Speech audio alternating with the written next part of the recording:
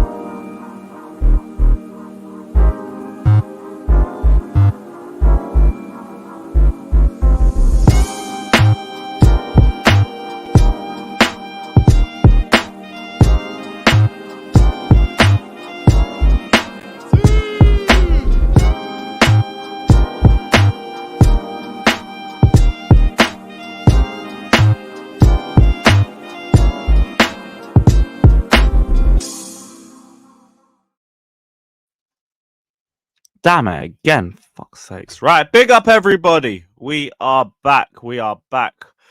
Welcome back to another live stream. Welcome back to another video. Big up to everybody that's locked in. Hit that, whether you're watching this on the playback, hit that like button, subscribe, super chat if you want to guarantee your comment gets read out. And we're here because we're reaching that part of the season. Transfer dopamine period. So we are a week away from the end of the Premier League season, or just over a week. And the transfer news is already starting to kick on. So we're going to talk about all the latest news surrounding Chelsea. We'll probably touch on a few of Bowley's quotes from yesterday, as well as the latest from Matt Law, the latest with Estevao Willian, Cole Palmer, because apparently Cole Palmer's actually won April Player of the Month, which means the streak is over. Our first ever Premier League Player of the Month since Eden Hazard in the 18-19 season. Fucking hell. It's unbelievable. But yeah, big up to everybody. Shout out to the chat. Big up to Sean. Big up to Mike. Big up to Devin. Big up to Daniel. Big up to Tuchel era. Big up to Arta. Everybody's moaning about, well, not moaning. Everybody's arguing about the reasons why Bayern got knocked out in the chat. You know, you guys can all be correct, right? You know, it's one of them arguments where you all have points. Tuchel made the wrong subs. Big up Warrior as well. I was just about to get into that. Tuchel made the wrong subs after going 1-0 up. Neuer had an all-time howler. And they probably should have had that offside call flagged after the goal was put in, not during the play. So it's a little bit of all three. Yeah, exactly, certified. Everybody's arguing about, no, it was all Tuchel's fault. No, it was all Neuer's fault. No, it was all the Lino's fault. It's all of them. It's all of them. It's all a combination. Tuchel went defensive way too early. The Bernabeu just got to Neuer's head, which was really surprising because he was dropping an all-timer performance before that. And then they call that offside way too early. Way too early. So, it's a shame to a point. Like, I wanted Rudiger to go through as much as I wanted Tuchel to go through. Hell, and now I want Ian Maatsen to win the Champions League because that would be absolutely hilarious. But yeah, unlucky Tuchel. Kane's still trophyless, which is just unbelievable at this point. How do you go to serial winners Bayern Munich and you come back trophyless? Bro, it might be a you problem at this point. It really might just be you. Although I say that, they'll probably walk the Bundesliga next season. I'll say walk. Them and Bayer Leverkusen, maybe Dortmund if they use their funds in the right way. But they're probably going to spend all the money they make on just bringing Sancho and Maatsen back. So, we'll see. But Kane, if you leave Germany without a trophy, shame. You can't come back to England, mate. You can't come back to England. There was a super chat in here. Mediterranean says, because no one wants to hear Tuchel song. I'll be real. They need to get out their feelings, innit? There's all love for Tuchel on this channel, but I mean, if a guy makes a mistake, he makes a mistake, innit? As much as I wanted to keep him last season, I said every issue that we have with the midfield last season is on Tuchel because he said we were fine with the midfielders that we had. We were fine because we had Gallagher and we had Loftus-Cheek and Kovacic and Kante who were both injured by match day 3. So we were already handicapped at that point. That's why the first thing I think our owners and directors did once they got all the sporting directors was sort the midfield because that was such a big priority for us. Basically summed it up this. Line assistant ref raising the flag early 70%. Neuer allowing Madrid back in the game 20%. Tuchel subbing off every single attacker 10%. Maybe the ratio would be a bit different for me, but I understand that. Because if he doesn't make that call, they probably go to extra time and everything changes. But then I'm just not sure with Neuer and Tuchel subbing off every single attacker, because you go into extra time without those attackers, you're probably still losing. So Maybe Neuer was like the least of the three issues. I don't know. I shouldn't even get dragged into that argument. I shouldn't even get dragged into it. Because now I'm starting to see why you guys are all going round in circles about it. Where was that super chat? Big up to Andy Q saying, go to war for Nico Williams. I'll beat you for him. With that, I guess we're going to start with the Nico Williams news then. So, Ben Jacobs has said Chelsea have been put off by a potential deal for Nico Williams. Not only are they well stocked in that position, but Williams wants more than the 172k a week he currently earns.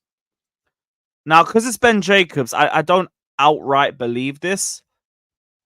But if I'm trying to like put some logic into it, I can kind of envision it as well, because we've heard reports about Chelsea having a 150k wage cap. And we've only broken that for Nkunku. We've only broken that for Enzo. I don't know if we're necessarily going to break that for Nico Williams. And according to Team News and Ticks, which is meant to be some big Arsenal in the know, I don't know if you remember him waffling about Mudryk crying in the airport. But when it comes to Arsenal players and transfers, he's meant to have strong sources. But apparently he's claiming he wants 300k a week. Which, if he does, is a bit mad. And if he does, I completely understand us not going anywhere near him, because like 300k a week. I haven't watched enough of you, Nico, but I'm sure you are not him, because you would have had a lot more hype for that amount. I think he's on like 172k a week already. So clearly to bring him in, we'd already have to break that structure for him. And I don't know if we're going to do that. I don't think Arsenal are going to either. But yet again, 300k a week. Don't blame them. And I don't blame Chelsea either. In terms of us being well stocked in that position, we do. But in terms of quality, I'm not sure. Mudryk is still a big question mark. Sterling, I think we really want to get rid of him. And Nico Jackson, like, he could play in that position. You bring in a number 9, you could play him in that position anyway. But it does seem like we're going to look for a left winger anyway. It just might not be Nico. I know he's a good playmaker, 2-footed. He's got the PMP in him. Great dribbler. But I haven't seen enough of him to really sit here and say, yeah, he's the answer to all of our problems. Yeah. Now, I've spoke to Lee Gunner, who actually watches him a lot. He watches a lot of La Liga, and he says the guy's overrated. I think he calls him the Spanish Doku. So, not going to jump to any conclusions with Nico Williams. I'm not going to get overly gassed. I like the idea of the player. The idea excites me. But in terms of whether he is that guy, dunno. And I'll take the advice of someone who's actually watched him regularly over just comps or over like a little strengths and weaknesses chart, because that'll get you an idea of the player. But the idea and the execution are two completely different things. And we've seen that with so many players that we've signed who haven't really hit the ground running or haven't balled out for us in general. A lot of people are kind of in agreement that Willian's not ready yet. Very raw. Facts, he's not that guy. Fair enough, guys. What else? I bring back João Felix before bringing in Williams with them wages. Haha. Yeah, that's not happening. That's not happening. Would have been a good idea last season. I don't think it's going to happen this time around. I don't think he's going to be the one that we go for. Nico's not the guy. He's an imposter. Talk to your boy Rants. Rants don't rate him either. Mad. So he hasn't got the Rants cosign or the Lee Gunner cosign. That is crazy. Spanish eye show speed. Fucking hell, mate. Big up to everybody that's in here, though. Hit the like button, subscribe. We haven't got to 100 likes yet, so guys, already know what to do. Rise it up, people. Rise it up.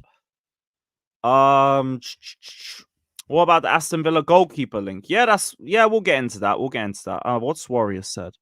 First position you'll strengthen in the market. Striker. Before anything, a striker.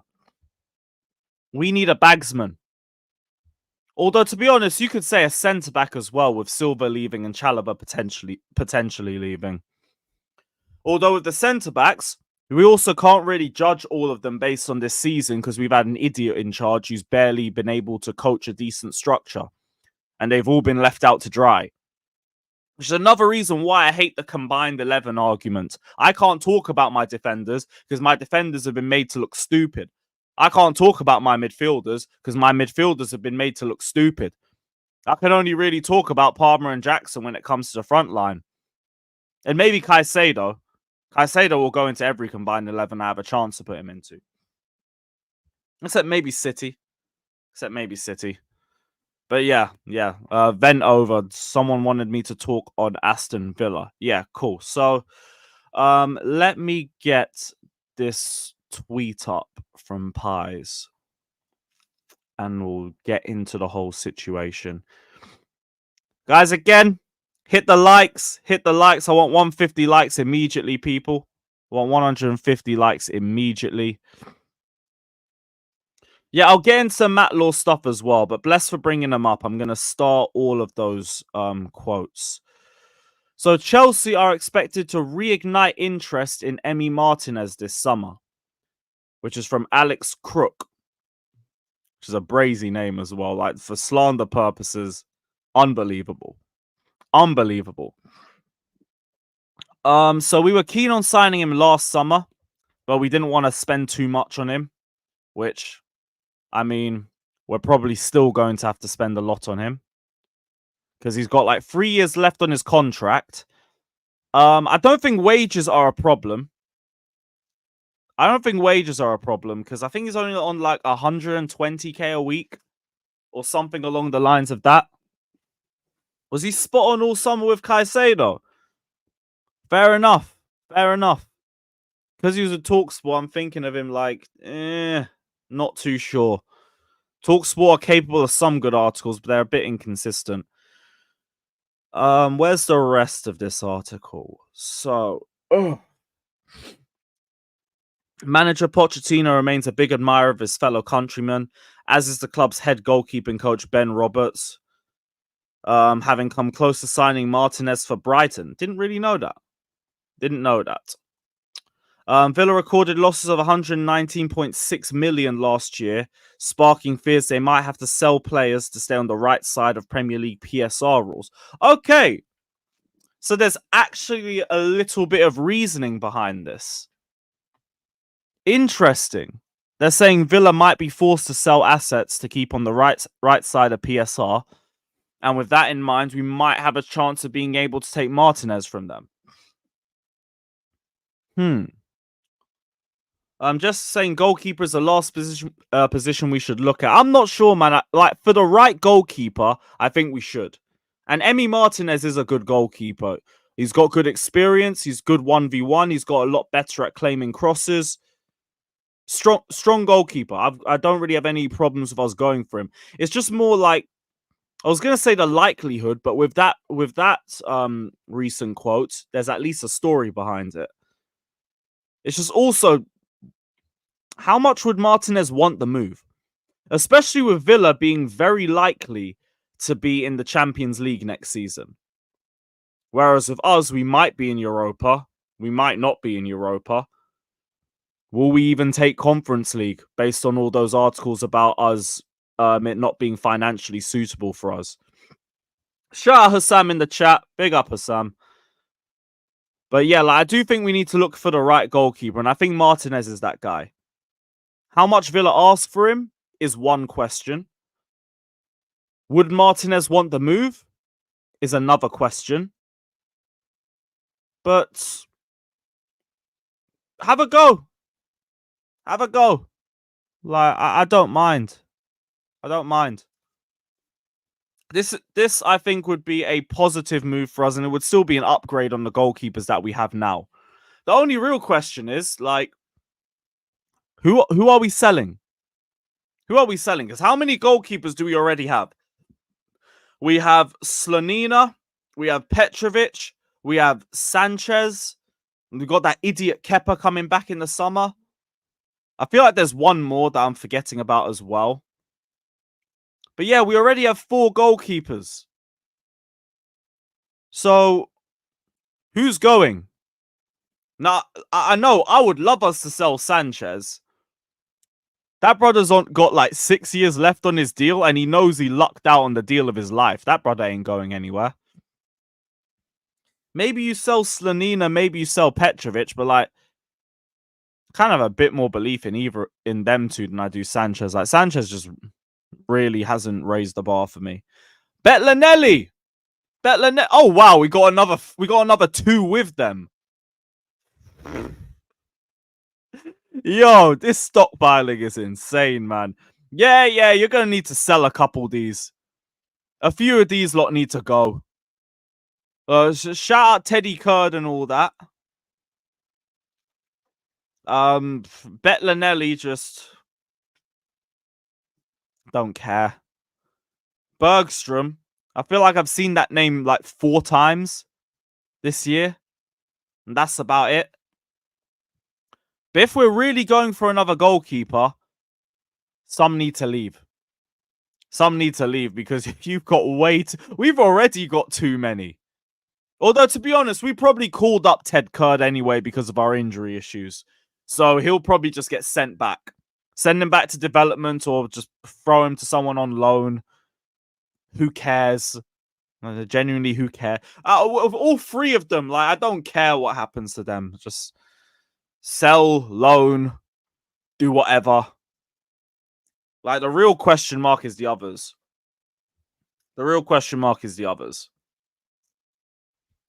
But we'll see how serious these links are. It just says to me as well, though, that we must be trying to prioritize a goalkeeper too, then. I've seen Nazar Kinsella say what Pai said months ago, in that centre-back, left-back, and a striker. I think it was that 3. Let me just double-check again. Was it that 3 or was it... Yeah, left-back, centre-back, striker. So no left-winger. Potentially no left-winger. So maybe those Nico Williams... Oh, this fucking shit camera. There we go. Maybe these Nico Williams links are a little bit dead now. Maybe we don't even go after a left winger. Because that's 2 people now reporting the same thing. But within like a 2-month period. 2-month period. Yeah, this camera is undergoing its rehabilitation procedure. Or whatever waffle they keep trying to say with our players. HR, like, I don't really care too much with Nico Williams in general. Like, I like the idea. I think he's asking for way too much wages according to sources, and it doesn't even seem that likely anyway. Who cares? Get a number 9, throw Jackson on the wing, let him and Mudryk compete for that position. Keep it moving unless an actual, like, really good proven left winger pops up from somewhere. Then go for it. But yeah, I'll pull that one up for you guys as well. So those are meant to be the main positions that we focus on. Yeah, Fraser, I've seen the Estevao Willian stuff as well. I'm just waiting for that to conclude because it seems like we've got him. HR, I'm with you. Like, Grealish, I wouldn't mind bringing in. Like, Grealish actually has experience and he's an insane creator. Like, chance creation on both sides of the pitch would be crazy. We wouldn't be so right side heavy in that sense. Although the question is, what wages is he on to? Although I do think Grealish would be someone they're more likely going to break the wage structure for. What is his wages? 270. Fucking hell. Oh, brother. Blood. Maybe. Maybe not then. Oh, dear. Yes, bro, you know me. Please tell Sterling, but Sterling ain't going, and I just can't even be bothered to try and get gassed about that. I can't even be bothered with that one. So what else was there? So yeah, the latest on Estevao Willian is that Chelsea people believe Estevao can be a generational talent something like Vinny Jr. or Rodrigo in recent years. Let me get one of those tweets up as well. I think it just looks better in terms of stream.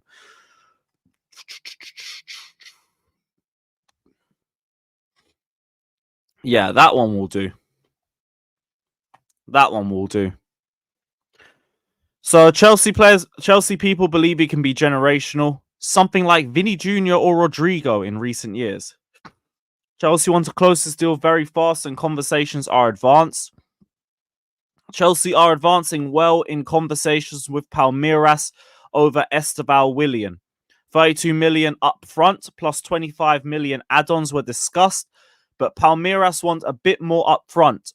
It's going well so far. Estevao's people also believe Chelsea's project is very interesting. They thought that about the space in the squad for Estevao so that he can play. Even though I swear he's primarily a right winger. So he must really back himself. And to be honest, it sounds like the whole nation of Brazil back him too. I keep hearing that he's a better talent than Endrick, that he's going to be their next centerpiece. I've seen guys try to make Neymar comparisons, and it's like, look, I'm not trying to do that this early. But I do like to hear it. It does make me feel like, okay, we might be bringing in somebody who could really be balling out for us in like 2028 or something like that, if not earlier. I don't know. Apparently, he's getting better on playing on the left-hand side too, so maybe it's an Estevao on the left, Pies on the right, and Palmer in the middle sort of thing. Maybe that's the plan.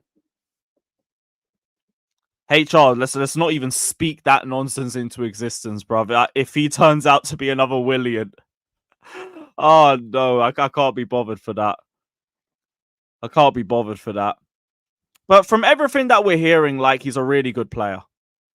And he's going to be even better in the next 3 to 4 years. It doesn't impact FFP as well because of his age, so go for it. I have no problems with us bringing him in. Like, we can still focus on other areas in the squad.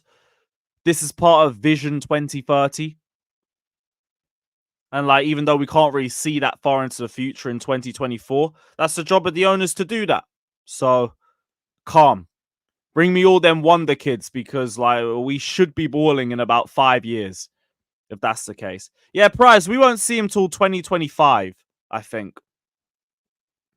We'll probably buy him and send him back to Palmeiras and just let him develop there. Don't want to talk this one down, though. I don't want to talk this one down just based on how highly he's being spoken of. Like, they're speaking about him differently. So I'm really hoping that, like, this one's a level above. But just make sure we sort out our other first team areas this season. And I don't think there's going to be a lot of complaints anyway. Different budgets for second clubs. I don't know why people are bitching. I hear it. That's why I'm not trying to moan about this. It'd be very easy to say, oh, we're getting more youngsters. Oh, why are we always buying children? Like, I hear that, but like, let's just wait until this window even opens and see what we do. See what else we do. Because we could still sort out all those other areas this summer, and this is just something that we've done for the future. Why am I going to be annoyed about people thinking in the long term? Especially if he does reach the levels that everyone's talking about. Like, it is what it is. Like, we've seen the talent, or I'm guessing the scouts have. Go for it. Just make sure you sort out the other areas of our squad. Don't smoke too much of that hopium. That's why I'm not talking too much about this guy's ability. I'm talking about what other people have said about him. Realistically, all I've seen from him is like a couple of comps. And yeah, he looks like a great dribbler. Looks very comfortable in possession. Strong finishing. Decent decision making, even though comps will show you the best of the best. Like, I don't have enough to go off. So I'm not going to overly gas it. But I mean, everyone in Brazil is overly gassing it. And if that's the case, There might be a bit of fire with that smoke. There might be a little bit of fire with that smoke. Yeah, HR, I do wonder what we actually do with all these right wingers, though. Like, Amari is getting flipped. Amari's getting flipped for profit. The question is, when do we do it? Angelo Gabriel, God knows. I feel like we're just going to focus. Our main focus will be Pies and it will be Estevao. Because they're meant to be like, I don't know, the next Messi and Ronaldo of South America. Or Messi and Neymar. Because, yeah, Ronaldo don't even make any fucking sense. But in terms of Angelo, like, yo, preseason was nice. I know he's done well at Strasbourg, but I don't know. Maybe he'll be competing for a spot. But then what happens with Noni? What happens with... Well, Palmer, I think, is already locked in a spot. That speaks for itself. Cool. Just, I don't know. Let's try not to get another right winger after this. Let's try not to. Yeah, Amari's defo getting sold. Unless he goes to Ipswich and like gets young player of the season the year after. And to be honest, we shouldn't be leaving him anywhere else except that. Oh, Angelo's played left wing this season. All right, cool. Maybe that's what they were talking about when they said we have competition for left wing this season, or we have enough players in that position. Okay, cool. I didn't know that. Safe for letting me know. Yeah, Fraser, I'm fine with this. I'm fine with this. Even though I had questions about what we're getting another right winger, I don't care. Like, the hype is there for a reason. Go do it. Go do it. And it looks like it's going to be done anyway. We'll probably get Here We Go tonight or tomorrow. Welcome to the Chelsea, mate. Welcome to the Chelsea. Yeah. Amari's going. Amari's going Ipswich. It makes too much sense for us to do anything else. Even though I've heard sources say that he might come back to Chelsea, Poch might want to see him. I don't think we bring him back. I just don't think it makes any sense for his development in itself. Bush, Angelo's injured. Angelo's injured. I think he's been out since March or February. And I think it's for the remainder of the season. So you ain't seeing him. You ain't seeing him. All right. What else do we have? So yeah, we already said Cole Palmer has won Player of the Month for April. Pies put the tweet out yesterday. I'm guessing the Premier League will announce it tomorrow in the morning. And he's also shortlisted for Young Player of the Year and Player of the Year. The Player of the Year nominees are Haaland, Palmer, Foden, Isak, Odegaard, Rice, Van Dijk, and Watkins. I'd like to believe that Palmer's got a great opportunity to win this, but I think he's just got a chance. Foden's going to be up there. Watkins is going to be up there. Yeah, the fact Rodri isn't in there is mad. That one's crazy. That one's crazy, especially like because Odegaard's only really balled out in like the last 3-4 months. Like post Dubai Odegaard. I think that's the right way to say it. Rice, I kind of hear. Van Dijk's fell off in the last few months, but kind of hear that. Everything else makes sense. But yeah, I don't think Palmer's going to win that.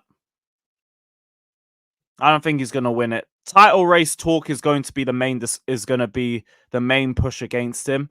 That and the fact that I don't think he's going to win top goal scorer. And unless he goes mad in the next 3 games, I don't think he's going to win the Playmaker Award either. So I don't think he'll win Player of the Season. Young Player of the Season, though, he has to win it. He has to win it. I don't care that Foden's in there. I don't care that Haaland is in there. You guys once gave Eden Hazard Player of the Year and then didn't give him Young Player of the Year just so you could give it to Harry Kane because he was the breakout star. So I need the same energy.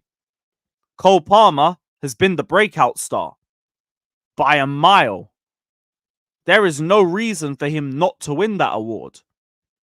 You let Foden, you let Haaland and Saka, and who else is even in for that award? Isak's in there, Kobe Mino, Saliba, Destiny Udogie. Yeah, nah, still gotta be Palmer. Still gotta be Palmer. I could see that just being solely Palmer versus Foden and maybe Isak. Maybe Isak. Yeah, I know. Isak is 24, and I think Foden's going to be 24 in a few weeks, which just makes it more annoying if either of them win it. But that's not even my argument. My argument is that Young Player of the Year should be for the breakout star. And the breakout star has been nobody else except Cole Palmer. So I'll be very disappointed if I see anybody else take it. Very disappointed. Sahal, we're going to do keep or sell when the season's over. We're going to do that when the season's over. So what else do we have? So I did see a few Bowley comments that everyone's getting annoyed about. I got annoyed about it initially as well because I thought he was on the same 2.5 games hype. Oh yeah, we've done well for 2.5 games. Keep Mauricio Pochettino. But like, the more I've looked back at it, I think it's just more addressing how well we've played. And like how this has been how he's envisioned Chelsea to play throughout the whole season. Which to a point I understand. Because like our last few games have only vindicated my belief that these players are a lot higher up the table than what results have shown. Which is all the more reason why you can't let Pochettino just get away with a 2.5 game run. How has it taken you this long? How has it taken you this long to get a tune out of these players? I want to do up all Poch in because he inverted a fullback. Like, finally. Finally. I'm just glad these players are balling out. I hope we win our next 3 games. I still think he should go regardless. And I think the whole season should be looked at as a whole. Not just the last 2.5 games. But it sounds like that's going to be the case anyway, based off the way Matt Law's talking. Because Matt Law said, and to be honest, like, these quotes don't even necessarily say that they're judging Poch based off those 2.5 games. So I guess it was easy to jump to that conclusion, but under further consideration, it's not really that. But Matt Law's also saying Chelsea will decide whether Pochettino stays or goes just days after the Bournemouth match. His season in charge is expected to be judged in its entirety. In its entirety. And I'm glad. Because, like, I'm not even glad. Like, should be what we expect.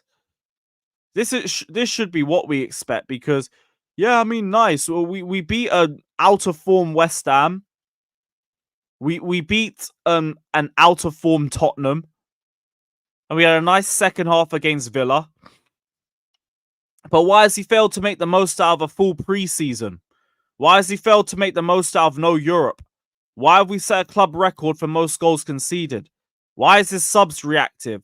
Why does he miss profile players? Why does his game management stink? Why has there been an over-reliance on Palmer for so long in the season? Why have we failed to reach top 4, which is the original target? Why does he contradicted himself every single week? All these questions that cannot be answered with a 2-game run. There's no answer for that with just that little amount of games. And I hear the excuse, but we had injuries. But we had injuries. Sorry. That doesn't negate anything I've just said.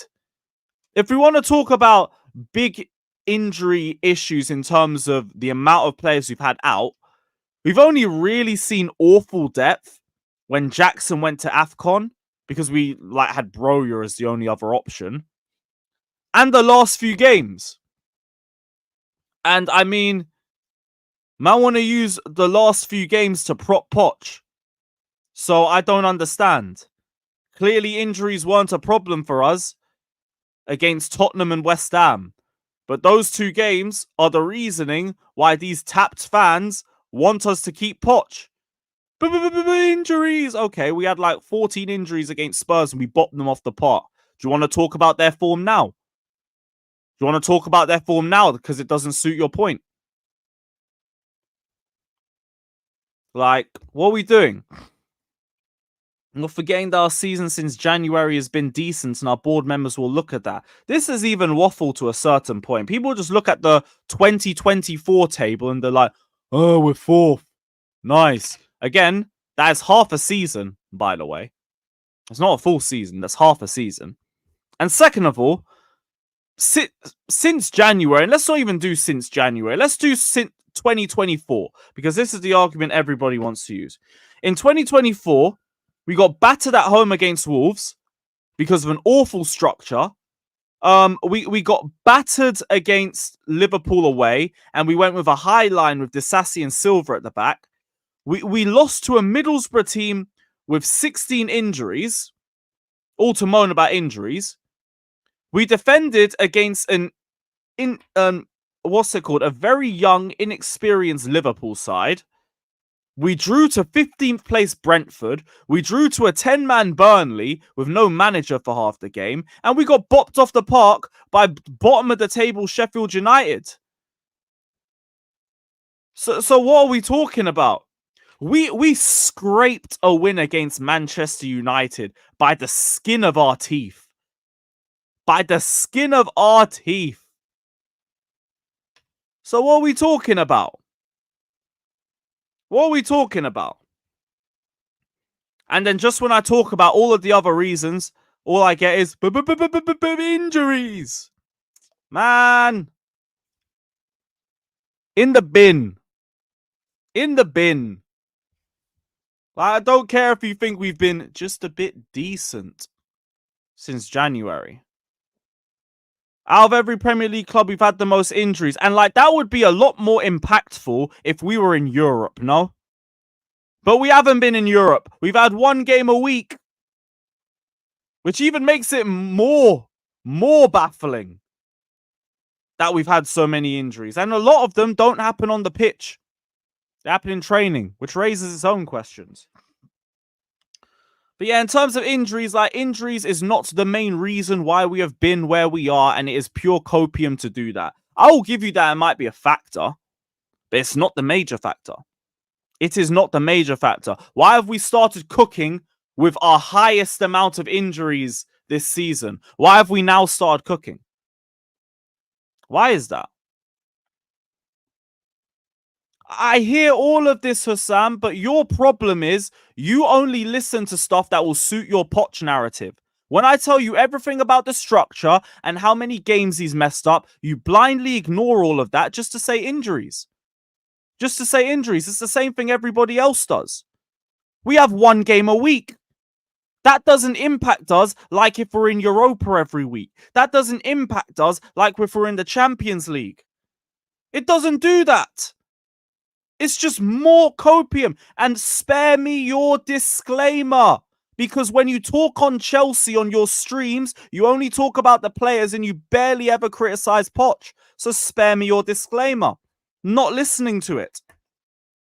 I knew you were going to say that as well. I can even tell your angle. We're not doing it. Oh, we need Nkunku. We need Nkunku. I can't get into the Champions League places. I can't get into the Europa League places without Nkunku.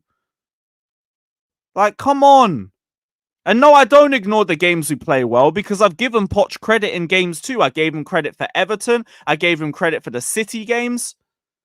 Which other games have we balled out in? The last 3 games, let me not forget the 2.5 game hype. Giving him credit for that. Pre-season. So what are we talking about? I am objective when it comes to Pochettino. As much as people want to act like I run an agenda on him, I am actually very objective when it comes to him. I've said numerous times, I want Poch to prove me wrong. You will not delude me with this season. Which is why Poch has to make it to next season for me to have any belief in him. Because he has to completely prove me wrong with a fresh slate. Not with this. Not with this. I swear, hey, that is not you talking. Now, I know that ain't you talking. I know that ain't you talking because I can credit Poch. You dunk on the players every single chance you get, and then when they finally get a competent system and they prove themselves, you only use it as Poch prop instead of trying to big up the players that you've been cussing out for months. So I don't know what you're talking about. You aren't objective. You are not objective. You're the one that isn't objective. Man's asking for the link. All right, cool. You know what? Cool. Ugh. Bear with me.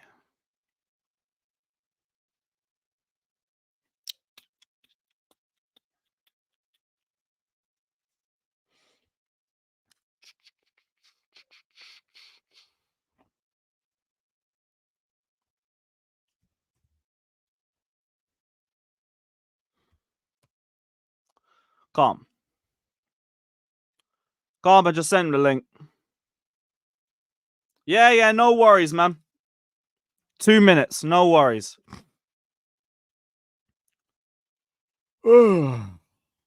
Up the Chelsea. Up the Chelsea. Guys, hit the like button. Subscribe, all of that. And yeah, we look forward to this. Look forward to another Poch debate.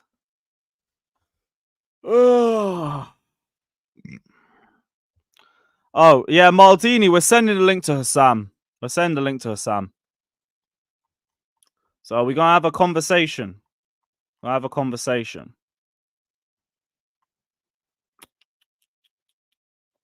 I was just switching on the laptop and it'll be here.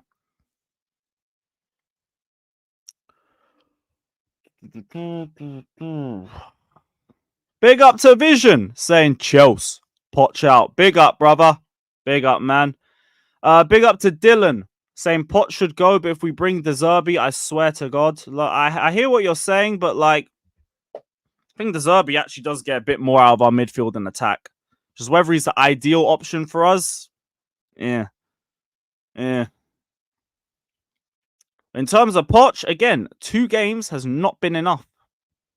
2 games. No. We can't do the kick out thing. We can't do the kick out. Because we're going to want to have an actual discussion. Yeah, give him time. Let him sort out his laptop. Let him sort out his laptop.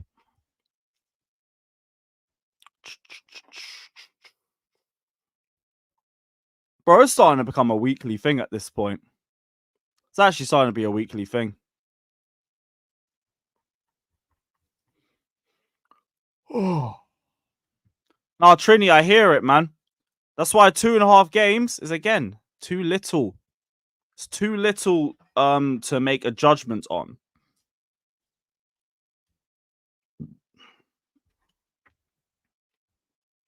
I said, do you do this full time? Basically.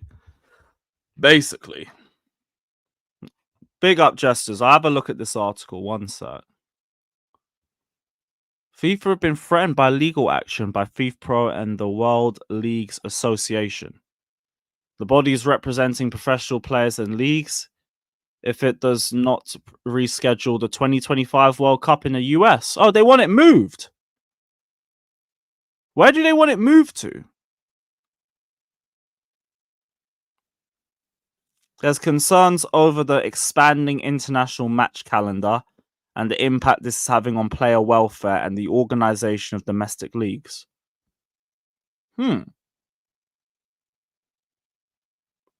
See, I can kind of understand that, to be honest, because, like, you're going straight from what's going to be a 32-team tournament to a whole Premier League season.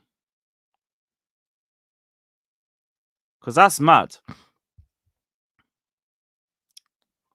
What, the chat wants the link? What, the panelists want the link as well? I might do that in a little bit. Because I don't want Sam to feel like everyone's just swarming him. So I'll go 1v1 for a little bit, and then I might send the link out later. I was literally 5 minutes away from dropping the link as well, because I nearly went through everything.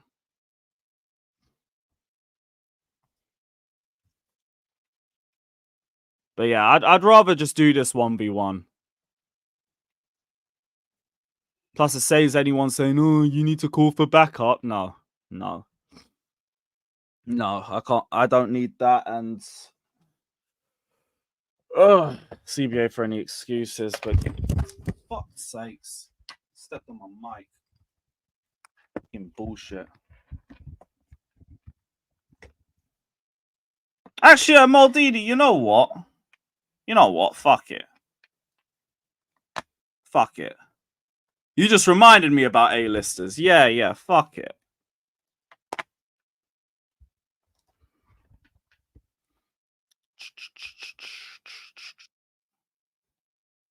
Oh, wait, he's here anyway. Yes, bro. What are you saying? Yo, can you see me or is it Mercedes sign? Nah, we can't see you, bro. 1 second.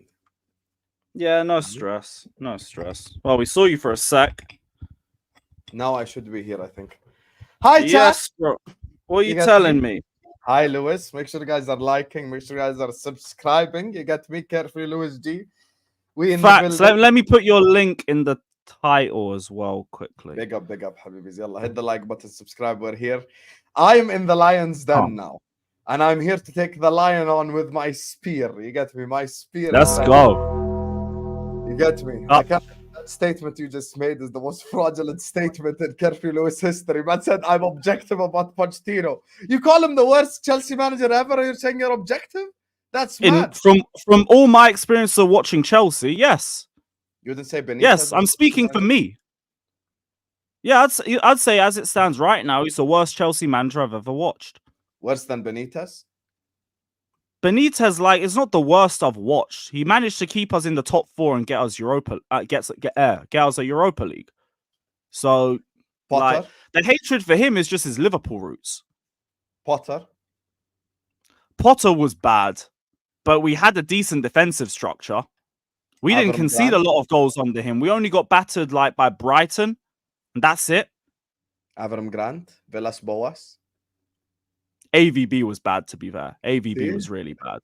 I remember, brother, this is heritage. I remember all these managers. These managers actually had... Okay, so we're saying Pochettino's bar is AVB then? No, it's still low as hell. You had great managers your whole life. Obviously, he's not as good as Ancelotti or Mourinho. Tuchel won you a Champions League, so his time at Chelsea is also really good. He was a great tactician as well. He got robbed of many games by our attack. He actually got robbed. Di Matteo as well won you a Champions League, so I don't think we could say him. Scolari stabilized the ship as well. Scolari was bad. Scolari was bad in the last few months, but we were on fire at the start. Let me actually just check this quickly. That's why even Lampard just had zero experience. So at least with him, I could be like, you couldn't have expected too much of him anyway. Poch has come with 10 years of it. Yeah, Lampard did get top 4, to be fair, so that's not even that bad. But my whole thing on being objective with Poch is that I was down for Poch to join initially. I've still credited him for games that aren't his fault or for games where he's performed well as a manager. It's just from a game-by-game basis, I've looked at Poch as the primary issue or the secondary issue in so many games. Okay, so let's have this conversation once and for all. First of all, Lewis, you get me? It's not a disclaimer that I blame Poch 10%. It's really what I believe.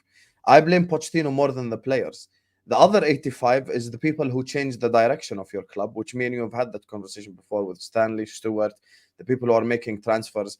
And the reality is, I feel like with the players that you're linked with so far this summer, barring Osimhen, because that would be an incredible signing, me and you agree on that.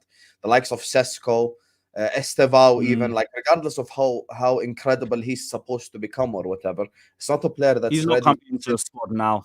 That's like that's something for 2-3 years.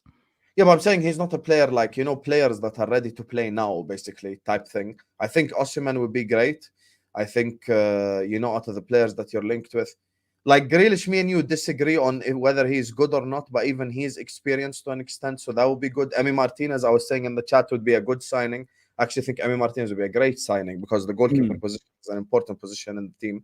I saw Bush earlier on say that goalkeeper is the least of our worries. I disagree, because if you have a good experienced Premier League goalkeeper, it's actually really important.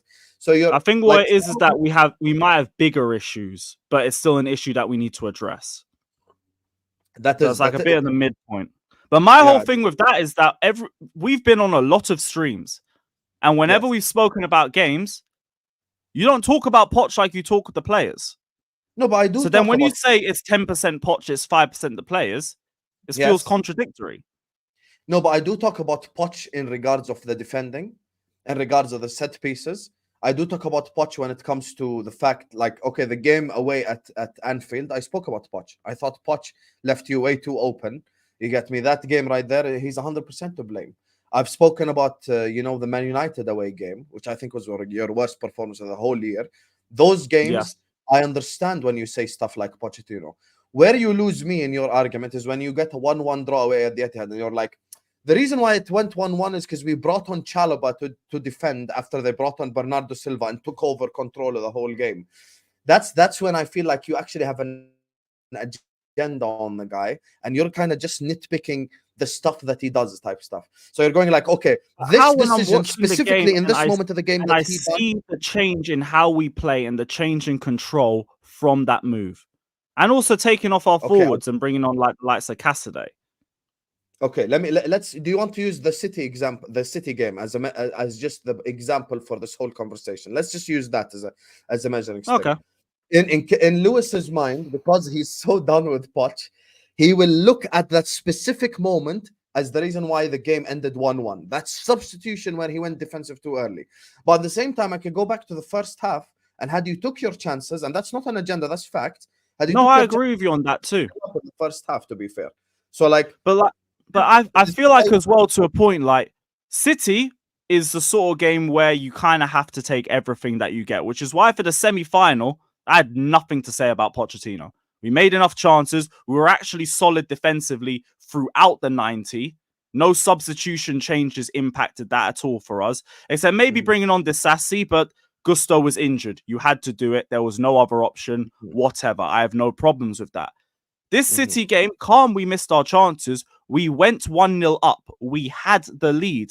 We had a structure where they were not breaking us down. They looked clueless in the final third, trying to find a way into us, and they were just trying to spam crosses.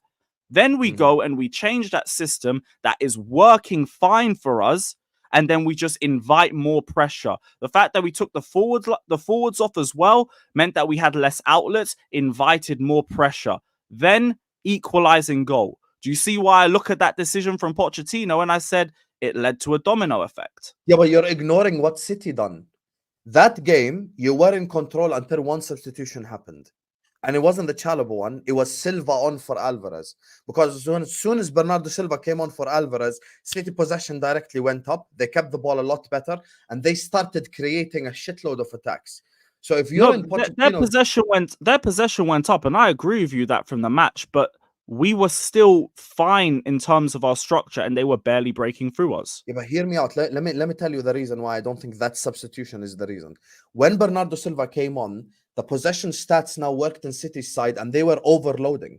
They were overloading on your center backs. Your center backs were doing a shitload of clearance and interceptions and tackles and shit. So he just brought on a center back to basically cover up things because you're 1-0 up at the Etihad. And I'll be honest with you, if my manager done that, and you've seen me have conversations about Klopp as well and other managers, if my manager done that, I don't necessarily think that's a bad move, because you're away at the Etihad, you're 1-0 up, you get me? And that Silva substitution is actually the substitution that changed the game. That was when Pep, remember we criticized Pep pre-game for playing Alvarez in midfield. He went Alvarez in midfield again. Then he brought on Silva, and then everything changed back to the City that we know from last year. That's when I think for me, we went to that decision way too early. If it was a case of us doing that the last 5 minutes ago, I could understand it a bit more. The timing that we did it, with how well I think we were handling City defensively, I think it's part of the reason too. Yeah, but like, look, that's the thing. Here's the thing. From Pochettino's perspective, I understand why that substitution happened.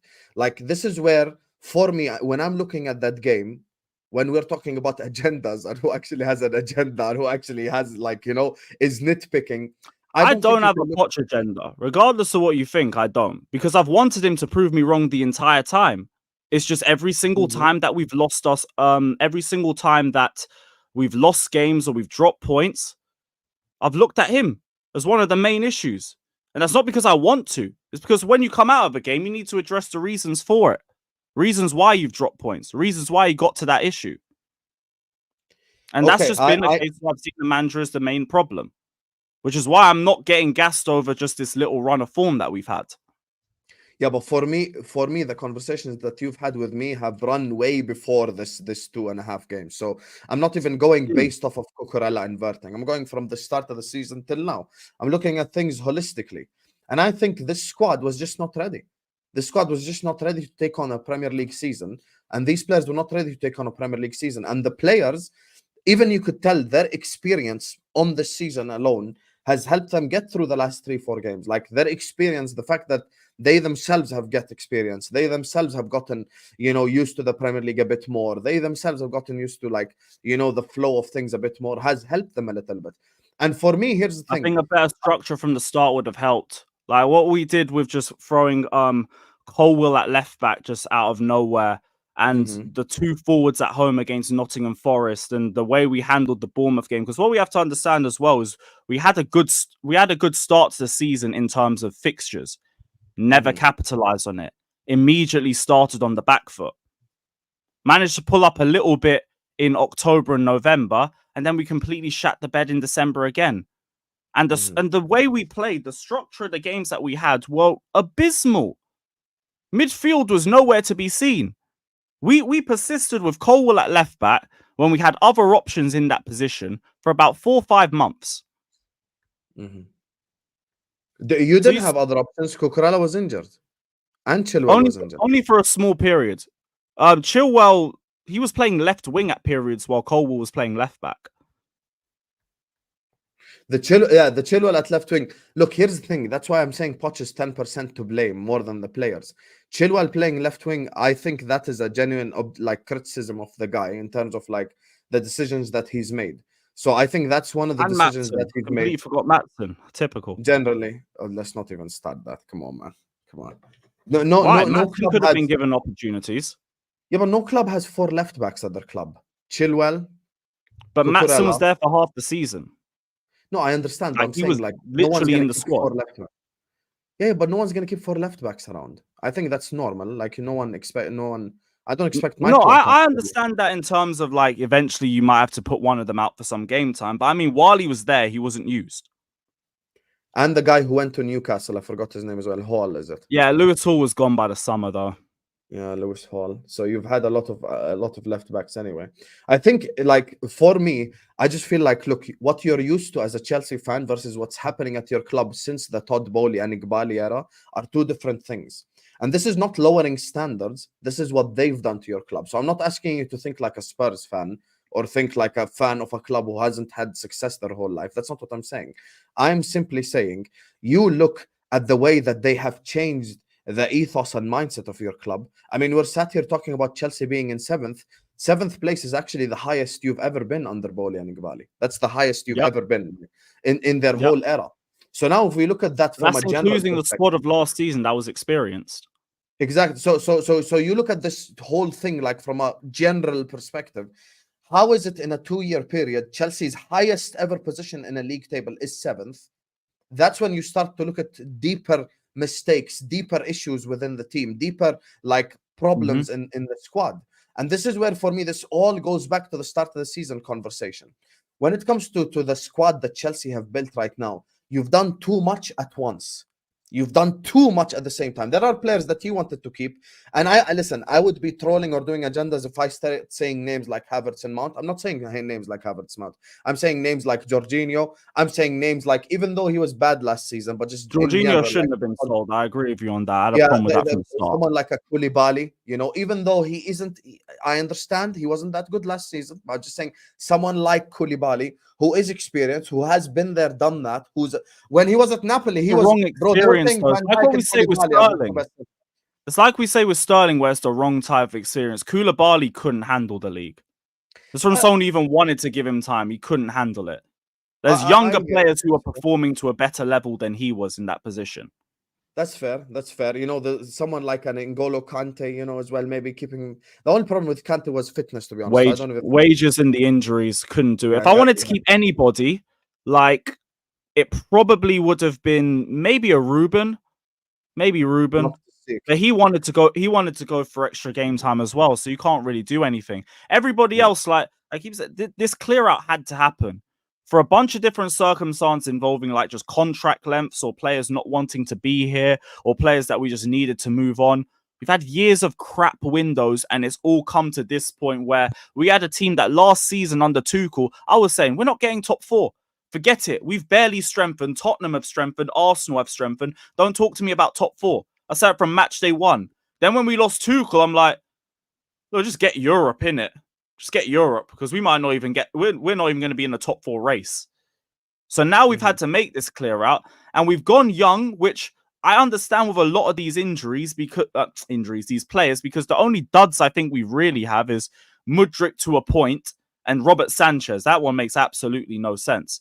But the rest could have just been better with a little bit of a better structure. And the fact that we've got a structure in match day 34 and the players are starting to look a little bit better only makes me ask, what more could they have achieved if we had this in place from the start? Or if we had a manager who was able to implement that from the start?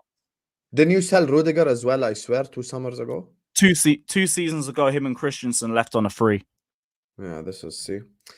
So like, you know, if like the team that won you the Champions League against Manchester City, you didn't have to destroy every single part of that, you know? And like even Kovacic, if you kept him, would have been good for you. I know he had a couple 1 year left on his contract, wanted to leave, couldn't do it. Was he the one that wanted an extension, but you didn't give him the wages, or was that someone else? Or was that that was Mount. That was Mount.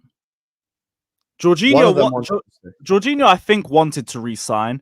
Kante, not so much. Yeah, it was Kante. But selling Kante, I think, is fair because of the injuries he had. But the point is, you just changed too much too soon. And even if you're saying there were players that we had to sell, I still feel like you could have kept 3 or 4 of them around just based on what they've done previously. Maybe Ruben, but I think even Ruben had a year left.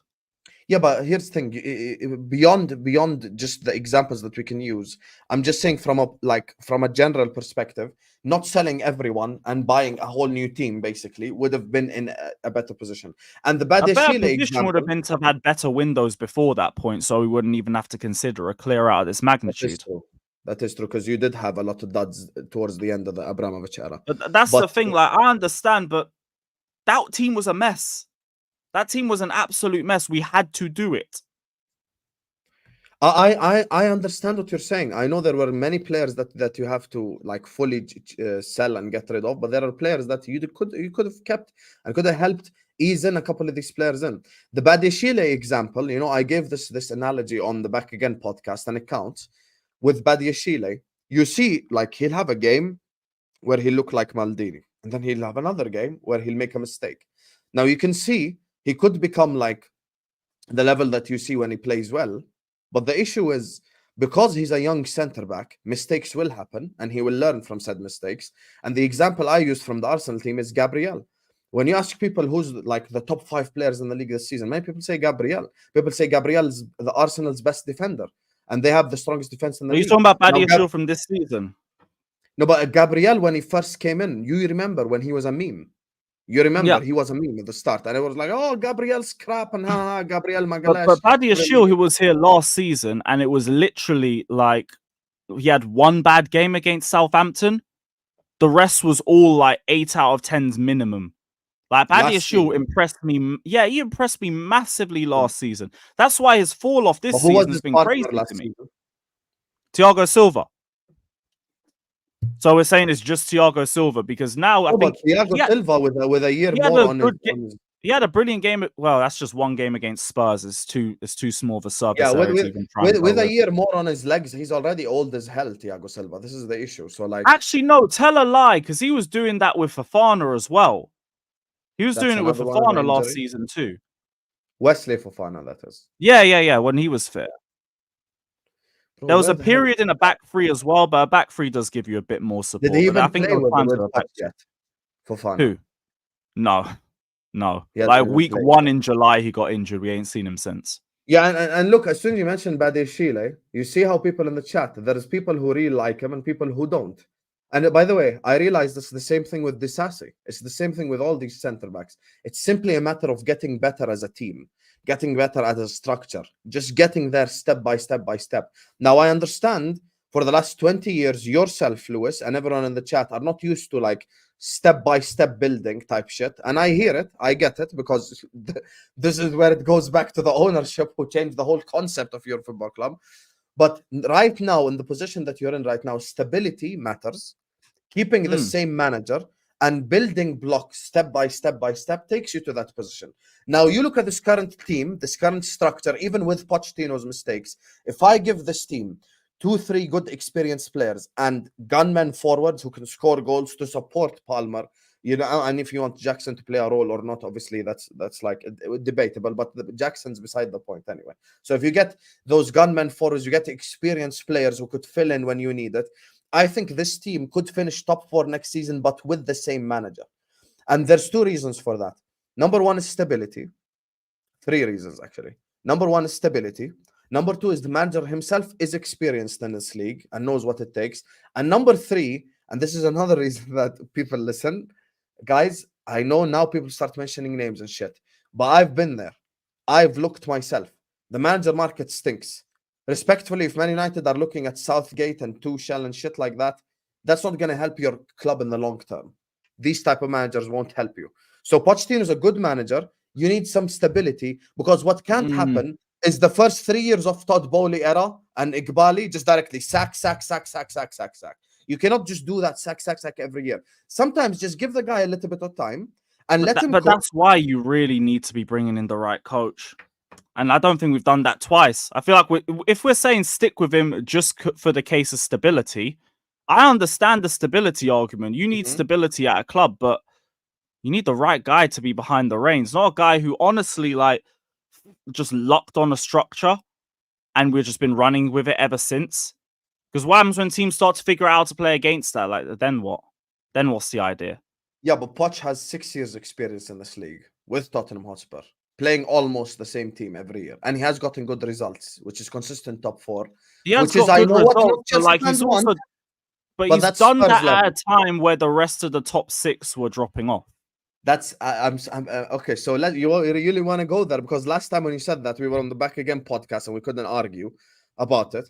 So Pochettino, when did first of all, let's also acknowledge what he done at Southampton, which is also very good. Yeah, Southampton he did decent there. I think it was like what, 8th place, which is good for Southampton. Spurs in 2014 till 2019. So he started basically 3 months before Klopp. 3 months before, no, actually a whole season before Klopp. So that. He finished he started the whole season before Klopp, 2 seasons before Pep. That's when Chelsea had 2 title-winning sides. That's also when the Leicester thing happened. Man United in that time were not dead, because that's when they had Mourinho. They had the good season under Van Gaal as well. 16-17 they brought Mourinho. He won there 15-16. And when he first came in there, Van Gaal had the season, was there as well, who isn't a dead manager. So they weren't like quote-unquote rebuilding or crap or any of that stuff. I don't even think he ever faced Oli. When the fuck did Oli become Man United manager? No, Oli, he was gone a couple months before Oli came in. It was around that point. But when Spurs finished second, no, not second, third. When Spurs finished third, that was the 15-16 season where you guys had just brought in Klopp. Man City were like around 4th with Pellegrini, but they weren't really the same force they were before. What was it? Man United. Year. Yeah, that was the Leicester year. Man United were around 5th with Van Gaal. We finished 10th. It was just Arsenal really about. Yeah, but here's the thing. We mocked the Spurs. Spurs finished second that season, right?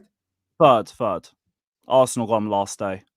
Arsenal were the team that was looked at to compete with Leicester all year long. Remember the Welbeck goal against Leicester, where they celebrated that shit when they went top of the league? So they were looking at... They bowled it to the United team of 16-year-olds.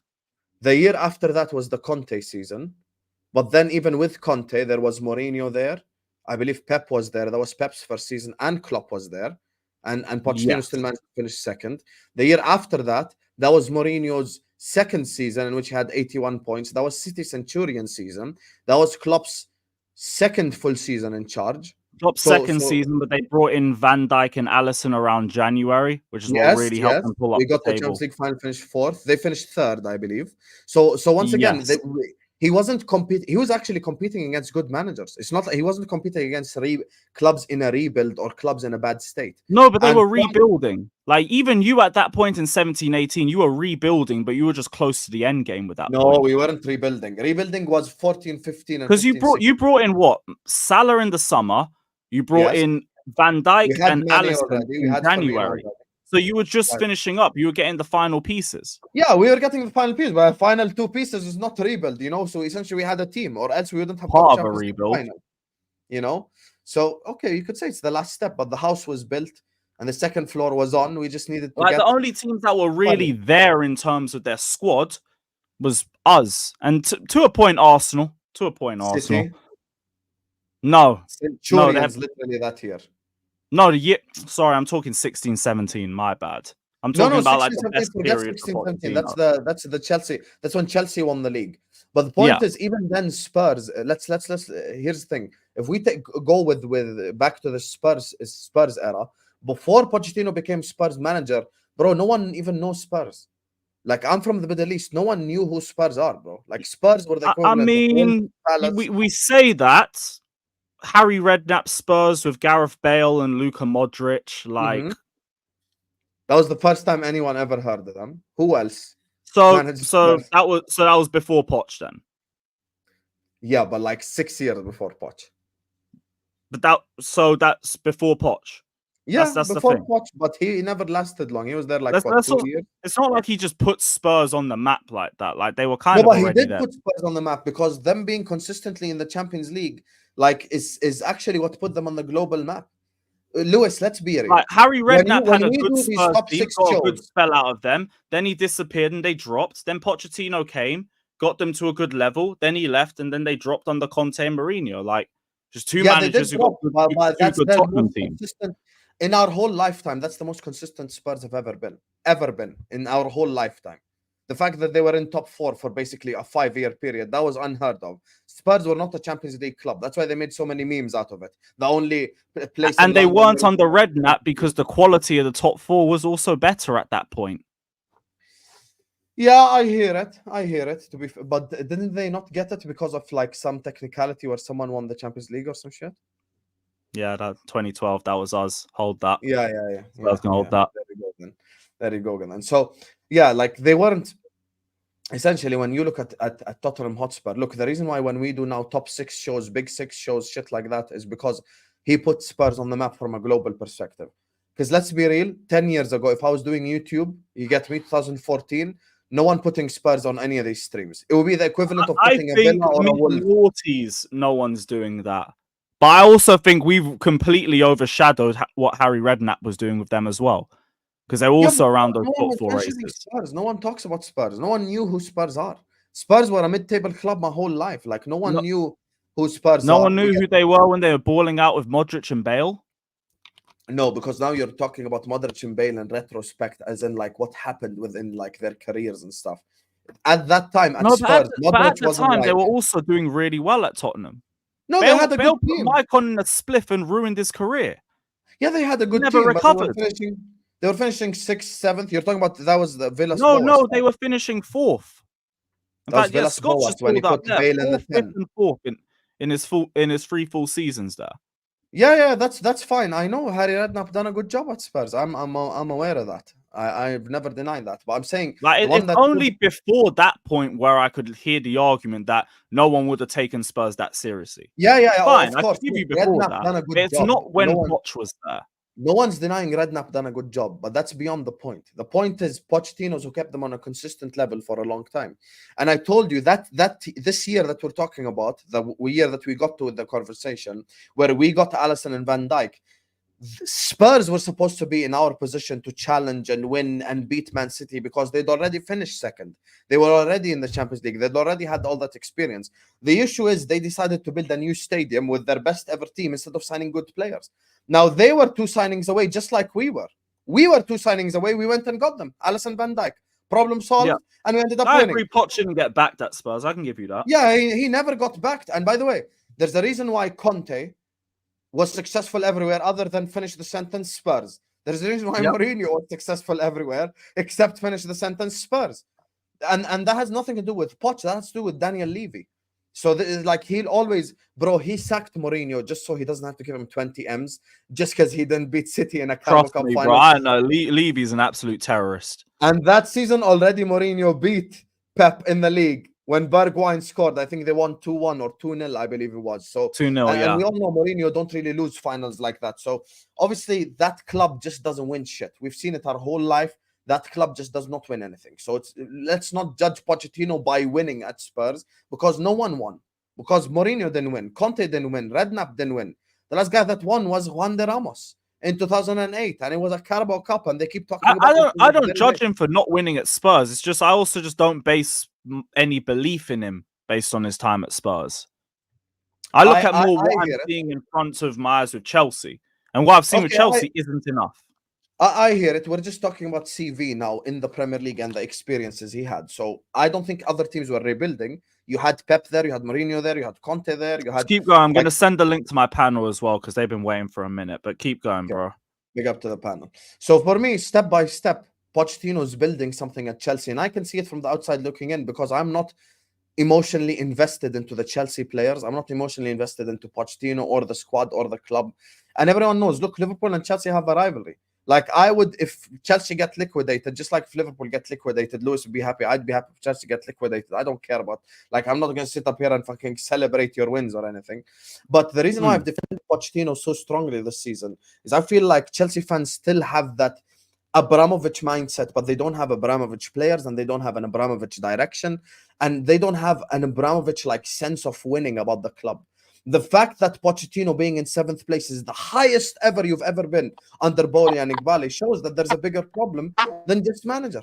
And this is the whole conversation that I'm trying to have. So when I look at these players, they need experience themselves, not experience around them gaining experience by playing and playing and playing, getting better.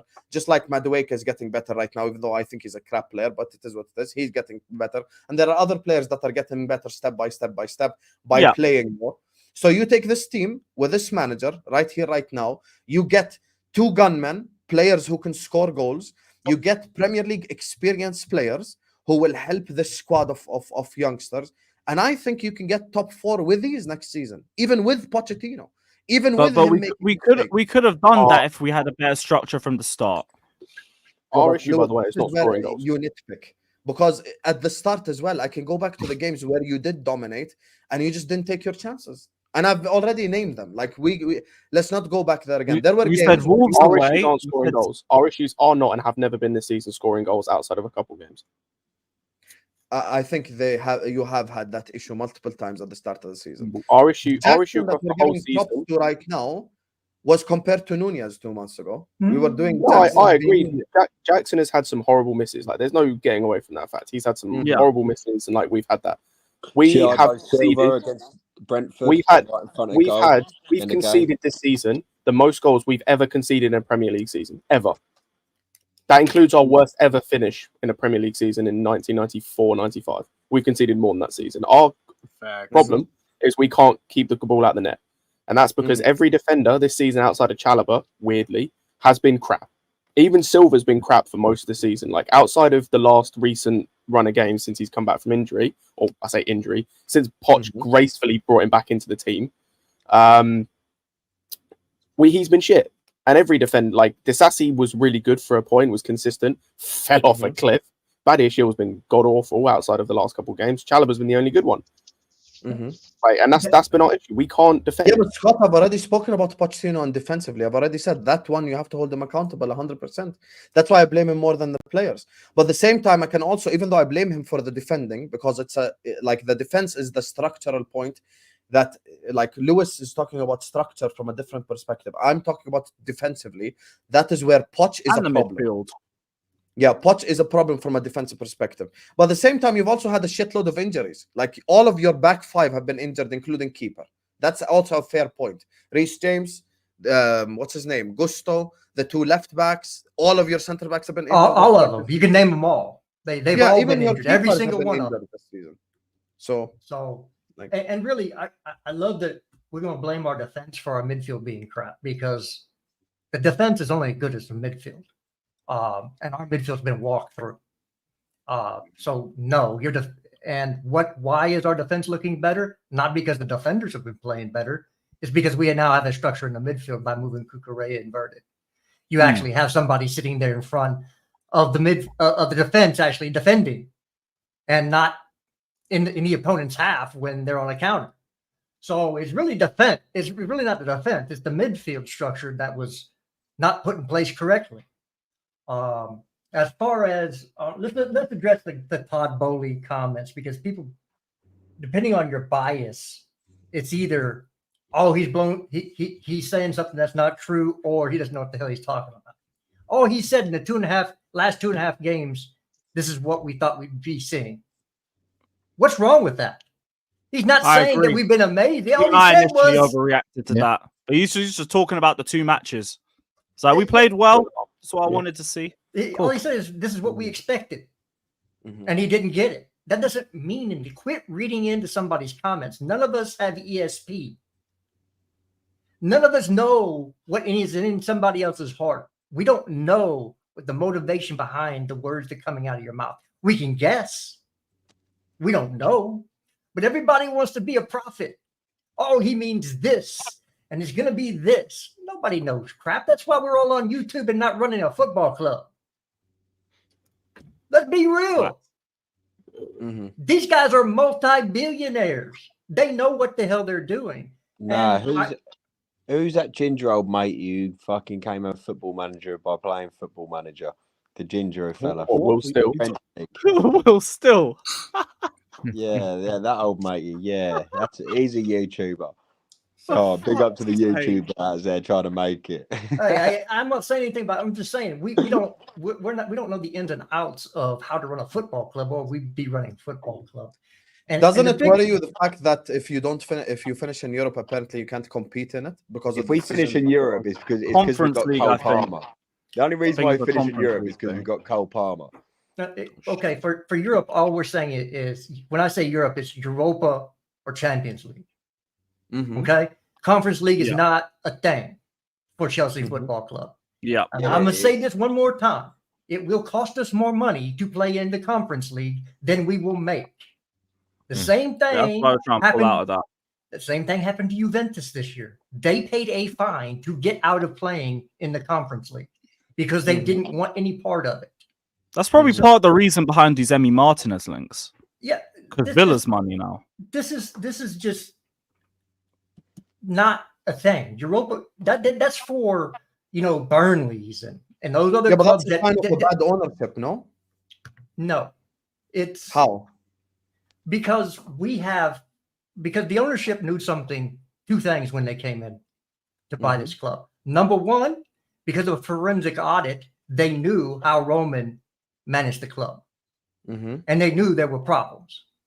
Okay, and that's one side. Nothing will come up. It will pay a fine. It will be done. The second side is we knew that PRS was changing. The owners knew that the PRS was changing from what it is now to what is going to be in 25-26. And the payroll that Chelsea had was not sustainable under the new rules if you want to go out and buy players, because you basically have 450 million pounds for your payroll to go buy for any transfers that you're still paying on, for any transfers you might do, and any agents fees. You have a set amount. You can't go over that amount. So you have to start lowering your payroll if you want to continue to build your squad, bring in new players. So Chelsea right now are paying an average of £4,978,000 per squad player. That's an average of the 30 squad players we have active. Your team is paying $5,646,000 for 24. We have 30 on our active roster. That's how much we pay to do the double over Tottenham. Yeah, and then Arsenal are sitting over almost at $7 million per player at 24 players. They don't even have a 30-man squad. We have a 30-man squad. So what you're looking at, you have to build young, which is what Michael Edwards is going to do to your club. He's going to start getting rid of all these overpaid, experienced players. Look, I wouldn't be surprised if Mo Salah is not done. If not next year, the year after, he's done. He's gone. Because they're going to have to bring the wage bill down if they want to bring in young players and rebuild the squad. He'll be gone this summer, surely, Saudi.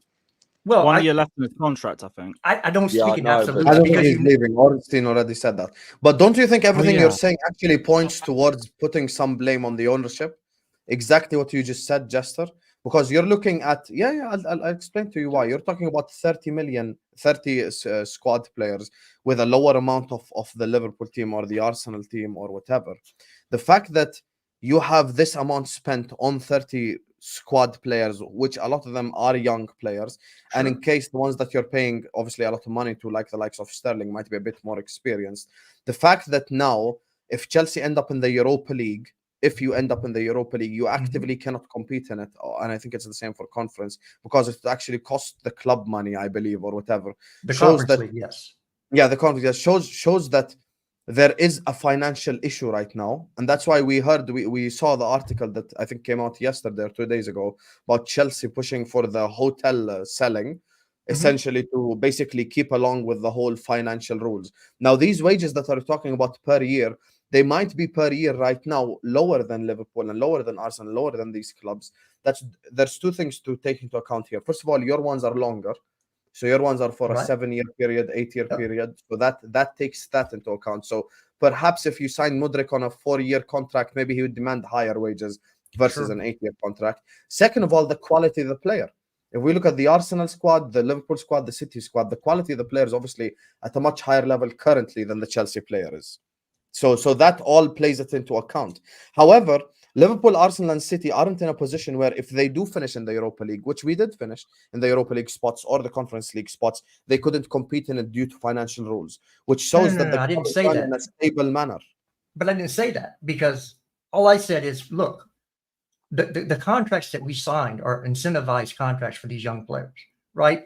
So the more competitions we're in, if you're in Champions League, you get a bump. If you're in Europe, you get a bump, basically. And so the bump in their contracts would override the amount of prize money that we would win in the Conference League. And so if you're a business, which all these clubs are, and you're losing money because of the raise, like if Liverpool were to be in the Conference League, they would not go because you would lose money. Why would you go lose money? Right? I don't agree. That goes don't to your think have a financial issue competing in the conference. Sure, yes, because the winner gets like $1 million, right? They don't even get a lot. It's not worth the money. I'm not talking about prize money. Loss for the season. Well, not for the season. I'm not talking about prize money. I'm talking about we wouldn't violate rules.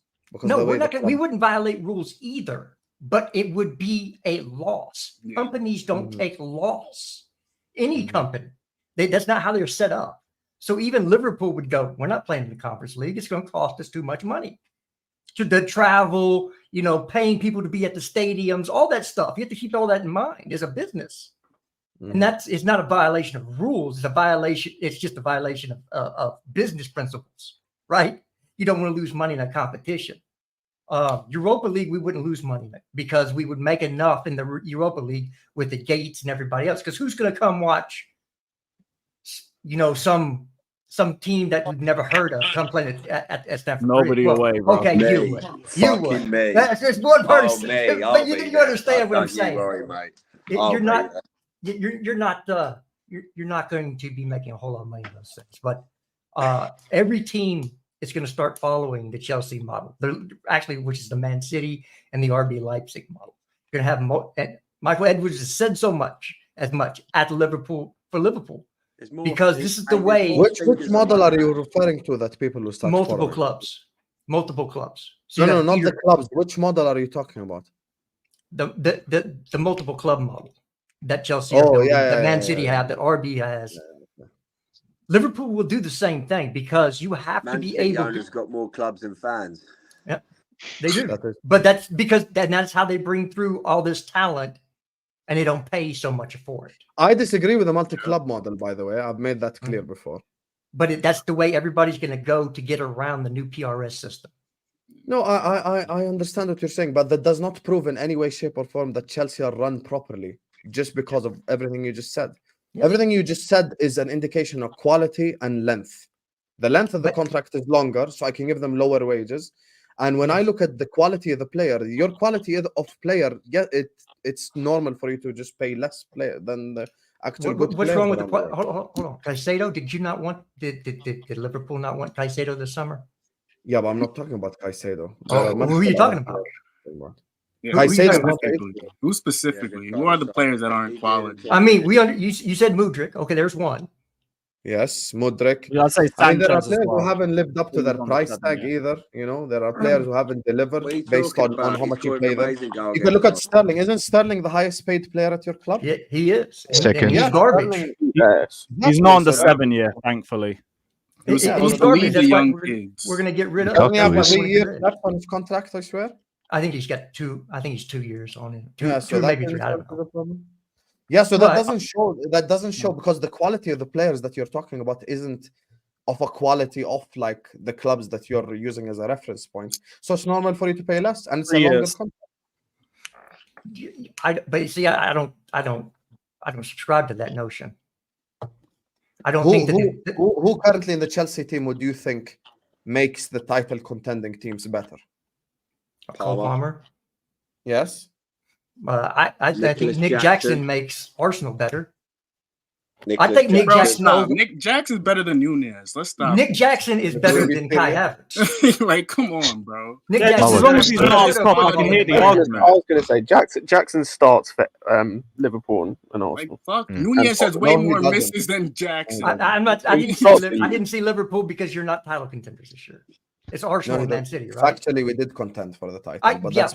But now you're not. I feel like I'm having a really objective conversation and you're making it tribal.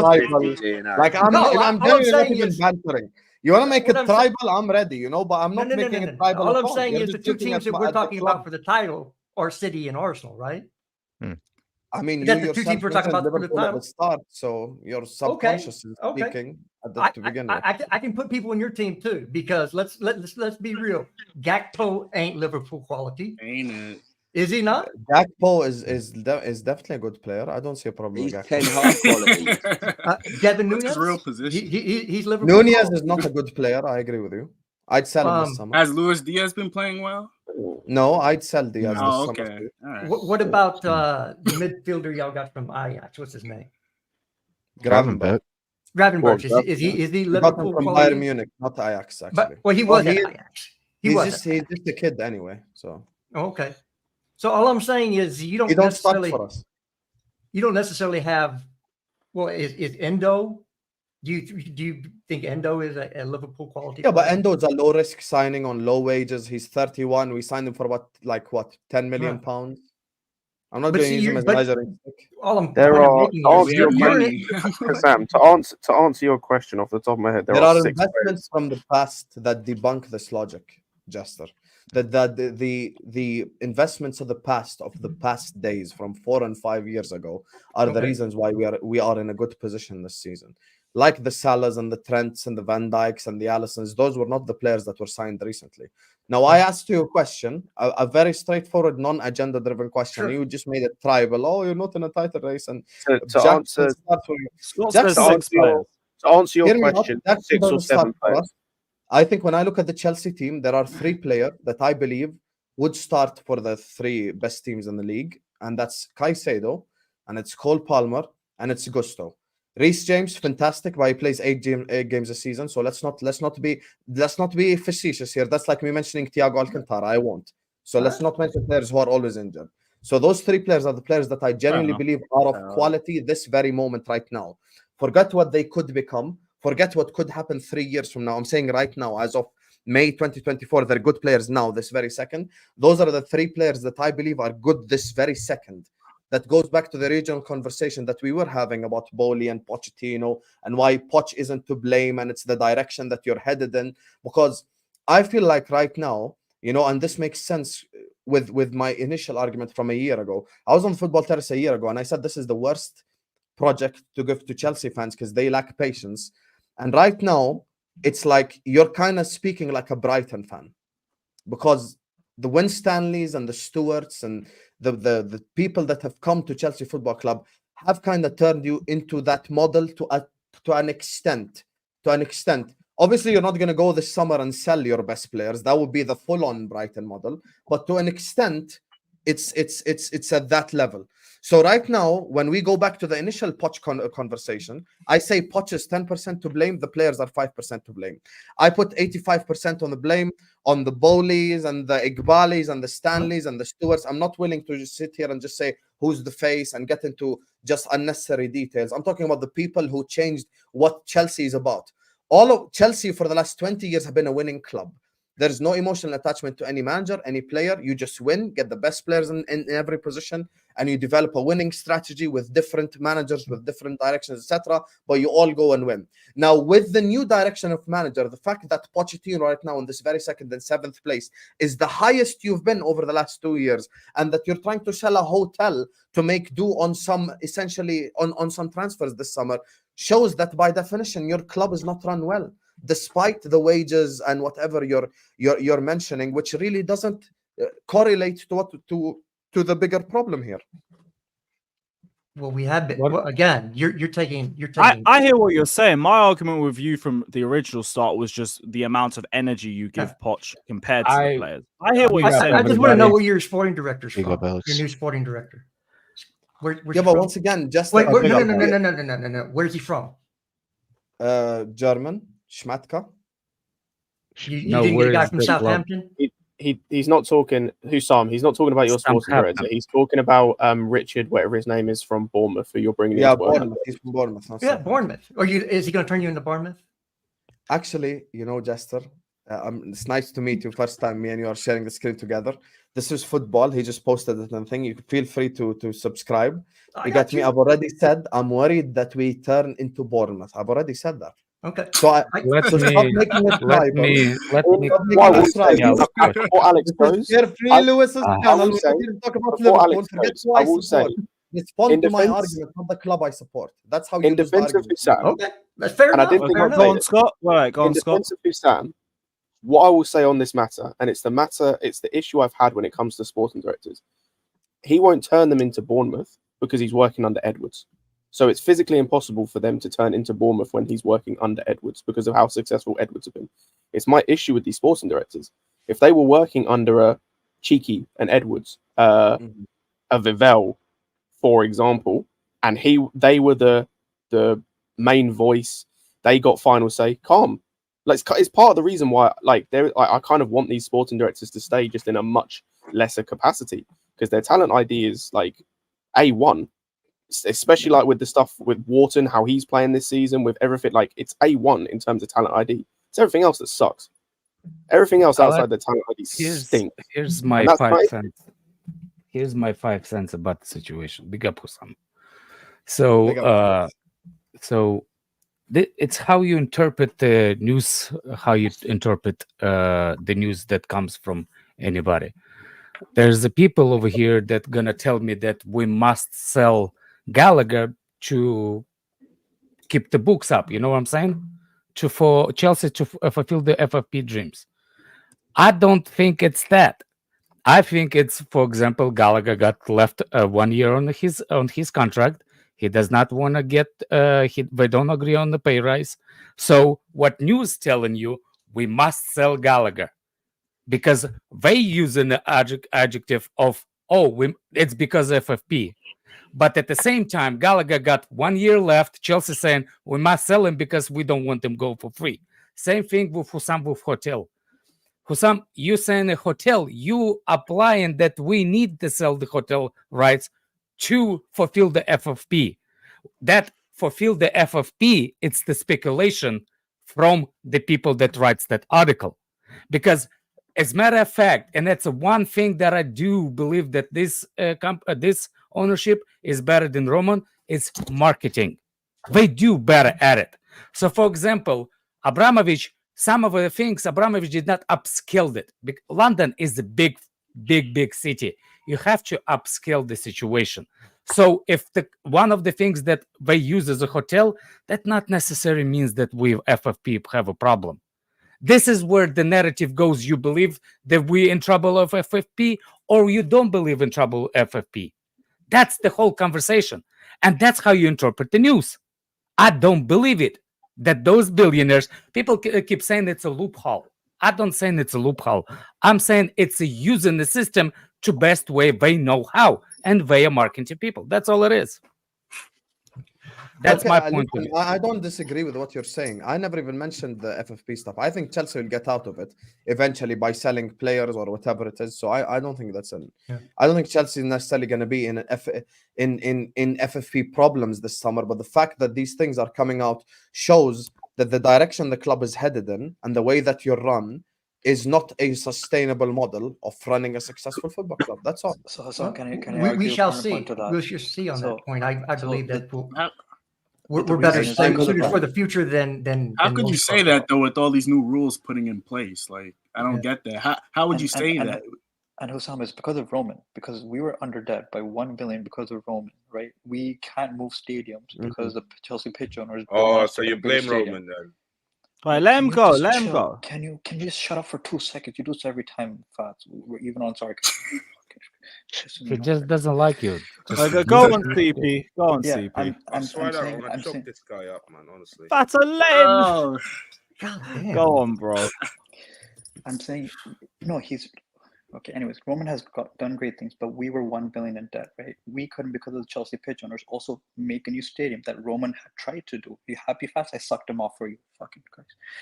Pause. We couldn't. We couldn't.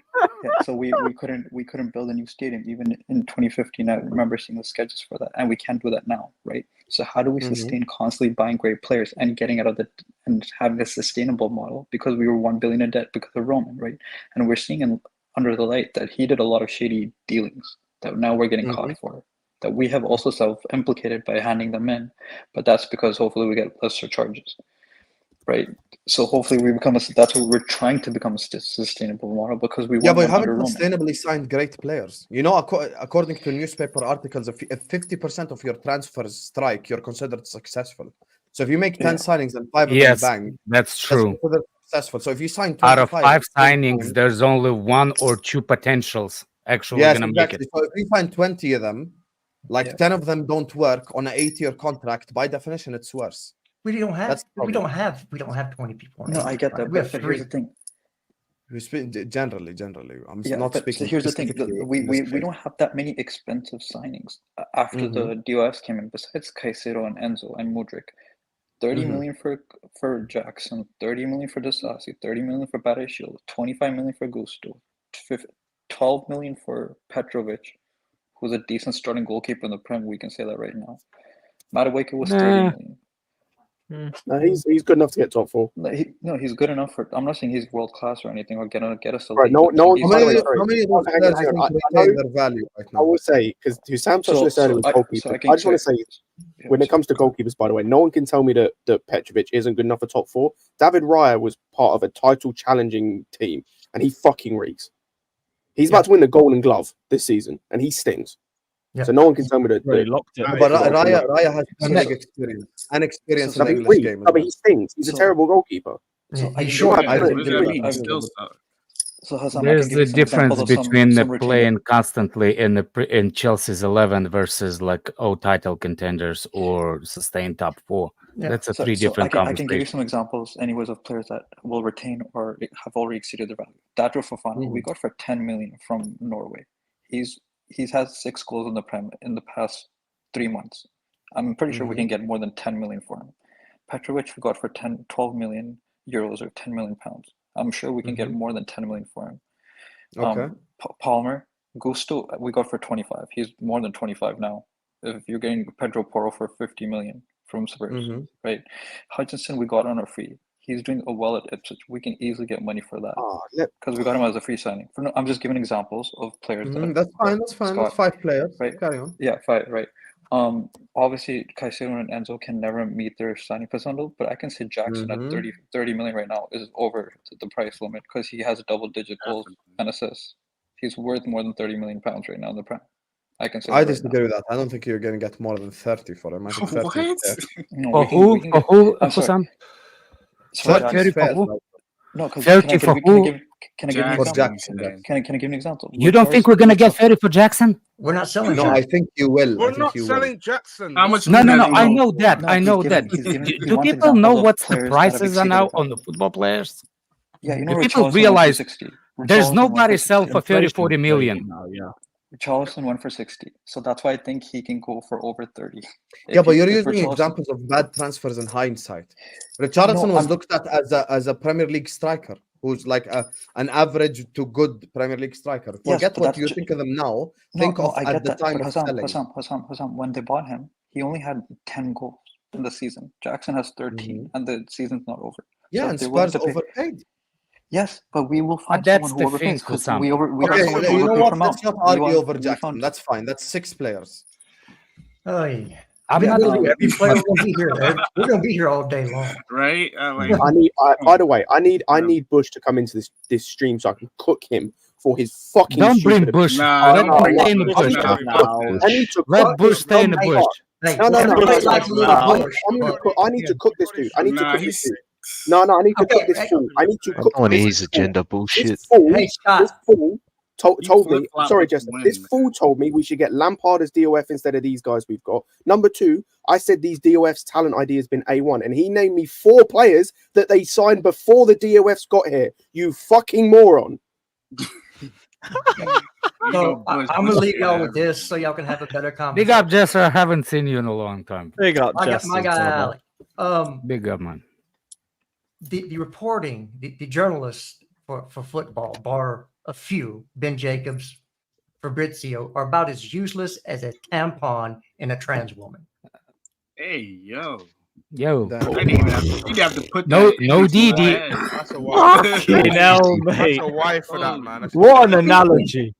That's a wife. You know what? Fairs, I hear it, man. The amount of waffle that's been spoken about our club this season has been ridiculous. All they did is took last year's transfers and who we were linked to and put them to this year. Have you noticed that? Every single person we were linked to last year, we're now linked to again. It's like, do a damn job.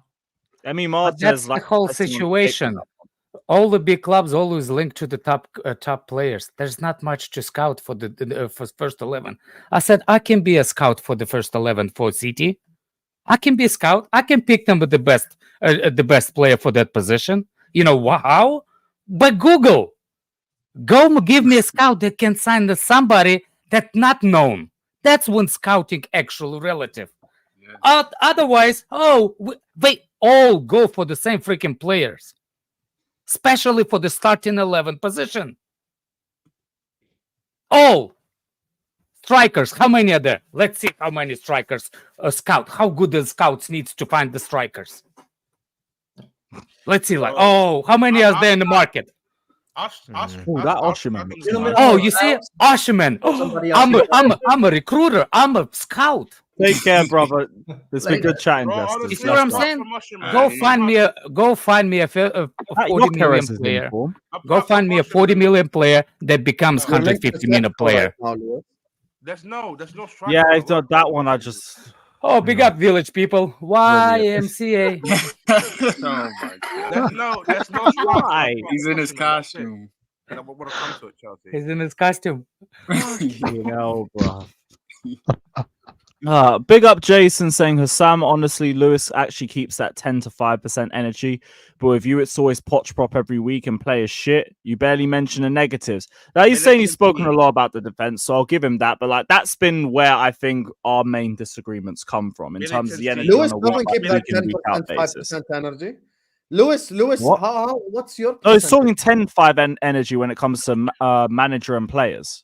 Yeah, I think he's more to blame than the players. Like, that's obvious. But yeah, I still think it's the directors why you're here. But Yeah, I'll go with the I directors as well. blame the players for a Right. lot. You don't have to have a good director or good manager to beat Brighton with company not even in the sideline. Burnley, but that What the Burnley game, yeah, we all agree. Different B club. Yeah, we all agree on that one. That Burnley game, the players had to hold it. I only blame Poch for the subs this season, but some of the blame goes to Poch. Only for the subs. Only for the subs. I only blame. I literally the only thing I'm blaming Pochettino for not addressing set pieces all the way until April. Yeah, that too. I'll just say. So Fata, what we're saying is we don't blame him for the shit set pieces, the shit defensive structure, the fact that we have £100 million midfield he can't get the best out of, despite the fact he was the only midfielder that we had really coming into this season that was going to stay long term. You're telling me none of these are the issue. None of these are the issue. None of these are issues that Poch has a hand in. It's just the substitutions in game. Fuck, man. I mean, what? I mean, people have their opinions, man. This is what he sees, and this is how he judges. It doesn't make Fatura less. It's just. You know what Alex says? Yeah. Answer a shameless answer then. No. Fatura is actually right. Throw me the fuck off. I'll fully blame it on the set pieces stuff, but if I want to give you my shameless answer, some of them probably the players. So yeah. I agree. Up tour in the chat. That's crazy. I literally think there's. I know Husam knows my reason. I know Lewis knows my reason why, but yeah. I think everyone knows. Stop this bullshit, man. You know, I keep telling you, Eleanor doesn't watch these streams. Look, by the way, another thing is, Pochettino is Pochettino. Don't get me wrong. There's nothing to do with Spurs or anything. But if you're gonna bring me De Zerbi, fuck you. I'd rather stay with Pochettino. They ain't no making no fucking difference. Different haircut. That's the only thing. Different haircut. I don't think he improves us. That's what I'm saying. Like, what's the point? They both shit. Or that guy that just won the what's his name? Portuguese league. Amorim. No, what? I like what? Like it's literally pulled out of that one anyway. To be fair, you see what I'm saying? Either you go for something serious or don't go for nothing. Yeah. If it's not a big improvement, then fuck it. It's like seriously, we're trying to sell Chalaba to get us Disasi, the big fucking eyes guy that scores in his own goal. What's the difference between Disasi and Chalaba? 40 mil. That's the difference. We paid 40 mil and we have a player that's better than him. When he opens his eyes, you can see the freaking past.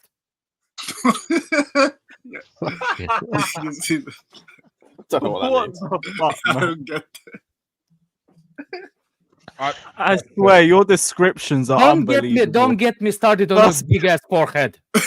That big ass forehead, like fucking you can land in the moon on that shit.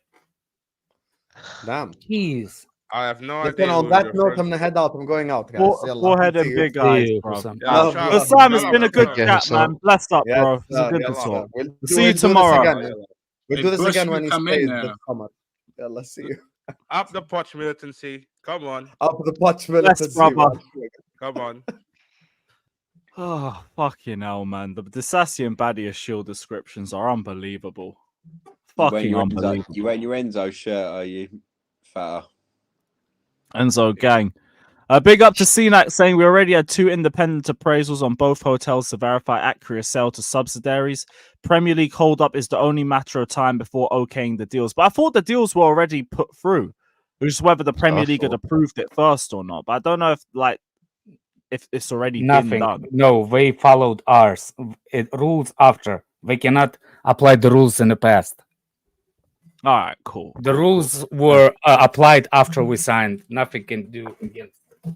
Paul said, Sam, wherever you're clueless, we watch Chelsea year in, year out, 6 your own club. I won't say he's clueless. Like I always thought he was running with a Poch agenda, even though he's tried to explain it. I still think he speaks more on the players than Poch, but we had a good discussion. I'll say at the very least we had a good debate.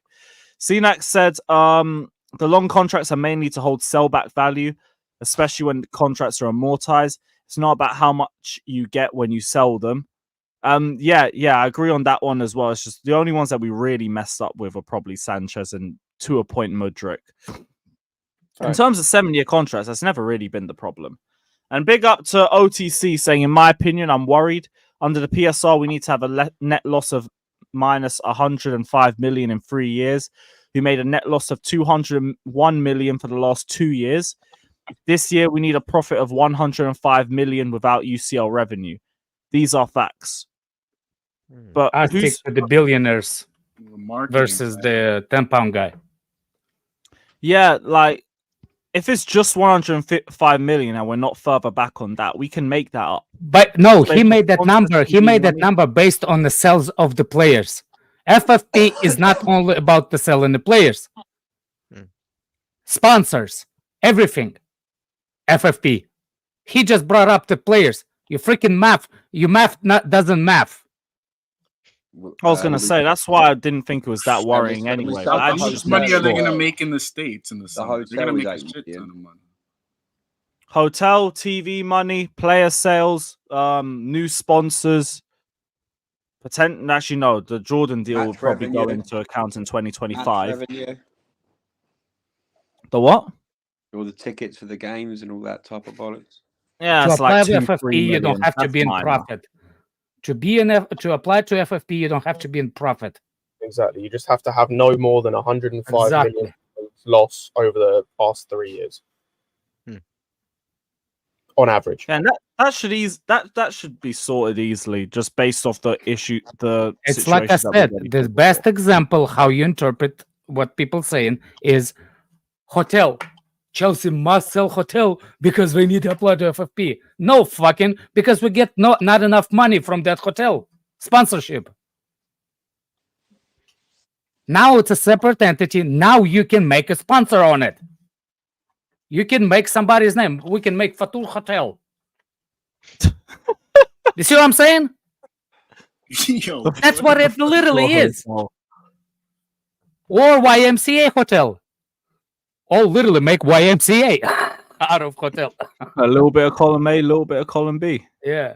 Yeah, both. But we'll be fine anyway, OTC. Like, I don't think there's anything to really be concerned about when it comes to the issues off the pitch. Also, I'm being on the pitch.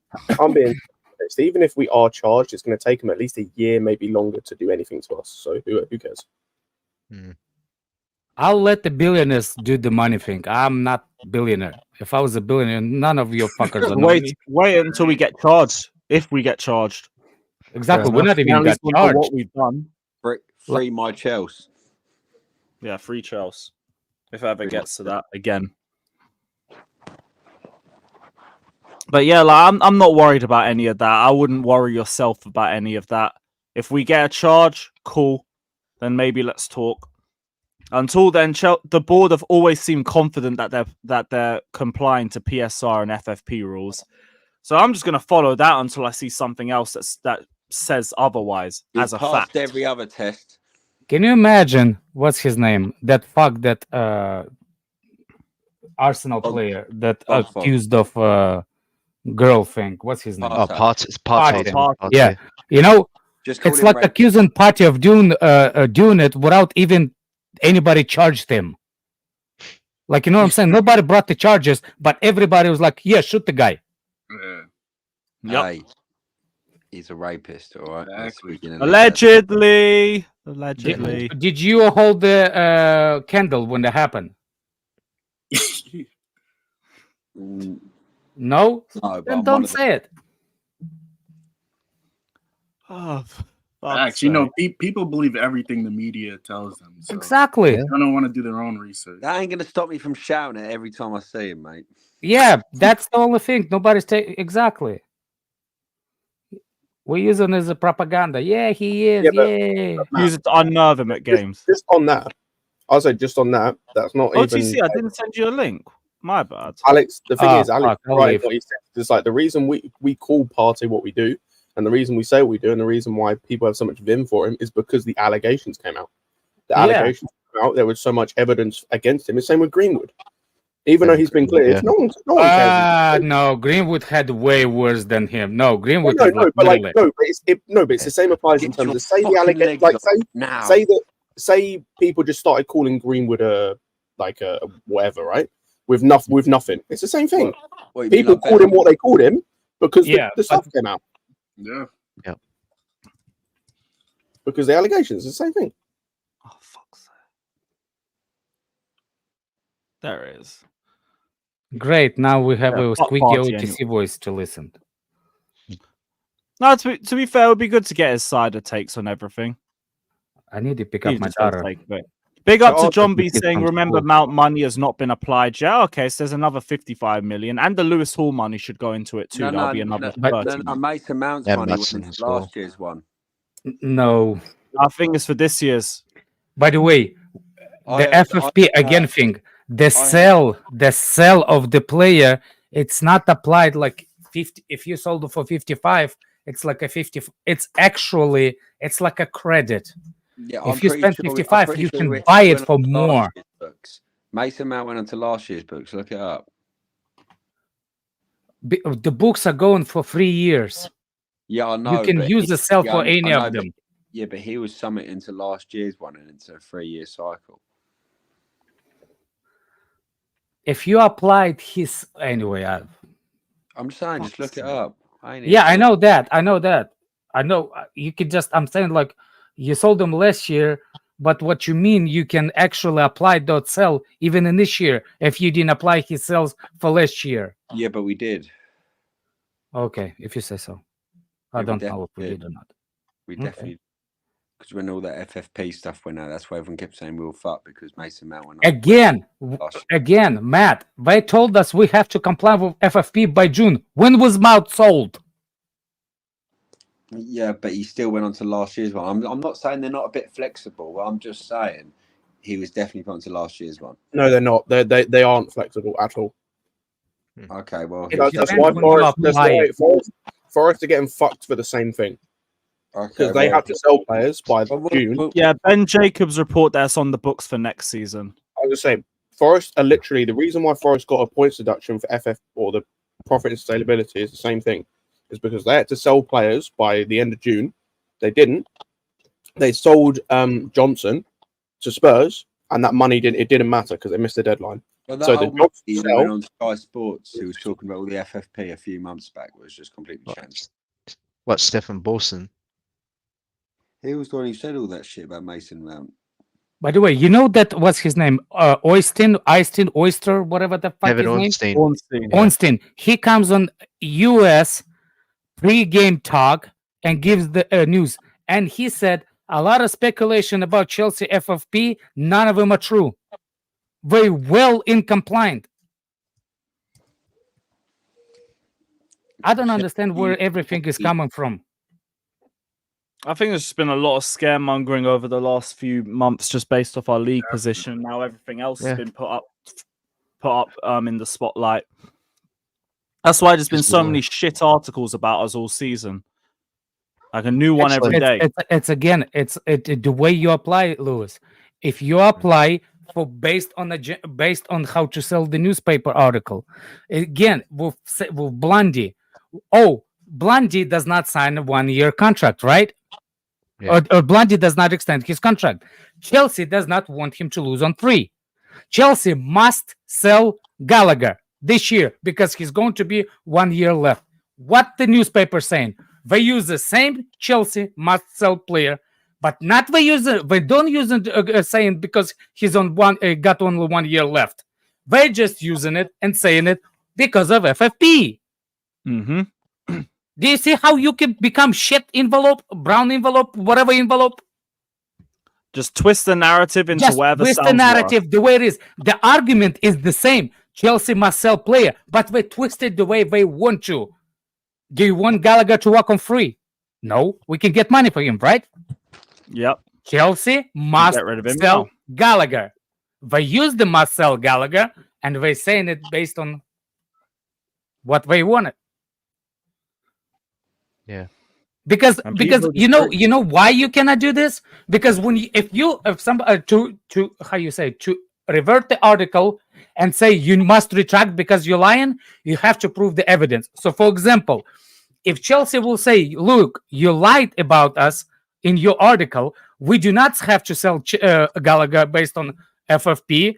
That means that what's his name, newspaper guy can say, prove me that you're not FFP, and Chelsea have to obligate by showing them FFP books. They don't want to do it.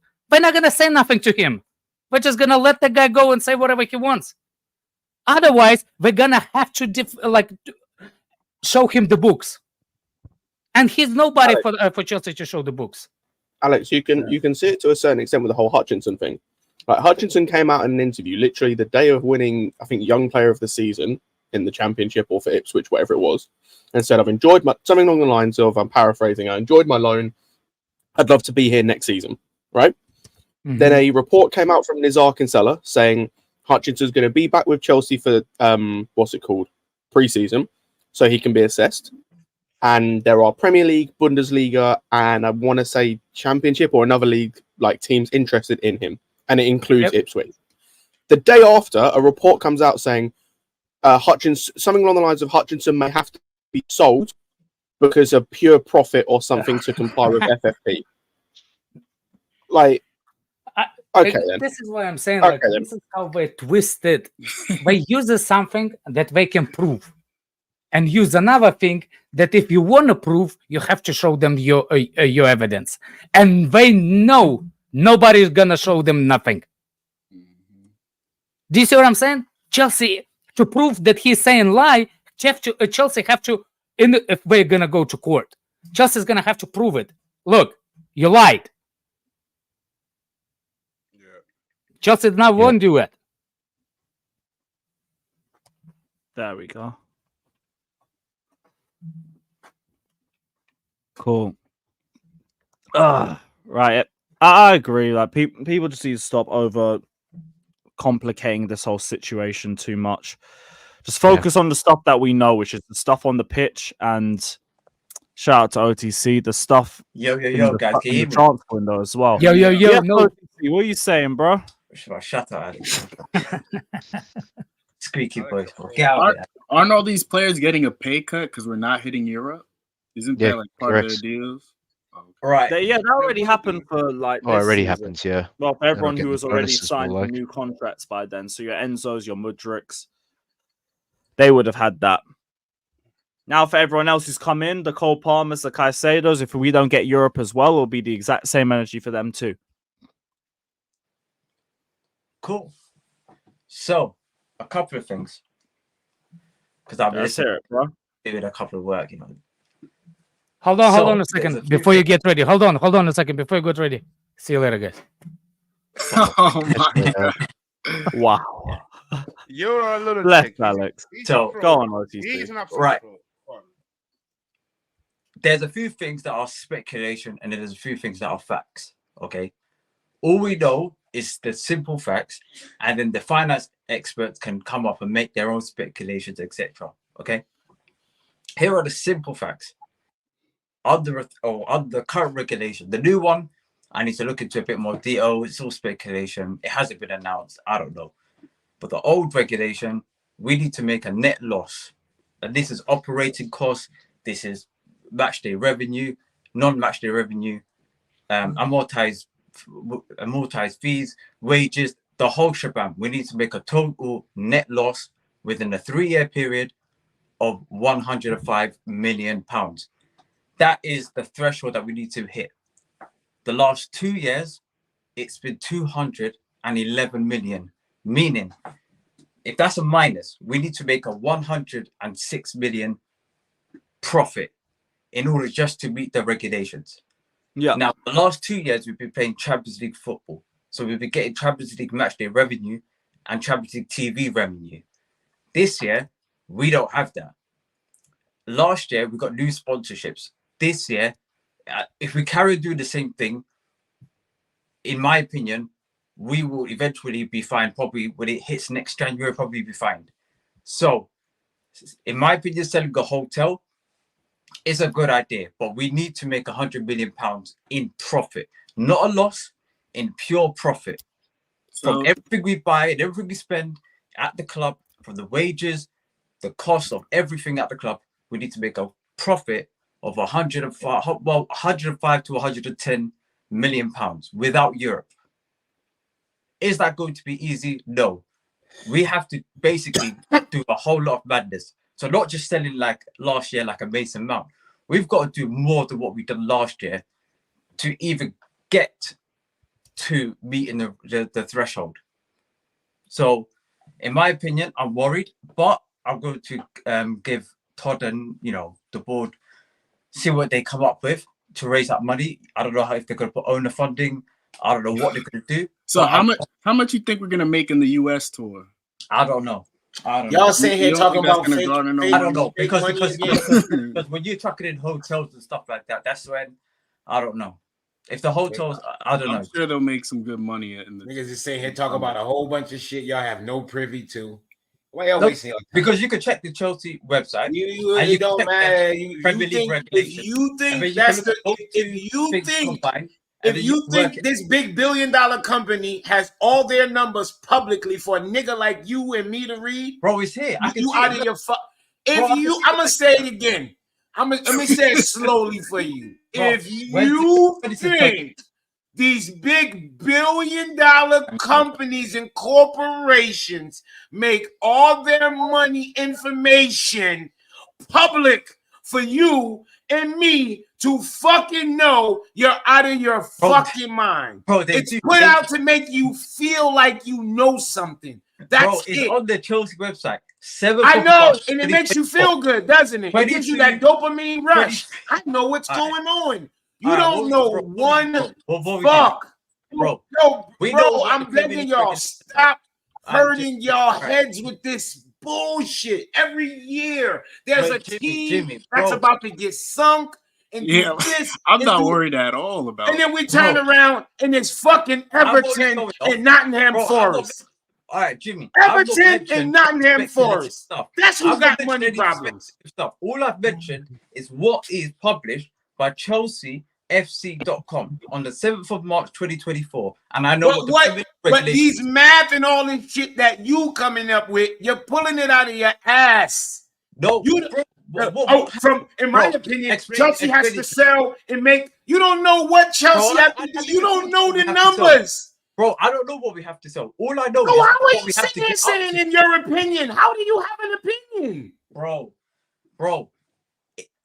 I know this. I know within the 3-year period we need to make a what 3 years? A 3-year period between this. What 3 years are they going by? Bro, it's a consecutive thing. That's the Premier League. No, bro. Every year is attached to another year. So it can't be consecutive. What 3-year period are we on? What year in the 3-year period are we in? Year 2? Bro, it's a consecutive. Bro, since the regulations come into play, it's a consecutive 3-year period. So last year, we made £90 million loss. The year before that, we made £121 million loss. That was... So this year, you telling me the club is sitting here talking about buying $100 and something million player, Husam, 50-something million for a teenager and this, but we have there's a probability we can not make. Oh my! So you mean you're telling me they just running business as usual while the ship is sinking? Sorry, Jimmy, can I speak on a second? Jimmy, one second. I don't know what you... No, but guys. OTC, you know what you're not counting? This is the Club World Cup. No, you're not counting the Club World Cup. We get 50 million just for participating.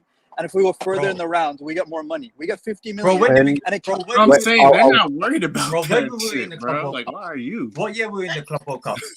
Next summer, but it counts for the physical year of the last summer. You're talking about next year. So, okay. No, but it counts. If you look at Ornstein if you look at either PYS or Chelsea Dodgers, he has said that the Club World Cup money will count for this upcoming year that you're so concerned about, not the year after.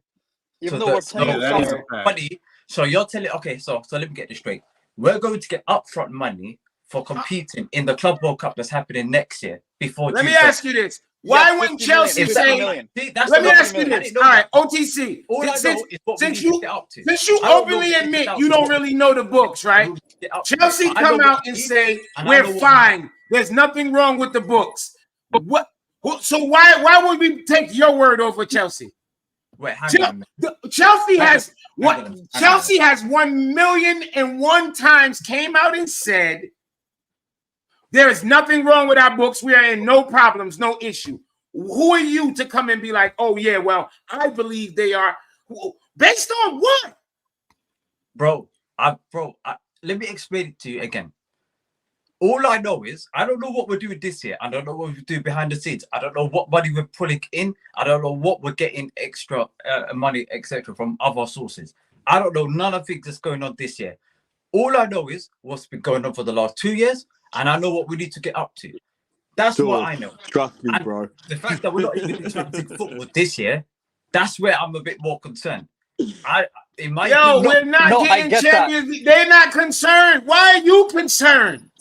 They're concerned. And also, we'll get the Europa League money, no? We'll get some TV rights. But even if we wasn't getting any of that, they're not concerned. What are you concerned about?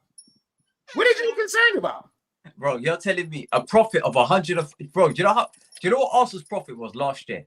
I don't care. A minus... What was it? A minus... I don't care what their profit... That shit to do with the price of pussy in Poland, bro. You're going to tell me we're going to flip...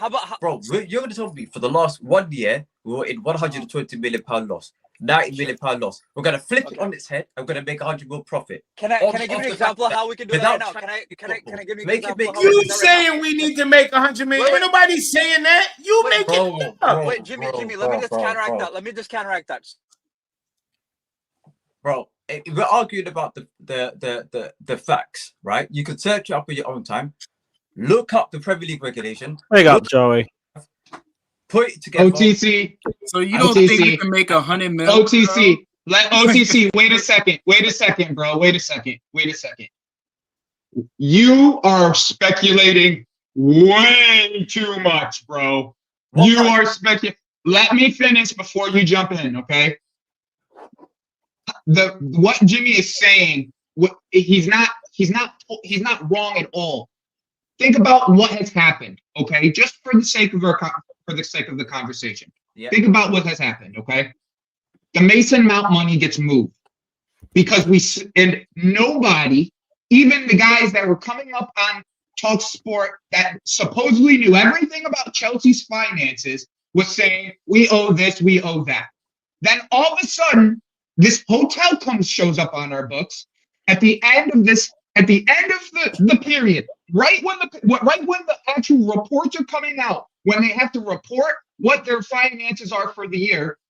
Chelsea are good, correct or no? We all understand that. Otherwise, we would have got hit by with a point deduction, just like Nottingham Forest, just like Everton.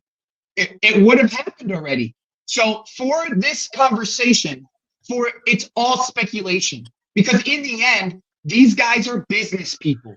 They know what they're doing 10 times more than any of us on this panel could ever imagine. So even if you want to say we owe a certain amount of money, right? Even if you want to say that, which is probably true, like even if there is a certain amount of money that we owe, the amount of money that you think it is probably nowhere near the actual number, because of the types of things that they've done over the year. Like, listen, they've gotten promotions. They've gotten these promotions of like the whole.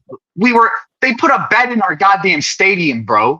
Like they have ways of making this up. And if they're telling us so far that they've got a route to not get hit by FFP, then they have a route to not get hit by FFP. They've already shown us that. They just spent $1 billion, and they just spent $1 billion, and all these supposed financial experts that are coming out have been saying, "Oh, we're going to be screwed. We're going to be screwed." We've been all year waiting. Where are they at? All year waiting. Where are they at? To put it into perspective, by the way, there's been a bit of confusion. Those financial experts, look, this is the difference. Everyone has a certain level of facts in terms of what we've got last year, we've got this year. Scargate's go nuts. Everyone has a certain level of facts. What these financial experts are doing is they're speculating on what each month and each year, how much, like they're estimating what their income is and what we're looking to spend out. They're just estimating it, putting up facts from all sorts of angles, and they're just speculating it. Those could be completely off. Yeah, but OTC, do you ever notice whenever they speculate, it's always doom and gloom? You know why? Because that gets clicks. Do y'all ever notice? They never speculate That's the bread that and you're gonna butter make for them. Bro, well, hold on, wait. Well, let me just make one more point. Well. Let me make this one more point. And it's what pisses me off the most. Y'all want it both ways. Y'all say fuck these American owners because they don't know football. They only know about money. Bro. Okay, cool. Now y'all gonna turn around and tell us they don't know about money. Bro, I never said. Bro, that's what y'all say. That who are you referring to? Because all of the those fans, I've never said. So you the overall sentiment, the anti-American sentiment is they're only about money. So y'all telling. Listen, OTC, just listen. If you just shut the fuck up and listen, you'll understand. I'm listening, but you're just saying, listen. All right, just listen. The narrative on these owners are they're great money guys, but they don't know about football. Okay, they don't know about football, so they don't know about football, and they're gonna fuck up the money part. What they're supposedly in it for, they're gonna fuck up that too. Bro, I'm not. Bro, if you're. I'm not responding to a speculative thing that I have nothing to say. I didn't even infer any of that. You just plucked it out and you're talking about someone else. You're not talking. You must not be talking about. I'm talking about the shit you're talking about, the money side. I have not said anti-American owners this. I'm not talking about you saying never mind. Just keep never mind. Your brain can't fucking comprehend two things. I'm not talking about that. Yeah, I'm not going to rebuttal something that you said and you throw in other things that other people said. Because you're not listening. I said the fan base. The fan base. The fan base. What the fan base hates about them, the whole anti-American thing is they say they're here for the money, right? Have you never heard that? That's new to you? That's new to you. You've never heard that. I've heard people say that. Okay, I'm saying that to make my point is people can't say the rhetoric is they're here to make money and then see money issues and be like, oh, they're fucking up. They're going to fuck up the money. What? What if they're here to make money? That's the one thing you know they're not going to fuck up, right? It's the money. They're not going to fuck up the money. I didn't say that. That's another thing that I didn't say. I didn't say you said. But the whole thing that you're bringing up, No, fuck Bush. No. We're not addressing that pussy until he comes on. No, not Bush. I didn't mean to say Bush. I meant to say OTC. My apologies, bro. My apologies. I'm not even looking at the chat right now, bro. I swear to God, Scott. I'll jump back in the chat and mute Bush a couple more times here in a second. No worries. Like that's just what I'm gonna do for the group. I'm gonna make his life a pain in the ass in that chat. I promise. You better deal with it, buddy. You better deal with it. Now, yeah, come on, bud. You get your ass on. I'll cook you every single time you're here. I'll cook you every single time you're here. It's just speculation. It's just speculation. It's just speculation. That's my point. What you're saying is speculation, bro. That's all I'm saying. Let me tell you something. Let me just ask you in stages. First of all, yeah, it's about time. The last two. Nah, mute him. I don't want to talk to him yet. Bro, we'll get the losses, is that speculation that I mentioned? The last 2 year losses, was that speculation? Yeah. No, but can I ask you a question that's pertinent to this? Because it's pertinent to this conversation. Threshold, is that speculation? Can I ask you a question? Is the £105 million or the net minus £105 million threshold for a 3 year consecutive period? Is that speculation? That's not speculation. After that, let Scott and a 121 mil net loss for the last 2 years? Is that speculation? No, that's not speculation. Okay, but you know what's speculation? You know what's speculation though? Because you brought up your points, right? Let me tell you what the speculation is. Okay. What speculation is what you're assuming they made this year. What you're already assuming what they made this year, bro. You've made that assumption. Bro, guys, let's go add to it. Let's go add to it. We also don't know OTC. What's that? We also don't know what was spent this year. By the way, does anyone know how much? Because I did some quick maths. It's not hard. Calculators are free, people, as is Google. Does anyone know how many losses this season we'd have to make to pass the threshold of 105 million across an average? No, We'd have to have more than 103.5 million pounds worth of losses. That would be nearly 15 million more than we had last season. 51.2 million to be more precise. Yeah. So we estimate a loss about 1. That would be considering, by the way, last season, our losses compared to our last season under Roman was 30 million less. Let me say that again. 30 million less under this ownership group. This ownership group have done many things wrong. Don't get it twisted. When it comes to finances, that's one thing they don't fuck up on. Financially, they don't fuck up on. When it comes to business, they don't fuck up on that. Wait, Scott. They don't fuck up on finance. Yo, they broke the transfer market. They broke it. They literally broke it. They walked in the transfer market with a fucking bat. Yo, broke this shit. That's the last thing I'm worried about. What I'm worried about is who they're going to be getting. Like, we should not be worried about finances with this ownership. They walked into the transfer market. We should be really every fucking table. This is the last thing we should be worried about. Yo, we got players on 75-year fucking contracts. What are you talking about, OTC? Yeah, but this is all calculated, isn't it? That's been going on for a long time. All this amortization stuff has been going on for years. I don't know if you know what this is, but up, down, left, right, BA selection. You know what that is? That's the cheat code for Contra. It gives you 30 lives. Everybody from the 80s know that.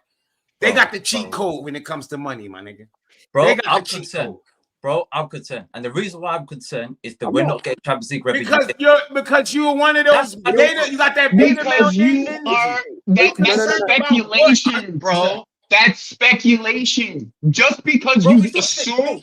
Yes, it is because you're assuming they did make money other places. That is speculation.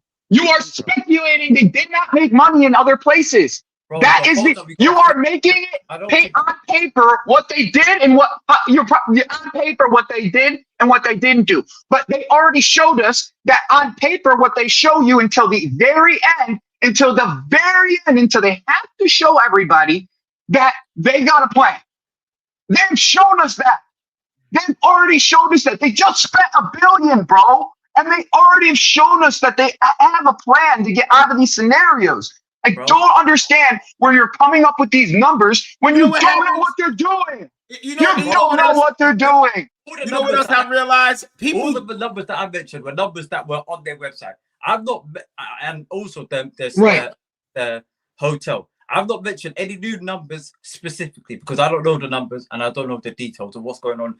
So why are you worried? But your only worry should be speculation. I've told you from mathematical, from numbers, you haven't from numbers, we have to make a loss of more than 104 million plus in losses this season. That's what we have to make in losses to break FFP and profit and sustainability. So as long as we don't go under 104 million pounds worth of losses this season, it's fine. And we've got the Mount transfer, the Havertz transfer, any other transfers we've done. Lewis Hall, Madsen, Gallagher. Not even that. Just guys we know for sure that's going. The thing is, it goes from June to June, right? Maybe a left back. It goes from June to June, right?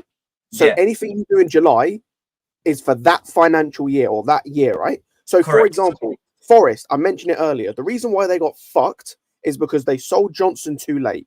So the 47.5 million or whatever it was they made on his transfer goes to this financial year, which is a year too late for them. It's the same with Mount. We sold him in the window in July, August, whenever it was. So that matters for this window. So that 60 million or whatever it was, we got 110 million coming in from two players because of this window. Right, this summer we've got Hall because that will be done the moment the Premier League window opens, which is the 15th of June. Cool, that's that done. Two things I've got to come back with you on. I need to go away and come back on two things. One, I heard that Mason Mount was included in the 90 mil that we got last year. Number one. Number two is, to my understanding, it's a consecutive. So for 3 years solid, that's they can put all those numbers together. It's not an average. No, it's an average. You have to average across 3 years. It's 3-year average. You can't make any more than £105 million worth of losses across 3 years on average. I'd have to come back. I'm gonna look into that. No, you don't have to Google. I'm telling you what it is. If I'm wrong, I'm telling you what it is. I've watched enough videos. No. We know you wrong. We ain't got to argue that. I guess the whole point is you got that scary ass energy, man. Leave with that scary. Them days. Don't worry about the bread. Listen. I know you're not used to this. Listen. We're dealing with Americans, man. We got this money shit locked up. Don't worry. We know how to make shit work. Don't worry. About it. If I'm wrong, I will hold my hands up. Yeah. Well, you're wrong. Don't worry about it. We make the system. You can go do your research on this. You're wrong, boss. I'm just gonna let you know this right now. You're wrong. OTC. And ain't nothing wrong with it. You're wrong on this. OTC. We're not gonna know. We finished 12th and got the top midfield. We got one of the top midfielders in the fucking market. Chill out, yo. Don't stop. Bro, I'm not worried about transfers in. I'm not worried about transfers. Don't worry about nothing. Don't worry about nothing with this. Just worry about us getting the fucking board of directors. That's what I'm worried about. Let's talk about that. If we want to cut the owners, let's talk about this weak ass board.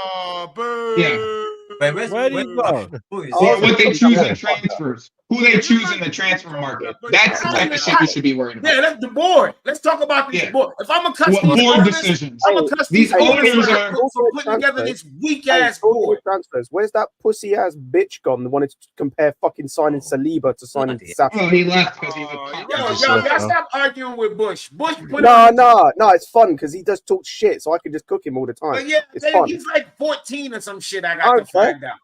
Yeah, around about that. Anyone can get it. But sometimes, Jimmy, I'd be like, fuck the kids. I want to kick it. Yeah, Jimmy, anybody can get it. Anybody can get it. Anybody can get it. Big up for anyone can get it. Hey, Adarius, hey, Bush, tell me now, how are you comparing Saliba going on loan for 3 fucking years to Disasi? Explain that one, please. Yeah, explain. We'll wait. I've got time. Hey, Stage, I see you still fucking stupid. I said we should, if anything, we can custom the owners for this shit board. That's what I said. You talking about who hired them themselves? No, you dickhead. That's what I just said. If we gonna custom owners custom for this shit board, you four-eyed fuckhead. I don't even know if you wear glasses. I got a feeling you do. Whoa. Shout out to all the dogs that were your glasses. No, big up the glass wearers, man. Visually impaired. Come on, shout them out. But yeah, shout out Glass. Got a stigmatism. I just said, you know what I mean? I said, if anything, fuck these owners for this fucking board they put together. That's what I said. No, I agree. Yeah. And don't give me about no Vavel. Fuck Vavel. He ain't one shit neither. If they're gonna go get somebody, go get that Ramiak motherfucker. He know how to. No, he run away again. No, he tried to load in on a second account. It's just still loading in. No. You weed head. Oh, such a crime. I'm a weed head. He's trying to get in. I see him backstage. He's I'm just a weed head. not I fully smoke loaded. weed. You're a dickhead. You know what you smoke? Who said I'm a weed head? Who said a weed head? Saying a weed head like that was a negative thing. So, bro, I will smoke weed in front of you and love it. What we talking about? I will love it. You could call me that all day long. What we talking about here? Hey, like, you think you go somewhere, you son? Offend a wino when you think you offend a wino when you call him an alcoholic? Motherfucker. If you ain't got no next bottle, shut the fuck up. Bush, maybe try restart again, bro. We say fake gas station still weed. Connecting. Yeah, still connecting. It's got the. Which one of them is fake gas station weed? Which one? Don't make me go to my. Which one? I'll go to my. You probably got ripples. Wait, is that what the hell? Which one of these facts? Which one? Hello? Do you need some? Do you need some? Hello? Do you need some? Hello? Do you need some? Do you need some Give me my little bag, bro. Hey, that's a Y for that, man. That's a Y. Fuck out of here, nigga. Fuck out of here. I'm sitting on like 2.5 ounces. What are we talking about here? Like, I hope this stream didn't get monetized, though. That's the thing. Monetization out the window. Nah, we'll be Man, what you talking about? That's catnip. Yeah, we all good. Yeah, it's catnip. We're all good. That's hemp. Yeah. CBD. Yeah, look. Watch this. You're covered. It's wild him. There we go. Yeah. See, we all good. Not the show. Bush, where's Bush? I'm ready to cook. Bush turned his Wi-Fi off, son. Bush just turned his Wi-Fi off. He's turned his Wi-Fi off, bro. Like he's just like, bro. Bush, come on. I might just turned it off, bro. He's like, Bush tweeted today. He wanted us to lose the rest of our game so Poch could get fired. Yo, if he was around me when he said that, I would have uppercutted him. Yo. He said that in the chat. He said that in the chat, Jimmy, before. To be fair, I was going to say, I need you to kick him in the balls when he turned 18. I'll be real. I was on that same vibe up until the Villa game. From the Villa game onwards, and like, especially after the Tottenham game, yeah, I changed. I was like, nah. As soon as I knew how close we were to Tottenham, by the way, it was that moment I was like, huh? As soon as I heard, I was like, yeah, no, fuck that. We need to win. It wasn't even Tottenham for me. Mine was United. When I saw how close we was to United, I was like, nah, you know what? I don't know if we're gonna get Europe, but we gotta catch these motherfuckers. I will say this. Yeah, we have to be above them at the end of the day. That was my Getting above Tottenham would be hilarious. Dude, if we get ahead of Tottenham, son, and like with the way our season went, that shit would be classic Tottenham. It would just be classic Tottenham. That might be them outdoing Tottenham. This will be South. They might have outdone typical Spurs. Your mic low. Your mic low. To finish above Man United, but I don't think we're going to finish above Tottenham. The last 3 games that they it might not be connected, bro. Like your might not even be connected. It might just be like off of your. It might be off of the. It sounds low for some reason. Yeah, I've been trying to say that to you since like you came in here. Like I was sitting in the chat trying to tell you that. Usually I hear him clear, but I could barely hear him. It sounds like when your mic dying. You know what I mean? You know, like how you got a cordless and it's dying. That's what it sounds like. Big up Ilya saying we get 50 million just for the Club Super World Cup. Yeah, bro, I agree. Like we're fine. Anyway. It's like 9,000 clubs in that shit. I saw the lineup. I'm like, God damn. Yeah, there's 12 of us. Is it better? That's better. It's 16 clubs. I'm pretty sure it's 16 clubs. If I'm not mistaken. Yeah, I think so. Yeah, pretty sure it is. Yeah, like, it's a huge tournament. Or I was gonna say it's like 8 from Europe, 4 from CONCACAF, 2 from Asia. I want to say something like that. I don't know. And it's like the last 4 Champions League winners. Yeah, FIFA's been threatened with legal action by FIFA Pro and the World Leagues Association over it because they're saying there's too many fixtures in the season. Oh shit! Why? So, bring some academy players. Who gives a fuck? Play ball. Cobham's finest. I hear. I want the competition to go through players anyway. then. The fuck? You got a big team. It looks like there's going to be some legal action potentially over it. We'll see how long we'll see where it takes them. But you know why it's not going to go away? It's too much money. Somebody going to get some money and say, "Look here, here, shut the fuck up." Yeah. Here. Like this has been in place for like 2-3 years now. Yeah, they put this down a few years ago. Yeah. Here's the thing, right? Here's the thing. Anything that's Saudi related nowadays, FIFA's gonna look at it with like 10 times more the eyes. Now he's back. He's back now. There he is. Bush. Yeah, what do you want to do? There he is. His Wi-Fi started working. He turned his Wi-Fi back on.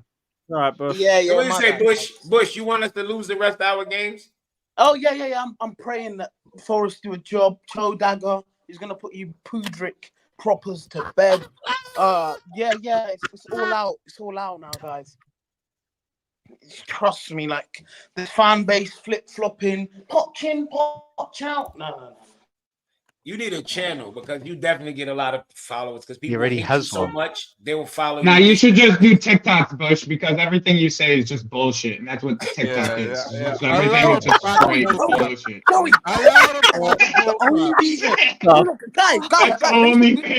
Only place people will listen to, my guy, is TikTok. Few seconds, they'll listen to you, and they'll kick you out to the next video, son. They'll listen to you for a good 30 seconds, but they'll kick you out to the next video, dog. When the moment he came in, I knew he was already talking nonsense, but carry on. No. Let him carry on. No. Guys. The only reason why I have a problem with you lot is because you're still on the copium. You find a way to cope every single time. The owner's got loopholes. You've been saying the same thing for 7 months, but we're still shit. That's the problem. I don't see a change with the way. The only reason why we are 7th is because the league is shit.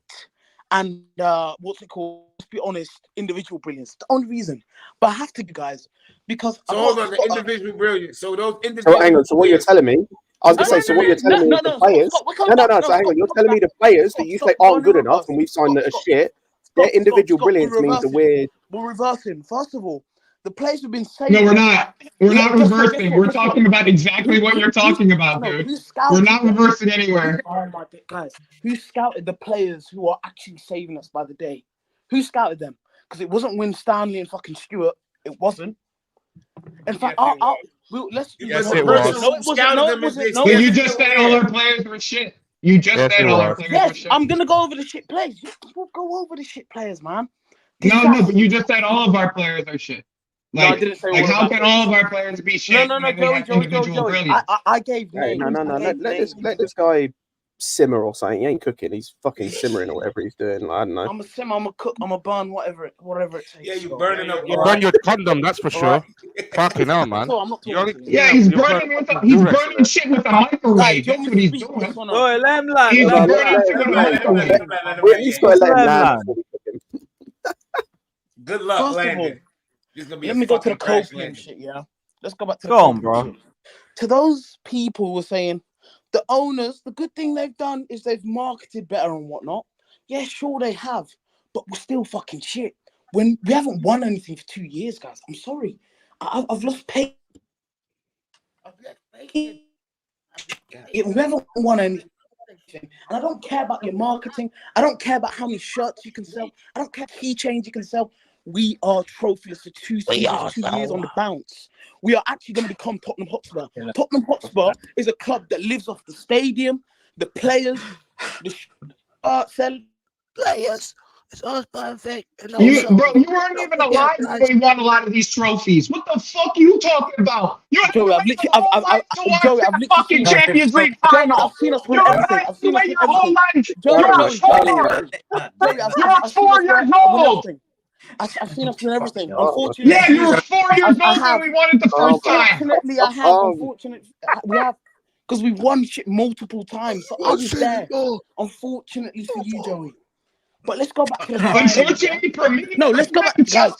Since you were born. The signings. Chelsea fan longer than you were born, dog. The fuck you talking about? Joey, you're talking about. Fuck you. What the fuck did you have? You're 14 years old. Fucking bitch nigga. Fuck you, dog. Some shit. Everyone chill. You're on too much. Everyone chill. I want him to land. Copium this dick, son. Smoking it. Copium this dick. Guys, I used to be on the copium. Guess what? Guys, I used to be on the copium. And then I went on rehabilitation, and now I'm a better person. I don't smoke on that shit. You get me? All right, let's go over the signings. New class riff. Come on. Let's go. No, we got there eventually. No, class riff just fucking barks. No, you're the new class riff. The new signings. Let him land his Hot Wheels car, man. Let him land his Hot Wheels car, man. All right, can I speak now? Please. Yeah. We want to get all of his points. So go on. All right. The signings. All right. Scott was going at me for saying, all right, earlier, I'll take it back. Some of the signings were made. Shut up, man. Let him finish, bro. Whatever. Fucking hell. Scott, who signed Disassi? The directors did. The club. Who signed Mudryk? The club. Joey, don't prop the players. Don't prop the players. That's the answer, bitch. All right. Scott. Joey.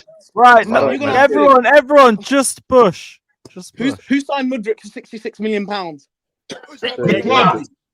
Eggbali did. Eggbali flew in. No, just say the directors, guys. No, Eggbali signed Mudryk. Chelsea Football Club signed him. All right. No, I believe Mudryk was signed by DOF. Eggbali, don't. Bro, Eggbali flew in and fucking said, I got cash money in my hand. He said, I'm here. It wasn't Jimmy, even don't make a difference. Anyways, doesn't make a difference. All right. What's the truth? Who signed Robert Sanchez? He doesn't like the truth, bro. Who signed Robert Sanchez? He doesn't like the truth. He's gonna keep talking without the truth. The goalkeeping coach did. The goalkeeping coach. All right. Who signed Ugochukwu for 25 mil? The guy that we haven't seen since December, fucking Christmas Eve. And why is hurt? So you mad about hurt players? No, but Jimmy, even if he was fit, what is you don't know if he was fit, you dickhead? No.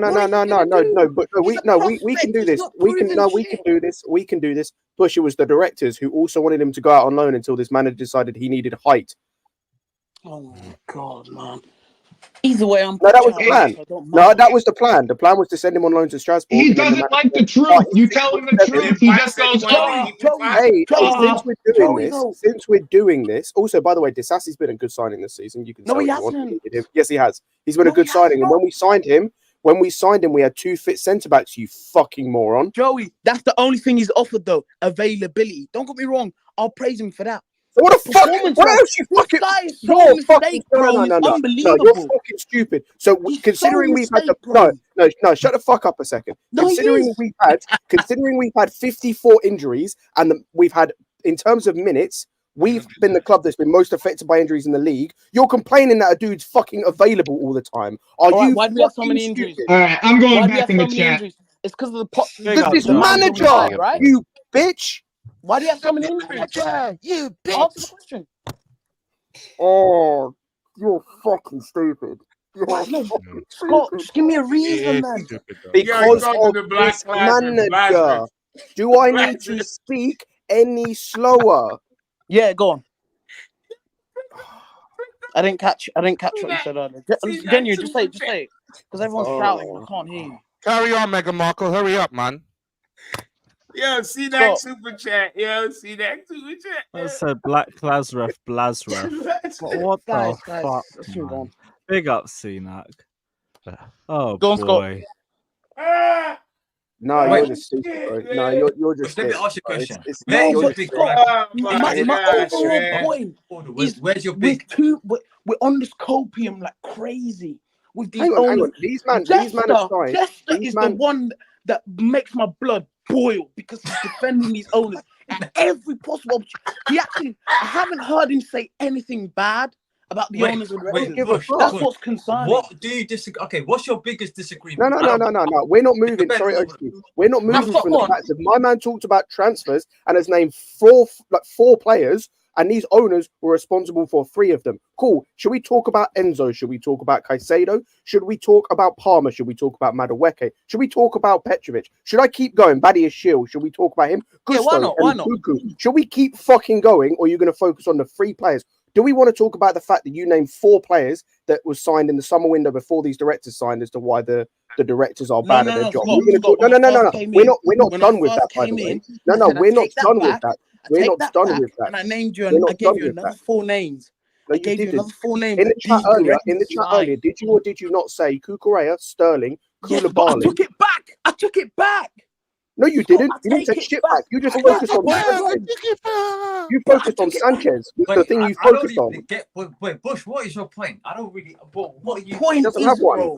Is that there's so many people in his fan base who are on serious copium, and they need to be stopped. But Bush, you say that, but what's your biggest disagreement? I don't like. What do you want the fan base to believe, or what do you want the fan base to agree with you on? It's like there's no criticism of everyone. It's just on one person or one particular part of the club. People like Jester, I haven't heard him say one bad thing. Jester's not about even here. And owners. Why'd you give shit about what Jester said? He was here earlier and I couldn't speak to him because the space was full. Okay, so hang on a minute, Bush. Your biggest problem is that you got. That's your fault for not coming early. Wait, your biggest problem with the fan base is that they've all focused on one area of the club that they're pissed off at, and you want them to be focused on everything. But that's not even true. It's not even that. It's not even that. OTC, some of the signings we've made are literally like, I'm not even joking. It's practical suicide. I'm sorry. Who signs Nkunku for £60 million with the injury history that he has? Dude, shut the fuck up. He didn't have no big injury. He had like one injury before he came in. All right, man, you just be talking shit. It's when you lose. Shut up. Look at his injury history. What you mean, man? Man, shut the fuck up. I don't need to look at nothing. That's the first thing y'all run to. Look at his injury history. Everything got fucking context. Look at it. Let's look at the injury history there. Lewis, don't you worry. I got you, my friend. prior to the injury that he has sustained, the big one that he sustained in November. No. We will not do this. Oh my lord! No. Do you know what's jokes? Hang on. Do you know what's jokes? No. Do you know what's jokes? Would you like to guess the injury that he's talking about? By the way, the injury that he's talking about. No. Wait. The injury he's talking about. No, shut the fuck up. The injury he's talking about is the one where he missed 12 games. So prior to that injury, he'd had 4 injuries. 4 injuries. Let's see the frequency of those injuries. 2 in 1 season. Dickhead, 13 days, 7 days, 3 days, 10 days. There are no players that don't miss that many days. Yeah, I'll be real, bro. You gotta look at how many games he was out Look for. at the days, you stupid fuck. It's poor scouting, honestly. You just talk shit. To be honest, Nkunku wasn't even my main point. Stupid, bro. It wasn't even the main point. So why would you bring up your not your main point first? Who the fuck taught you how to present? I'll be honest, I'm just trying to how stupid any must you player be? as much as possible. It's as easy as that. You're the man who said he had an ACL injury as well, right, Bush? Yeah, he is. He was. Yeah, well, he had an ACL injury. it's a pretty similar injury. No, it's not. It's actually No, not. it's not. No, it's not. Man said ACL injuries.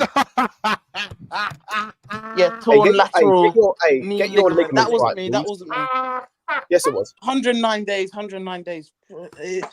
Come on. Man said knee injury is the same as SEO, man. Oh my. So hang on, you're focusing on again. We're doing this Severity of bullshit injury. where we're trying to. You're doing this bullshit where you're just trying to conflate and just put anything. So now you focused on the injury he sustained. No, shut up. You focused on the injury he sustained on a dog shit pitch in America as the reason why we shouldn't have signed him. Are you high or thick or both? No, that wasn't because the injuries. Why did you mention 100? You mentioned 109 days because you felt like it. You mentioned 109 days because it's Thursday and you felt like it. Yeah. I genuinely don't know what you're trying to say. You're 12. I understand. You're genuinely 12. I get it. He's got an injury history. Are you denying that? Yes or no? Every player has an injury history. Bring up Erling Haaland. Same thing. No. Jimmy, bring up Harry Jimmy. Kane. No, Jimmy. There's a player. No, Jimmy. Injury sheet look like this. Jimmy, there's a player I'm going to bring up because Bush mentioned wanting him earlier, and I'm glad we can now do this. Olise. Nope. No. Let me bring up his injury history, and I'll run you through what his injury. What was his name? No. Tell me the player. No. You can tell wait. Me the player before I bought. No. You can wait. No. Tell me the player I bought. Scott. Wait. Otherwise, you're lying. Tell me the player. I can verify. Hey, you can say whatever you want. For now you're lying. Then. You got to tell it the player, Scott. No. Fuck that. I'll tell you the player. Oh my lord. Oh my. I'll tell you the player. Alexander Isak. Oh yeah. Oh my god, man. Should we talk about the fact that he's had injuries since the 16-17 season? That's 7 years. Should we talk about the 7 years of Share the screen. That's a sticky one. All right, let me Isak injury history. I've always wanted Gyökeres. You said Isak in the chat earlier. So are we lying now? Or Too. He wants Olise. Olise. Yeah. No, I never ever. Yes, the fuck you did. Jimmy. Go on my Twitter. Look at this. What I said about my days. Look, injuries. Please. My days. Yeah, Lewis, pick that super chat down because I can't even see the bottom one. Sorry about that. Oh yeah. Look, injuries. You want Isak? Look how many injuries. I literally. Oh my god, Jimmy.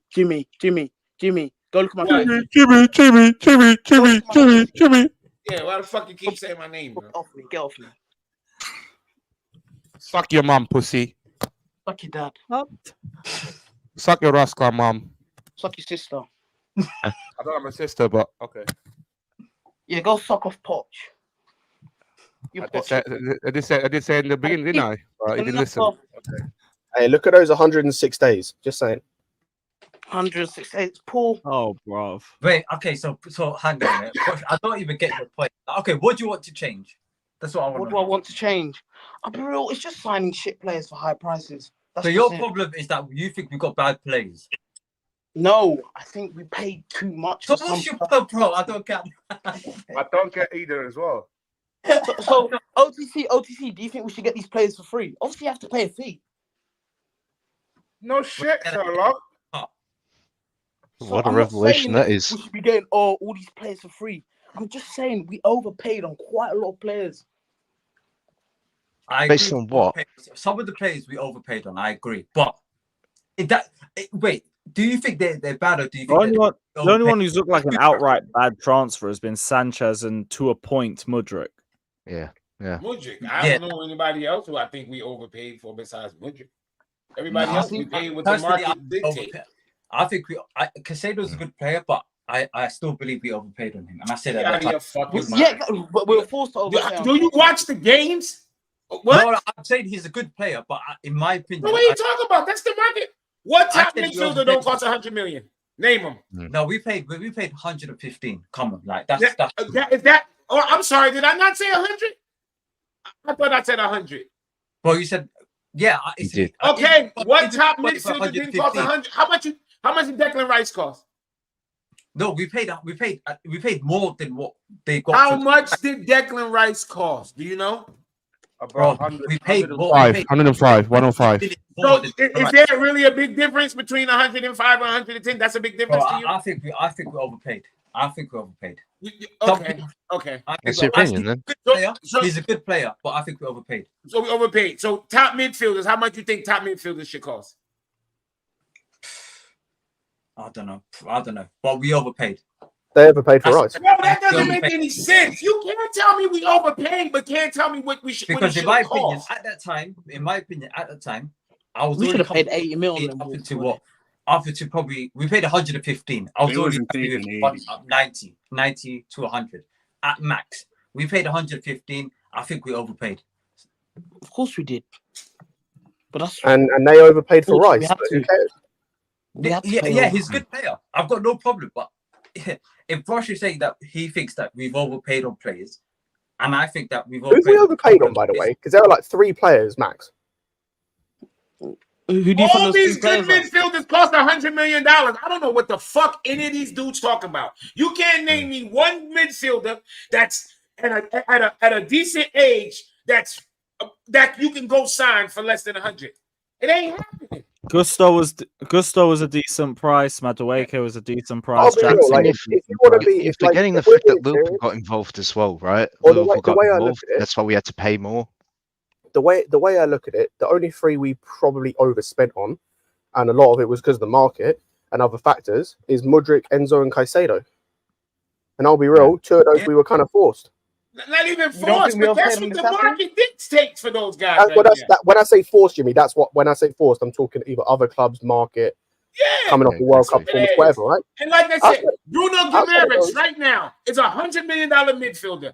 Paqueta, $100 million. Only reason he's going for 80 something is because he got a release clause. Those are $100 million fucking midfielders next cycle. I hate to tell y'all. Yeah. Money, the price of things don't go down. Name a time you ever went to the store and said, "Oh shit, the price of eggs went down." Never happens. No, the price of milk went down. Never happens. I hate what the you're price saying. of players don't go down; they go up. They always go up. Yo, we got $60-something million for fucking. I don't think personally paying £150 million for Caicedo, to me, is we've overpaid. He's a good player. That's a personal opinion, and that's cool. Yeah, that's but the market actually dictates if they actually overpaid. And the market tells you they didn't overpay. You know how you know they didn't overpay? Because Liverpool came in and offered almost the same amount of money. Almost the same amount of money. If it's one person willing to pay that much, you'd be like, yo, you know what? You overpaid. It's 2 people. 2 people willing to pay the same amount of money for one person. That's not overpaying. That's the market dictating what that person is worth. That's literally market value. That's the term. You got 2 people willing to pay around the same price. That dictates the market value. And didn't we get blamed for haggling? And didn't we get we have to agree to disagree. Yeah, we do. But did we get? Yo, Lewis looking bolo, blood. No, I was saying, didn't we get? No, but the thing is, didn't we get frustrated with Caicedo when we were haggling with 80 million, then 85, then 90, and then Liverpool's the one who put the 100? Nah, we didn't get frustrated with Caicedo. No. Got money nobody to bid against. I was getting frustrated with the owners. No, people in this chat, we're getting frustrated. With the owners and the directors, but it's like I'd say the market is more dictated. Liverpool dictated because in that moment it was like you either pay the same or a little bit more, or you lose out on him. That's what I'm saying. And I guarantee. By the way, sorry, I guarantee if we'd have lost out on him, you'd have the entire fan base bitching that we'd missed out on him. Especially, by the way, especially considering we'd missed out on Ugarte earlier on in the season. Ugarte, yeah, I was about to say that, Scott. Yeah, what happened with that shit? Especially because we missed out on him. Do you know what, Scott? I agree with what you're saying. And you want to know the irony? Here's the irony for all this, Scott. I was the person that said don't pay more than 85. I got proof of it. I made a fucking video about it. I remember that. Said don't, and even I can't even say we overpaid because that's what the market. Liverpool came in and said we'll pay. What was Liverpool bid? 108 or 1 something, bro? I think it was 110. Yeah, 110. You now have 2 people willing to pay $110+ million for a person. That's his new market value. That's his new market value. Yeah, I know what we're talking about. Facts. Our last bid before they came in, I'm pretty sure was around 90. Yeah, it was 90. It was 90, and then like 5 million add-ons or something like that. Yeah, and then they came in and said, I think they said 100 with like 5 add-ons, and then we were like, oh shit, Danish is talking about it. We had a stream till 4 a.m. talking like having a meltdown because we lost out on Caicedo. It looked like we just lost then out. To get him. That was the same night I made the fucking song. Yeah, that's the same night I made the song about Santos. Let's say, no one should have kept him. For argument's sake, right? For argument's sake, we overpaid on him. Cool, that's fine. That's 1 player out of like 12 we've signed under this directors. Yeah, I think in terms of the price of a lot of our players have been good prices. Badia Shil, bro, who cares, man? It's not our money, bro. Fuck that. Petrovic, etc. A lot of the players that we bought in were of good value in terms of the money that we spent. Really? Yeah, I've got no problem with that, and I don't think that the players that wallahi, no Bournemouth ticket for you, man. So I've got no dispute about that. I think if I don't know what I think this all started off because Brush's biggest gripe is that he thinks that we overpaid on players. Which but that's ludicrous. But that's ludicrous. Yeah. Even the players that we mentioned that we think that we overpaid on was what Enzo, Mudryk, and Caicedo. Yeah, Max. Come on, like that's not the reason. Again, that's 3 out of like the 12 or whatever it is, probably more than we've signed. Scott, do you think we paid fairly for Fofana? Oh my. No, we're not doing this because you want to conflate points. No, we're not doing this. You want to conflate points. Our entire argument about this from the beginning has been the directors, since the directors came in. So stop talking about the summer transfer window where they weren't fucking here. Bro, it just show you that he's grabbing shit out his little fucking ass. That's what I'm saying. Because you went way back to Fofana. You digging, bro. You digging for corn. Where you like this is why I asked you, Bush. Where's your biggest problem at the club? Is it the ownership? Is it the board? Because if you want to cuss the board, that's fair enough. But for signings like Fofana, that was before them. Unless you can't put them against those charges. That's not fair. So what's your biggest problem at the club right now? Fofana's going to be our best centre back next season, bro. I'm telling you that right now. If he's playing. No, of course. Well, obviously, no shit, bro. No, I'm not saying he's going to be our best on the hospital bed. No, who's this guy, bro? That guy's dead, man. We got Fofana, bro. Banyu, Ziyech is shit. Where's Ziyech, by the way? Yeah, where's Ziyech? Ziyech got farewell, man. He's got that Champions League Club World Cup. Well, we're not even telling him to come back to Cobham, bruv. We consider him already a Galatasaray player. Well, to be fair, he's got a proper farewell like Christensen, though. You don't want to come back. How about that, bro? Bro, he's going to be the same place where Malak Sarr and these men are. I don't know where they're training. Bro, Malak Sarr's too busy chilling in Montreal. No, Ziyech's going to be in the center soon. Ziyech is gone. He's in Turkey. His loan is permanent now. He's gone. Yeah, fine, he's man. done. He's chilling. He's doing well, man. Yeah. Rip. Sayonara, bitch. Malak Sarr is still here. You respect yourself, Scott, man. No, rip Bozo. See ya. Can somebody, yeah. Yeah, you don't fuck him over mate. that move to PSG, man. Fuck's sake. If they were Do you know what? I need to know some of the details on that because the fax material not working in time. Come on, man. This is professional. That's happened before.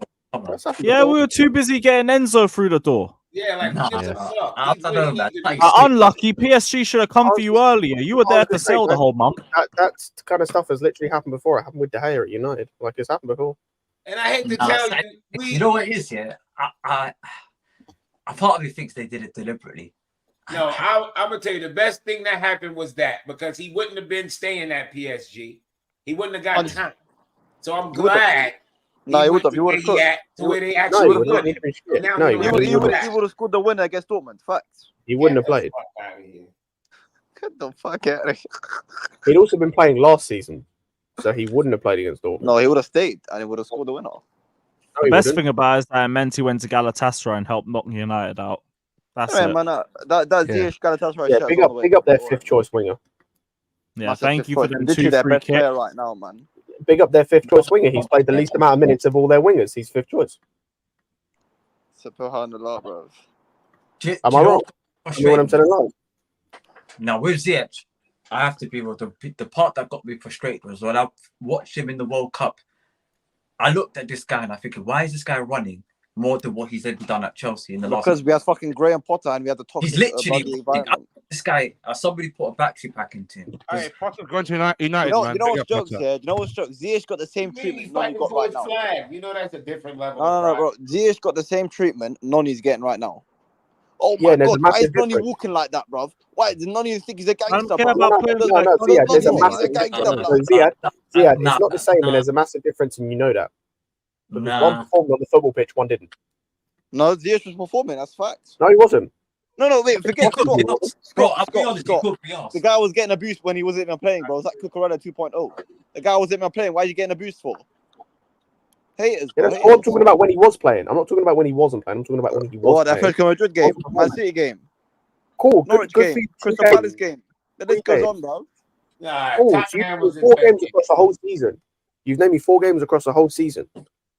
Thank you. Juventus. He didn't perform. Ziyech, When he how played, do you he didn't Ziyech, perform. how do you remember all of this? All of these Because games? this You is don't outstanding performances. You should remember as well. But are you Chelsea? You're not Also, Chelsea, I'll be completely honest. I expect way more. I expect way more out of a 27-year-old than a 21-year-old. Personally. No, I'm not talking about the performances. Exactly. Why you No, comparing I'm not talking about Ziyech to young performances. ass, Madueke, Well, I am. I'm not talking about Madueke's performances, the Ziyech performances. I'm talking about the little shit that people care about. It's Madueke, bro. What's your problem? It's Madueke. Players get abused. Like that's wrong, but players get abused. The At least we difference admit is it's wrong, bro. At least we admit of course it's wrong. I've always maintained it's wrong. But the difference is that when it came to on the football pitch, one of them performed and one of them has stepped up and improved, and one down tools and was a bitch. Half our team down tools, bro. Cool, and he was part of that. And he was part of that. Yeah, man. He was walking across the pitch like he couldn't give a damn. Bro, he came off the bench and gave us the win lazy. against Bournemouth, man. He also came off the bench against Zagreb and decided to do nothing. Put in one of the worst cameos I've ever seen a footballer. Oh my gosh. Bro. Oh, that He was managed the to worst outdo substitute Mount in appearance that I've ever game. seen. Bro. But can we talk about our future striker, please? Victor Osimhen. Who's that? Osimhen? He's our future striker, guaranteed, 100%. Will flop. Welcome to the Chelsea. Wait, what did you say, Bush? Send the What did you say? the other You way. heard me? What What did you was that? say? I ain't got hopes in that guy. You ain't got hopes in no one, bro. You ain't got hopes in yourself, bro. Let alone fucking Osimhen. I don't have hope in him. You don't have hope in yourself, man. How come you ain't got hope in him, bro? He's got to prove it. Because he's a negative bitch. No, Scott, I'm not on the copium. Prove it to me or get the fuck out my club. Jesus. Don't fuck someone when he joined. Yeah, God. as Joey said. Yeah, when he scores, don't celebrate. Of course I will. Good. Don't celebrate him. Of course I will. I have to be real, guys. I need to see more of Even if Osimhen. he bags 30 goals. Oh, he's silent all of a sudden. Oh, okay. What did you say? What did you say, Lewis? Was that for me? Even if he bags 30 goals, bro. Lewis, do we even know if he's gonna bag 30 goals though? We don't. We don't. Is he He could. Jackson? Pardon? Is he better than Jackson? Finishing wise, obviously, yeah. Cool. And Jackson's got 13 league goals this season. So you'd expect Osimhen to get, I don't know, at least 20. Obviously, I would. Oh my God. Scott, you're comparing a guy that we signing for 100 mil compared to a guy that we signed for 30. Big difference. Of course, I'm going to if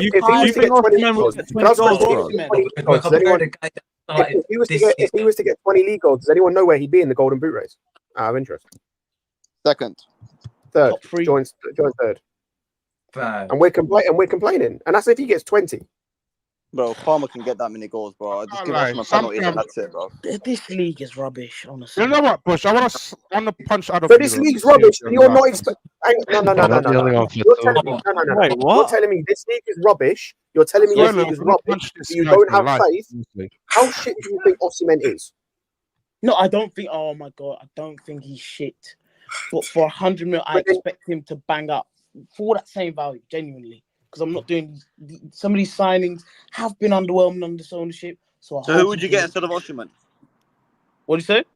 Who would you get instead of Osimhen? You know who I said. Bro, do I memorize what you say, bro? I don't know you what the hear? fuck you say. Who?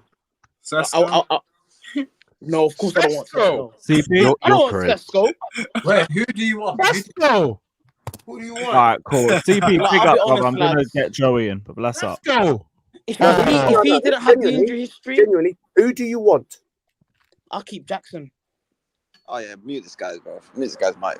We need creative wingers. I just want goal scoring wingers now. You're not a Chelsea fan, yeah? Okay, No, I want goal scoring wingers. No. We're going to keep going then. Who do you want on the wing then? Who would you want on the wing?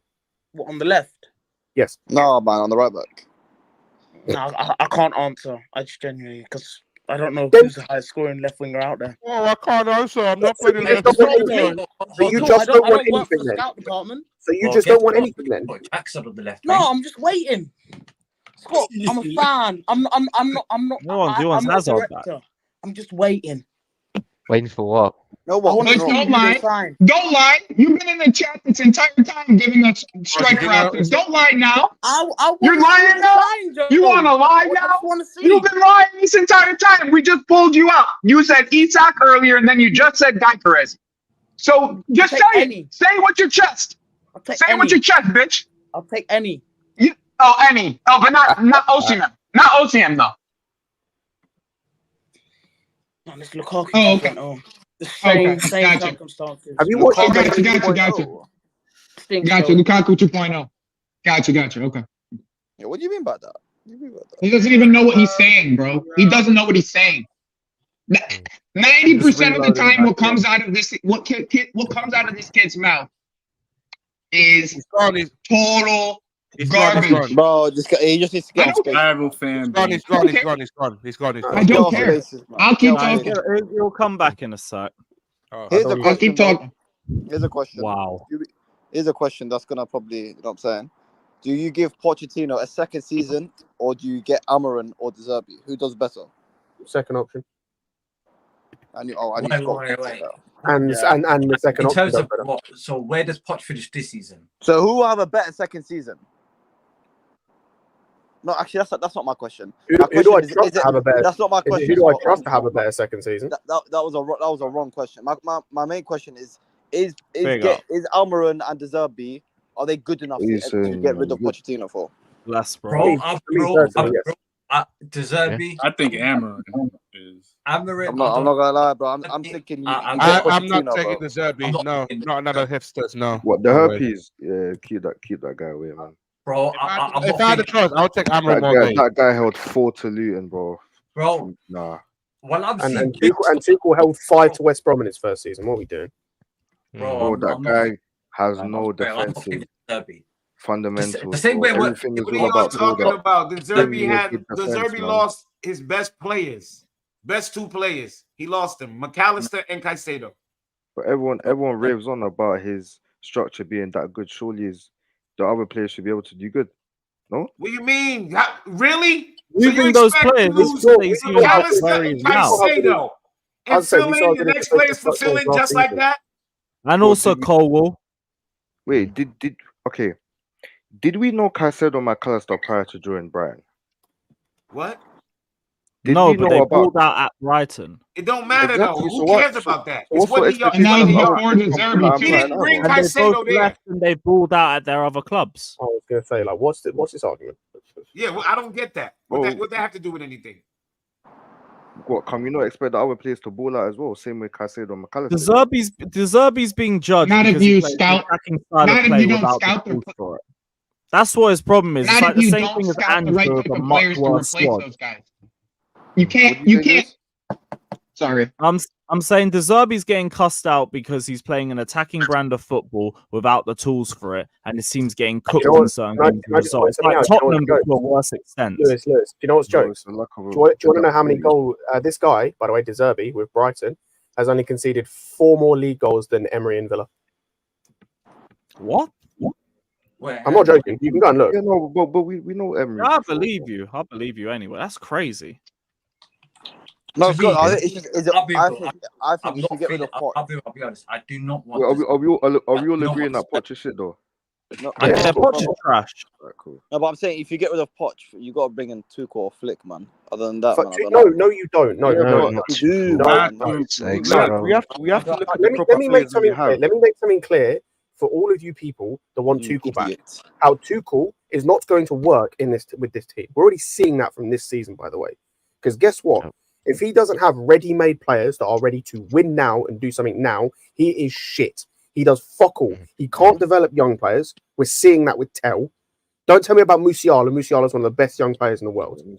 He can't develop young players. So what's the fucking point of bringing him in when our team is full of them? He falls out with players easier than anyone I've ever seen in football outside of maybe Ten Hag. That's why I give him like, I'd say 4 months. The only way I'm bringing in Tuchel back into this team is if we have a ready-made team ready to win now. If we don't and we have holes, which we do, Tuchel ain't going to do shit. Whatever. I mean, everyone's point of winning. No one knows whether we're ready to win or not. We didn't know we were ready to win that UCL. No. We're not ready to win. I don't think we're nowhere We're near not ready. Ready to win means ready to compete with Man City over a full season. I was going to say that. Do you? Okay. Yeah. Is our squad in a position where we can win a Champions League or compete with City and Arsenal and Liverpool across a league season? I don't think in a league season, but with Tuchel as a manager, Oh, no, cool. Don't chat to me. Don't chat to me. Thank you. No, Champions League, you don't know. They're already okay. I hear what. Look, I hear what. Oh, okay. Is Amorim good enough to compete compete with them? No, no chance. No, because the aim isn't to compete with them. The aim should not be to compete with them now. That's dumb. The aim right now should be to get to this team to be a consistent top 4 team over the next couple of years until hopefully Pep leaves or Arteta leaves or that falls off a cliff or whatever, to put yourself in a position where this team can then dominate. I'd actually argue that Amorim. One second. I'd actually argue that Amorim's even better suited than Tuchel to do so, because he's already won titles. It's like he's not. It's not like he's not. Tuchel hasn't won his own league yet, not once. Amorim has won the last 3 out of 5 titles. Yeah. If anything, he's more suited to do it. I'll take Amorim for that reason. But De Zerbi, bro, I don't know. I don't see what everyone else is seeing in him. I've not seen it. If you're saying the aim for Amorim is to get us top 4 consistently, I don't see why Tuchel can't do that as well as compete in the Champions League. Because in 2 years you're gonna have to sack him because he's fallen out with players or the board or both. Oh, we don't know that, man. No, we do know that for a fact. He has a track record. Do you understand? Like, there's a phrase out there where I'm probably butchering it. Those that forget their history are doomed to repeat it. He has fallen out with players and owners at every club he's been at. Fucking club. A leopard doesn't change his spots. Well, listen, man. Managers are gonna have their favorites, and they're not gonna be. No, I'm saying no. Yeah, cool. No, so you can't. So again, I'll say it again. Is you have you heard about United? So what's the point of getting Tuchel in now when in 2 years when we still ain't won shit, maybe a cup? Who cares? And we're still in a position where we still need that next progression step to get back to challenging for leagues, and you have to sack him because he's fallen out with all the senior players, like he did at Bayern.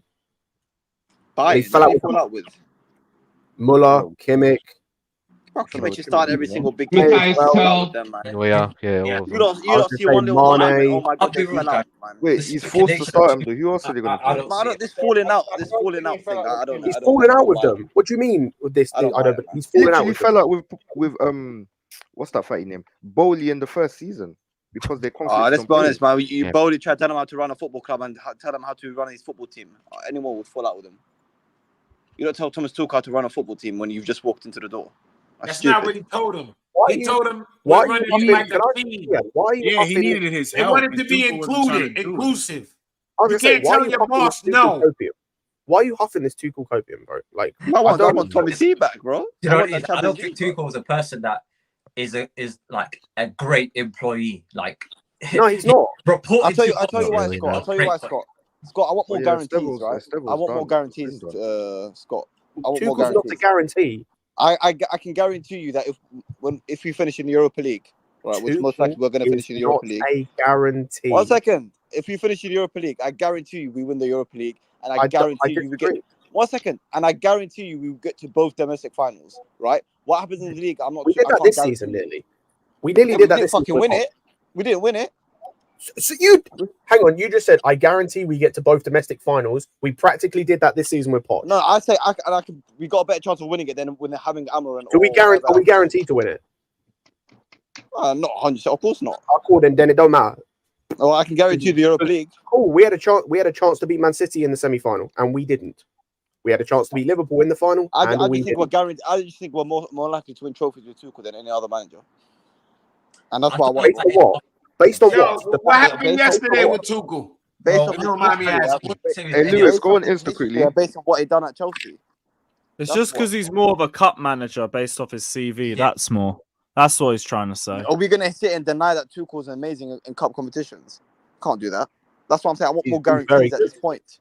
He's very good. And winning trophies. No, but One second, don't see it. And winning trophy, we talk about developing young players. Winning trophies, there's a lot of development that goes. How much development do you think United got by winning the Carabao Cup last season?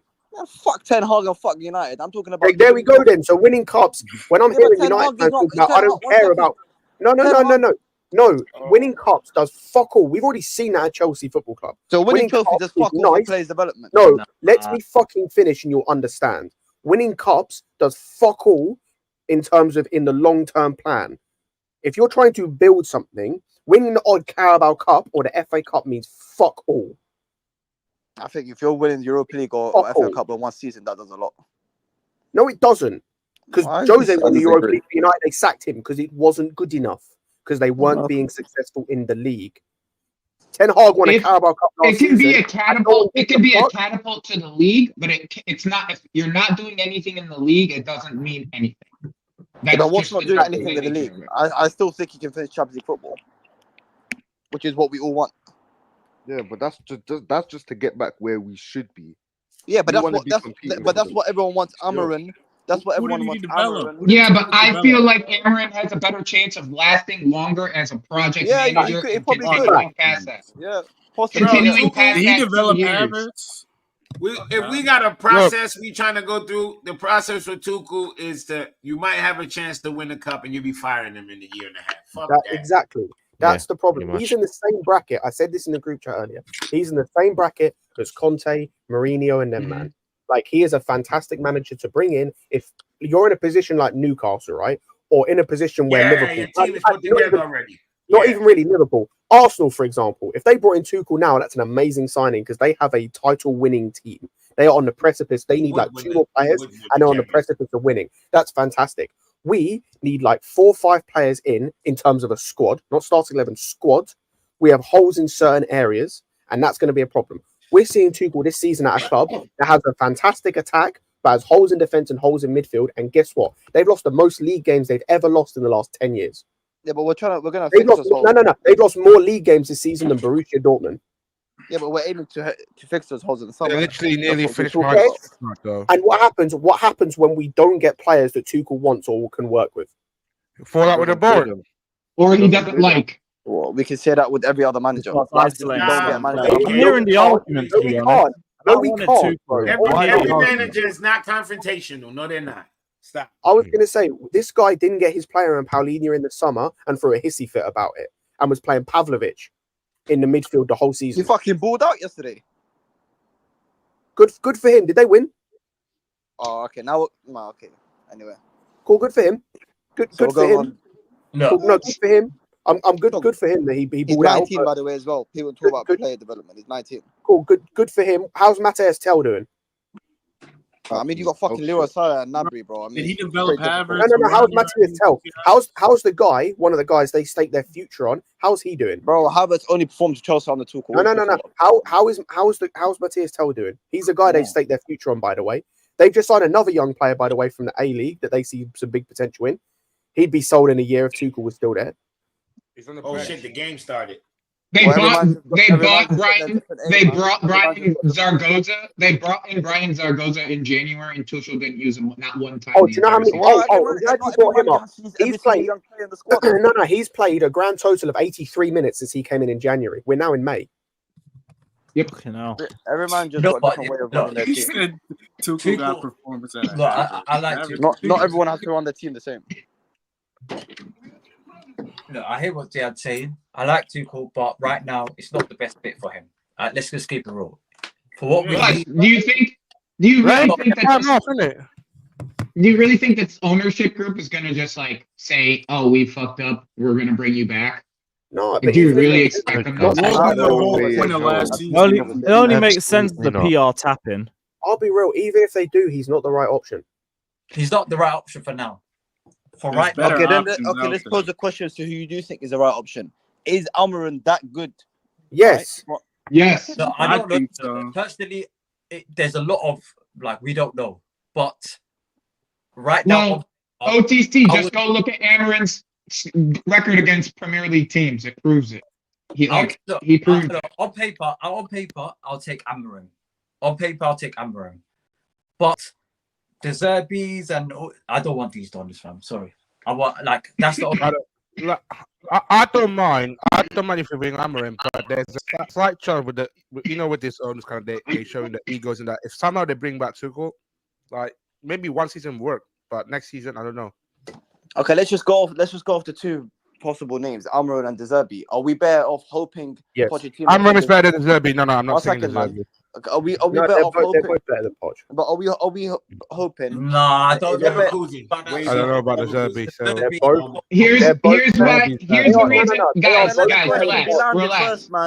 relax. With De Zerbi, the reason why we can actually say that it could possibly work with De Zerbi is because he already used a good third of our squad already.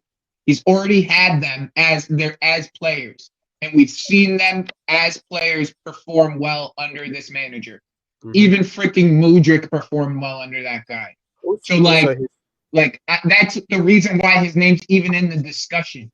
It's because he's already managed a bunch of players. His style of play is tailor-made for this squad. As much people don't want to hear it, they don't like it. His style of play, his formation is tailor-made for this squad. Okay, Scott. The question. I can tell you exactly what style of play he wants to play and has played the whole season and last season as well. But Scott, the question is: Do we pray Pochettino uses what he's done this season and the good things he's done in terms of preseason and a bit of this season towards the end, and hope he can develop that into a second season? No. Nobody wants to give him another season, bro. Let me land the question. You know what? Yeah. Are we better off doing that? No. Or giving an Amorim or De Zerbi a brand new page and giving them a brand new page. Give them a brand new page. And not relying on someone who locked on a formation while we were 2-0 down at half-time. Mm-hmm. Not even luck. I wouldn't even say luck. He finally decided to go back to something that worked in the season. After 35 games. Joey, I hear what you're saying. But for me, if Poch finishes 6th this season or any higher than that, I'll still look to get Amorim. They're going to keep him. I'm more than happy. They're going to keep him. I don't think. This conversation is void because I don't think he's coming anyway. He's leaving anyway. So if he gets 6. If he gets 6, he's not leaving. We know that. The thing is, we know that. Joey's right. Joey's right in some ways. Amorim's also stated that he's staying for another season in Sporting, so that's out of the window. Money So talks, man. Money talks. Money so either talks, Tuchel or De Zerbi, that's it. Unless it's Money a talk better over. person than Poch, I highly doubt there's sixth, I'll consider keeping him. He has a better chance of going to Manchester United than going to Chelsea, guys. Let's just be real here. No, Potter's going to United, though. Potter's going to United. Yeah, I'm hearing about. I have no idea who's going to United. I'll be sorry. I don't know. No, he's going to United then. I can't lie. I heard about Potter just rejected for Ajax. I need to see Potter at United. I can't lie. Potter Southgate at United. Hey, I don't Southgate at United would be hilarious. I don't want Potter going to United. Why not? Because I just think he can do something there. Depending on, like, as long as you don't give them again, as long as you, they don't have. Like, I'll be real. It depends on what Ineos is going to do, right? Because if Ineos actually go through with, like, if they get rid of half their squad like they should, and it looks like they might do, and they give him a squad that isn't bloated, and they've also got guys who know how to go and find players. They'll have Ashworth, who we work with. Like, I think Potter does make sense now. Scott, now that you say those things, Potter does make sense. They're in the same place we are, where they need major surgery. They're in the same place we were in the summer. Last year, yeah. I don't know they if you need guys major surgery in that team. Their product is similar to Chelsea in the sense where they're also targeting a young core, and they're going to have a major clear up. But that's smart. That's what you need to do, because that's the whole point. No one really. Liverpool fans and Arsenal fans can say what they want. No one is challenging the City team really for the league until Pep goes, which is probably next season. After next season. So what you need to do as a club is, and you need to, especially if we look as well, Liverpool are an aging team. They need to build. You look at United are an aging team in like some key areas, and they need to rebuild, and they've just got a lot of shit. We were an aging team. We need to rebuild. We just went too far the other way. Like teams need to do that. So you can basically. And now this transfer window, we have to recalibrate for that. Yeah, and you have to set a building block so that you probably won't challenge for the league title, but you're not falling below fourth theoretically. Olympiacos 1-0 up. Fucking already. Hell. Like, Villa are done. My Again, God. hey, remember when I told people don't rely on other teams? Because now we already done out the coefficient. Cool. Don't rely on other teams because now Villa are going to go out. We knew that the coefficient was going to be 5th or 6th, and we have to be there, bro. We have to be 5th or 6th. We knew that shit was going to. 6 might not even do it. 6 still might not do it. Well, yeah, but that's only if Manchester United beats City. Like, Manchester United has to beat City for that to even be a situation. Also, everyone wants to talk about deserving. No one wants to talk about the fact that Villa held 4 in their last game and have now conceded again. Bro, I'll take. And we should have beat them.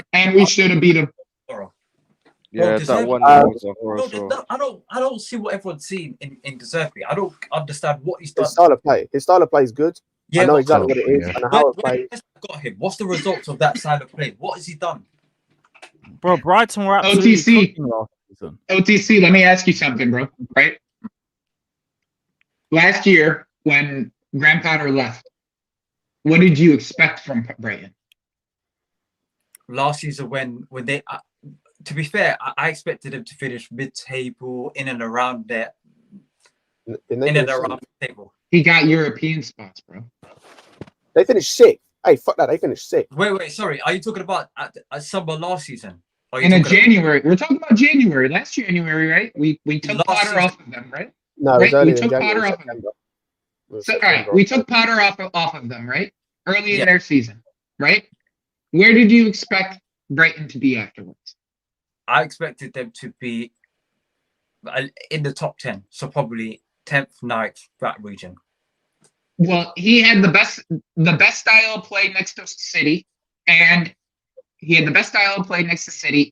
got 6th place with a team he had made no changes to throughout the year.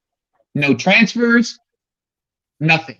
Just whatever he had on the pitch. He got that team to 6th and had the best style of play with a midfield pairing of McAllister and Caicedo.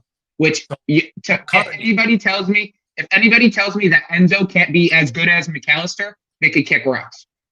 Okay, so currently he is 11th in the league right now. Yeah, sure. And he lost his best players. Three players. This year he played without his best 3 players from last year. The 2 midfielders and Matoma. I would argue 4. Because Estupinian was his best 4 players he didn't have this year. No, he had them, but like, I'll be bro. Go and He didn't have Caicedo. He didn't have Caicedo. He didn't have Levi Colwill. He didn't have McAllister. He didn't have Estupinian for more than half the year. No, he's had Estupinian for for most of the season. But he had to have Matoma though. Go and look. Hey, for people talking about Brighton, go and look at their lineup against Bournemouth, and like you'll understand. Like it's horrendous. They didn't scout right after they lost all those players. I said it last year. Not even that. They got a bunch of injuries. They got as many injuries as they got an injury crisis like us. The difference is they didn't spend $1 billion. They didn't spend 500. They didn't spend 300, just like everybody else did. They didn't. We can talk all that shit, but they didn't spend like what we spent. Look, they were having more debt. If Poch, let's just say this: if Poch finishes top 6, for me, I do not see no value in getting rid of Poch to bring in De Zerbi. You're right, because it's not going to happen. That's the whole thing. It's just not going to happen. Like for me, period. If he's 6, I don't. If he's 6. Poch isn't going anywhere. We all understand that. Like, I think everybody here understands if he finishes 6th, he's not going anywhere. But to be fair, like I don't know, like even 7th, like bro, even if you finish 7th, would I swap? Nope. We're not moving that bar. We're not moving that bar. Nope. That's not moving the bar. Not moving the bar anymore. We already moved the bar enough. Like, put it this way: for me, I don't. De Zerbi with this team could get us at maximum top 6. I wouldn't go out of my way to get that. I wouldn't do that personally. I would get someone. We're like a point off 6th with Poch, and De Zerbi's an upgrade. I don't know if De Zerbi's an upgrade. I've not seen enough from him to say that he's an upgrade. I've not seen enough from him to say he's an upgrade. Point. 2 points. 2 points. To me, I don't know. I still think Newcastle finish above us, though. Hand on my heart, do I believe Derby is an upgrade on Poch? If they win at Old Trafford, I hear it. Yeah, he plays a good style of football. It looks pleasing on the eye. But is that going to get us top 4? I'm not too sure. Yeah. So what is going to get us top 4 if it's not style of play? No, in terms of his attraction, like his style of play looks appealing on the eye. But is that going to get us top 4? I'm not too sure. For me, top 4. We've already seen it's effective with worse players. So yeah, exactly. I'm not OTC. You can say nah all you want, bro. But the fact of the matter is it happened, bro. Like it doesn't matter how many times you say nah, bro. But I don't trust his directors as much as you guys do. Honestly, I think that's fair. Fuck these directors. That's the problem. That's fair. No one's even saying they trust the directors. No. I know. But if that's how he feels about how I am right at this current moment, then that's fair. I'm just scared that these guys are going to keep Poch for next season. Yeah, I think they're gonna if he gets 6th, you should expect it, bro. That's what I've been telling people. If he gets 6th place, if like we get Europa, expect him to stay. Like, unless of course United go to the cup final and then win it. Yeah, of course. Yeah, sure. That's a whole different kettle of fish. If he makes Europa, if we end up in a Europa spot next year, expect Poch to be our coach, but still be on thin ice. You could talk about him getting 6th, but there's still a lot of other factors that factor into it. It's the disconnect with the fans. Players that have issues with him, like we're seeing reports come out that the directors haven't spoken to him for a long time. Like, that's my hope, in my opinion. Results matter, man. Forget all of that. It's all about results. You get the results, I have no problem. I mean, I get the disconnect with the fans, but like I feel like there's just been a disconnect with the fans. But no, not just that, bro. There's been a disconnect with the fans since Roman left. Let's just be real. Like it just been. I'm talking about like these new owners and this new group of people have to deserve it from the fans. I feel like before the fans are just going to give it to them. Yeah, that comes with winning. You win, then the fans will gravitate towards you. the fans never gravitated towards. I mean, look at how Palmer has become like everyone's favorite player. You know what I'm saying? Yeah. He's out there performing, you know, and like you'll see kids out in the stands now with a poster board saying, "Palmer, can you give me your jersey?" But you never saw that early in the season. That's just because he performed. It's all about winning in the end. It's like the whole fan side of things. I get it, bro. Like, I'm not there, so I don't know. I'm not gonna sit here and speak like I understand. But like, I understand if my team is winning, like the support is different on how many times I'm going to the game, how much money I'm spending on merch, how much, you know what I'm saying? Like that type of stuff, like it comes with winning. So like this whole group of people, this new ownership group, new manager, new all this, they got to prove it first for the fans to get on board. Well, yeah, exactly.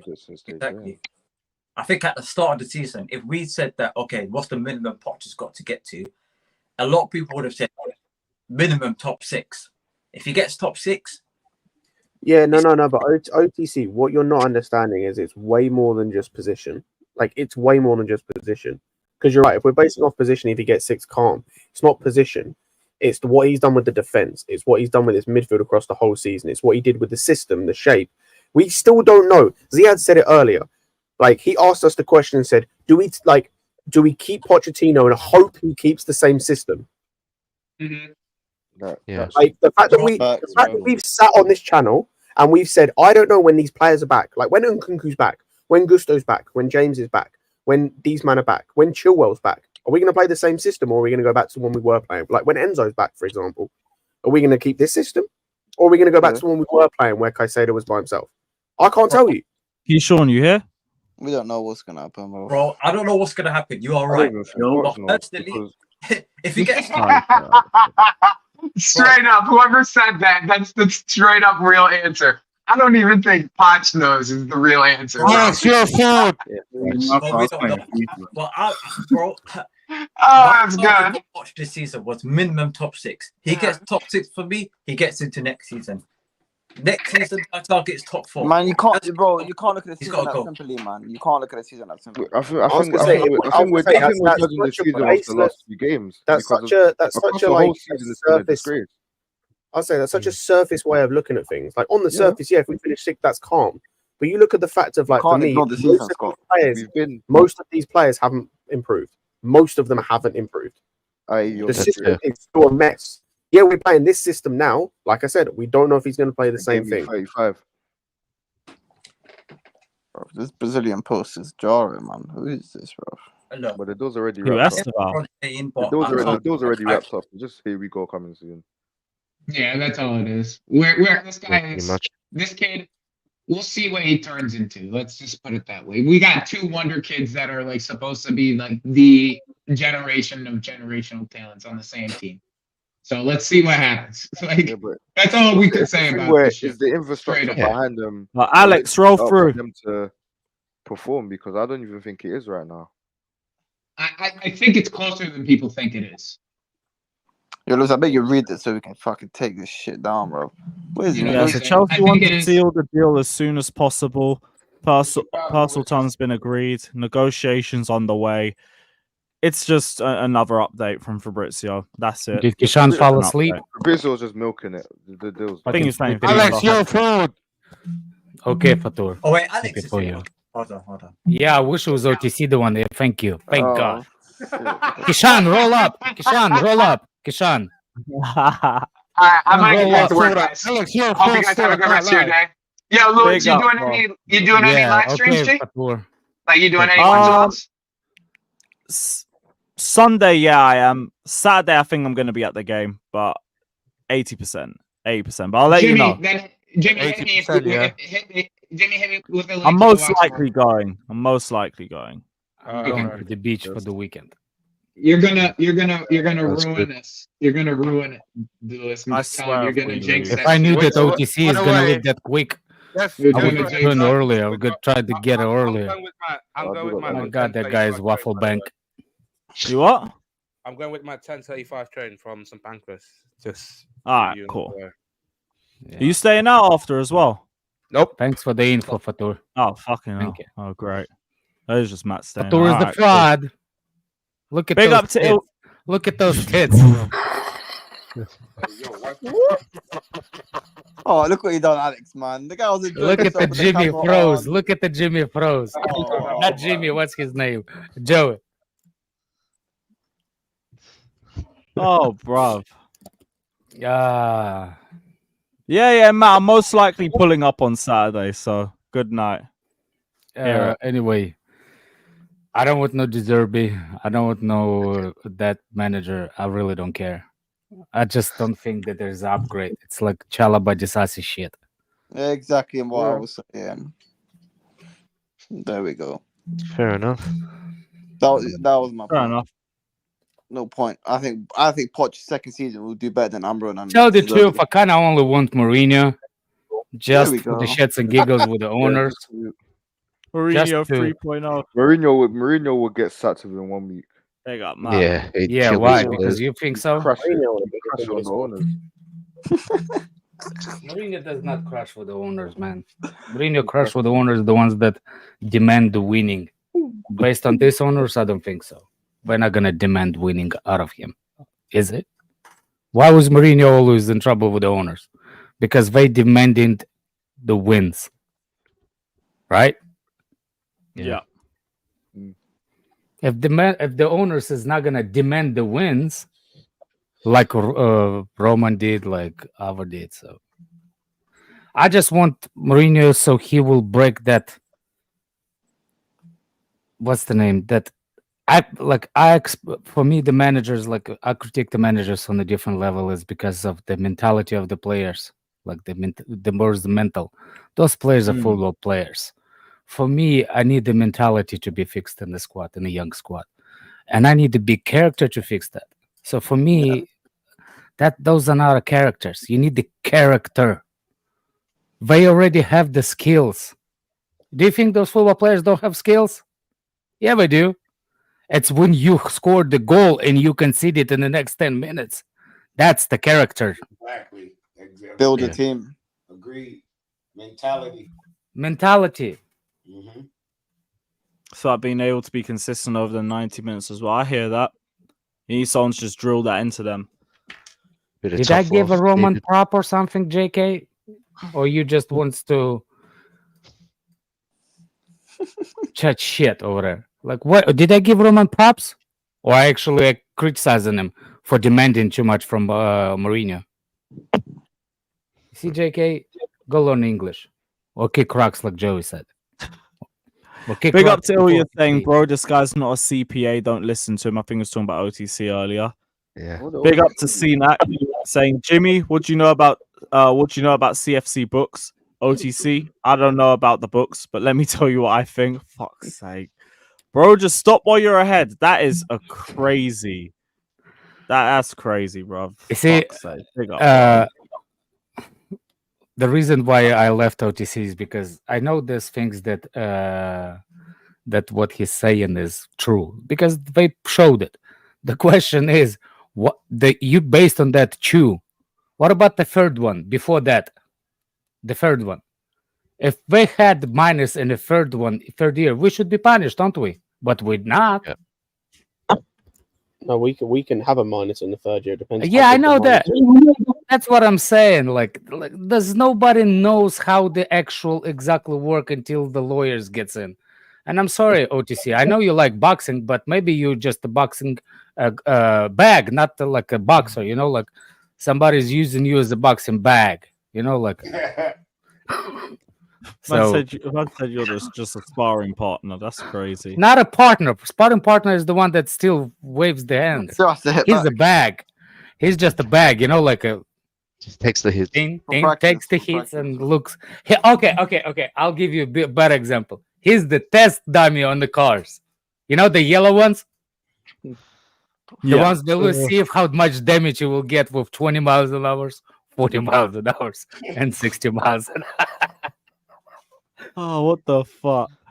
Big up to Rampage saying OTC is referring to the annual report. The club can deduct certain expenses from the losses, which will effectively reduce the losses you are seeing. That and the fact that I think people also just don't take every single expense or every single bit of profit into account as well. They only look at certain ones like transfers, or they actually take those other ones into account. But regardless, like the owners and directors have always been comfortable from a financial perspective. So until I hear we get charged or something, I don't care like that. Big up to CNAC saying Bush is the new Klazref. Fuck it, and he calls him Blazref as well. Shout out CNAC. Big up. Old says Bush named himself after his mum's pum. That is crazy. But you know what's funny? I told Bush in the space yesterday. Bush, go back into your bush. You know, they told me that there was some kind of racist. Oh, like when this guy told them one. Ignore spaces. No. I'm saying like I'm trying. I still nobody actually explained it, but apparently there's a racist thing in it, and I still don't know why. Yeah, I don't know. I don't get it either, to be honest. Like how is that racial stereotype of saying that? Wait, you said that's where he used to said, live? Bush, go back into the bush. And they said, yo, man, there's nothing in that, man. Like, they're reaching, fucking people in 2024 are ridiculous. Snowflakes. What? No. There's nothing in that. Like anyone else doing that, right? I want to go back to my Twitter spaces. Were actually good, man. The good old days, man. I told you, man. Been on Twitter space in years. Man. R.I.P. bro. Big up to Blaze saying Ziad and Lewis don't let Husam gaslight you. His players aren't title challenging quality. Jones, Endo, Gakpo, Nunes, Sabozo, but Klopp covers up. Watch slot 4. I hope so. I hope so too. But I've said I don't really thought I've never fell for that either throughout this season. I told him that in January. We'll see how much more critical he is of Poch depending on how the rest of the season goes, or next season if he's still here. Because my problem with Husam was just consistency. I didn't think he was consistent on both sides. Big up to Blaze as well, saying after watching Osimhen in all AFCON qualifiers, I can tell you he's overrated. Weren't we in the same position as Lukaku? How many full 90s have you guys seen? You guys are using. If you're just going on AFCON, then that's not necessarily enough as well. Bro, the fake is No. We can do this. He was the best player in AFCON. The fakest lie I've ever seen is that Lukaku failed because of his ability. He did not fail because of his ability. He failed because he's an absolute piece of shit as a human and as a person. Yeah. At least in terms of like the way he portrays. I'll be real. Him failing at Chelsea. Him failing at Chelsea has very little, in my opinion, to do with the fact he's a piece of shit. Like, he failed at Chelsea because he was in a system that didn't suit him, and he was like, and instead of trying to adapt, and this is where it's kind of his fault, instead of adapting to the system around him, he just sucked. Also, he's like 30 something. He still scored goals. So it's not like, but you can tell don't sign from Serie A because Lukaku flopped. Like, what? If Lukaku shut his mouth and worked hard, he would probably still be our striker right now. Thank you, Chicken Chica 69. By the way, 69, it's pause, man. What? I make fun of everybody. There was nothing racist about it. I make fun of all of you fuckers.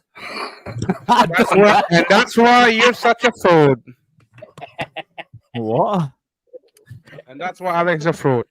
People don't want Osimhen. You don't want Osimhen. Who else are we gonna get, bro? Don't get Osimhen. Like, Chelsea fans need to accept Osimhen is going to be our player. Like, by the way, my ankle is so fucking swollen. I rolled my ankle yesterday playing football. He wants to join us. He doesn't want to join any other club. Alex has begun his rehabilitation process. Bro, he's going. Yeah, I am a trophy husband. Logic. Proper chills. Proper chills. He's going to be our striker. Alex injured as well. I was going to say, he's the best option. And I did not take the pain medication yet. Unless you're going for Tony, which I'll go to our medical team. He's the best option. Tony or who? Mr. Bet 365. I said, unless you're going for Tony, he is the best option. Osimhen is.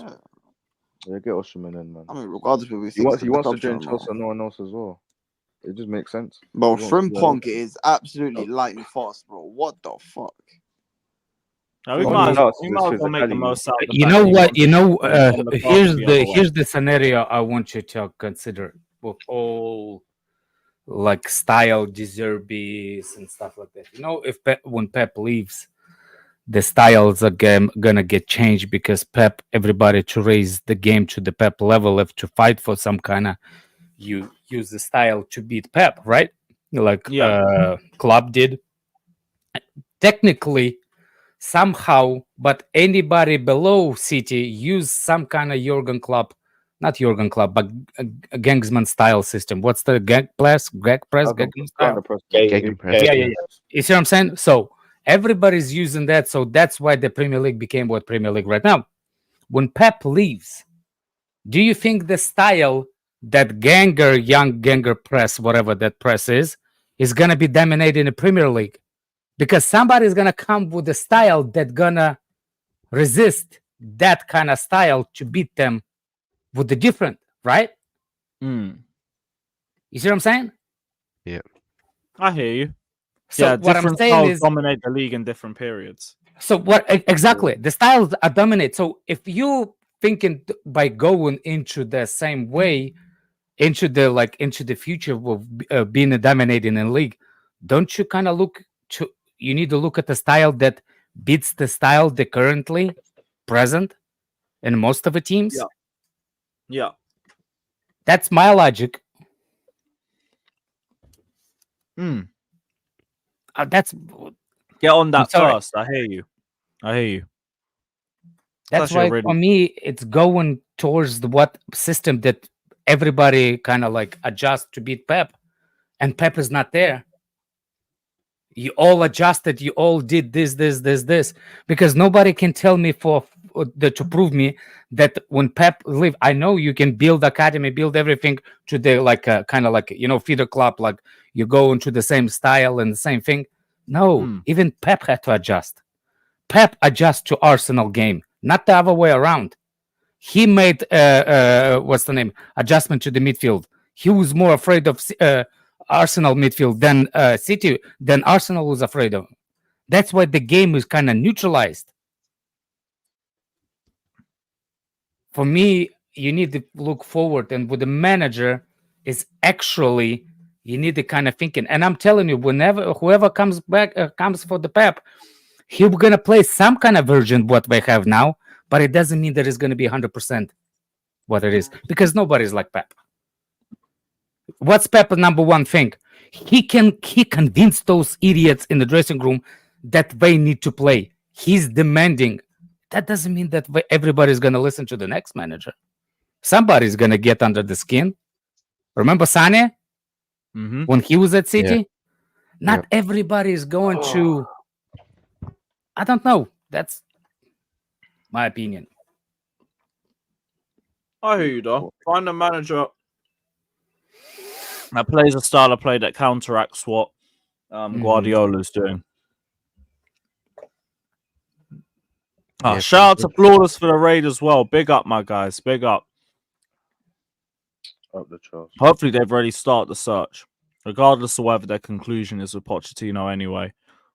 Although it was reported that they started a week or two ago. I think after the Arsenal loss. I think after around that period. I just don't think we're going to change Pochettino, to be fair. 16 out of 10. 16 Yeah, I don't not think right now. I don't think Pochettino is leaving this summer. I really don't think so. I'm a bit unsure, but I still feel like based off his quotes from last week, he might be leaving as well. Do what? Yeah, but I'm not too fussed about that. He just spoke about the last 2.5 games. He never said it was like...